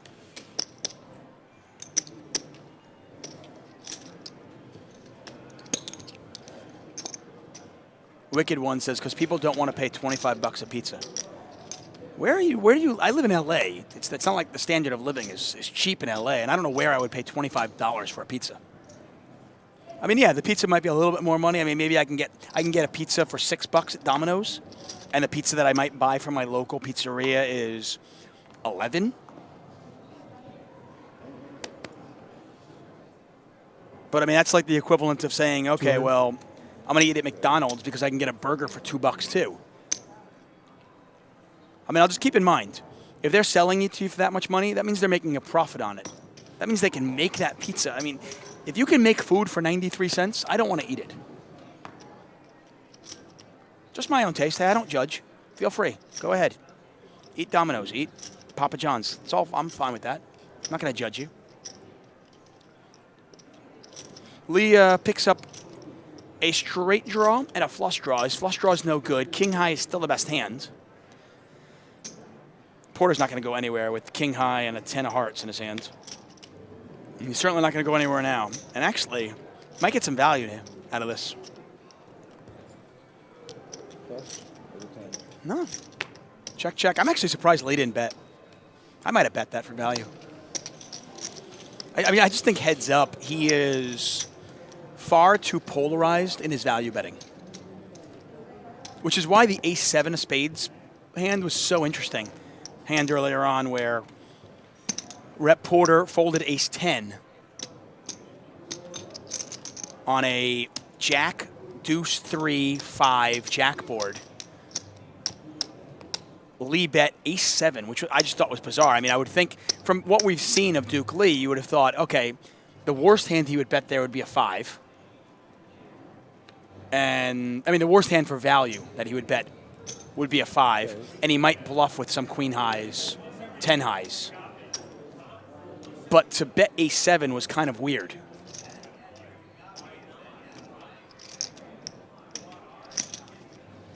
Oh!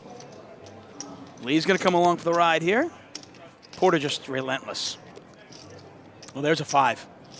And there's an 8. Tell you, if a 5 or a 4 come off, this tournament could be over.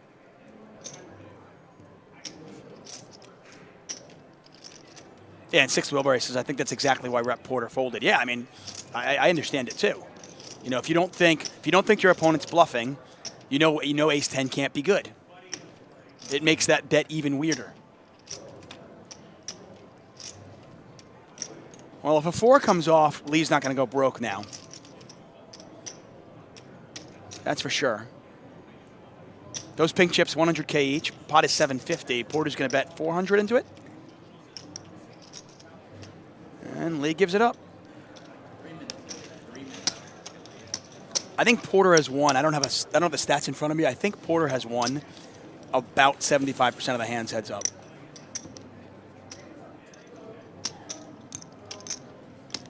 Yeah, Lee, I think Lee's a really good poker player. He's just a little bit outclassed.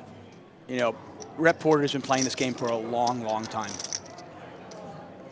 You can tell he's old.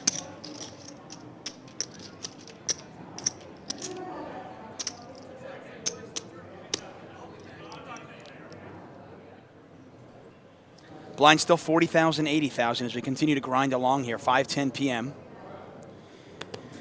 The password for the free roll, and I said it had something to do with Montreal, Isabella. Oh, all in a call.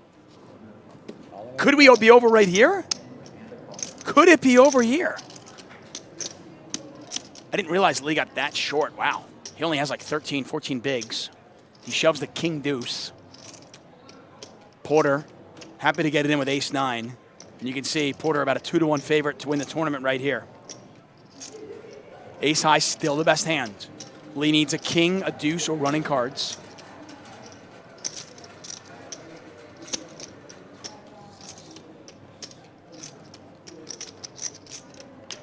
Look at that. He picks up more outs. You got The king is two no good blockers, anymore. though. Now he's looking for an ace, a 9, or a deuce.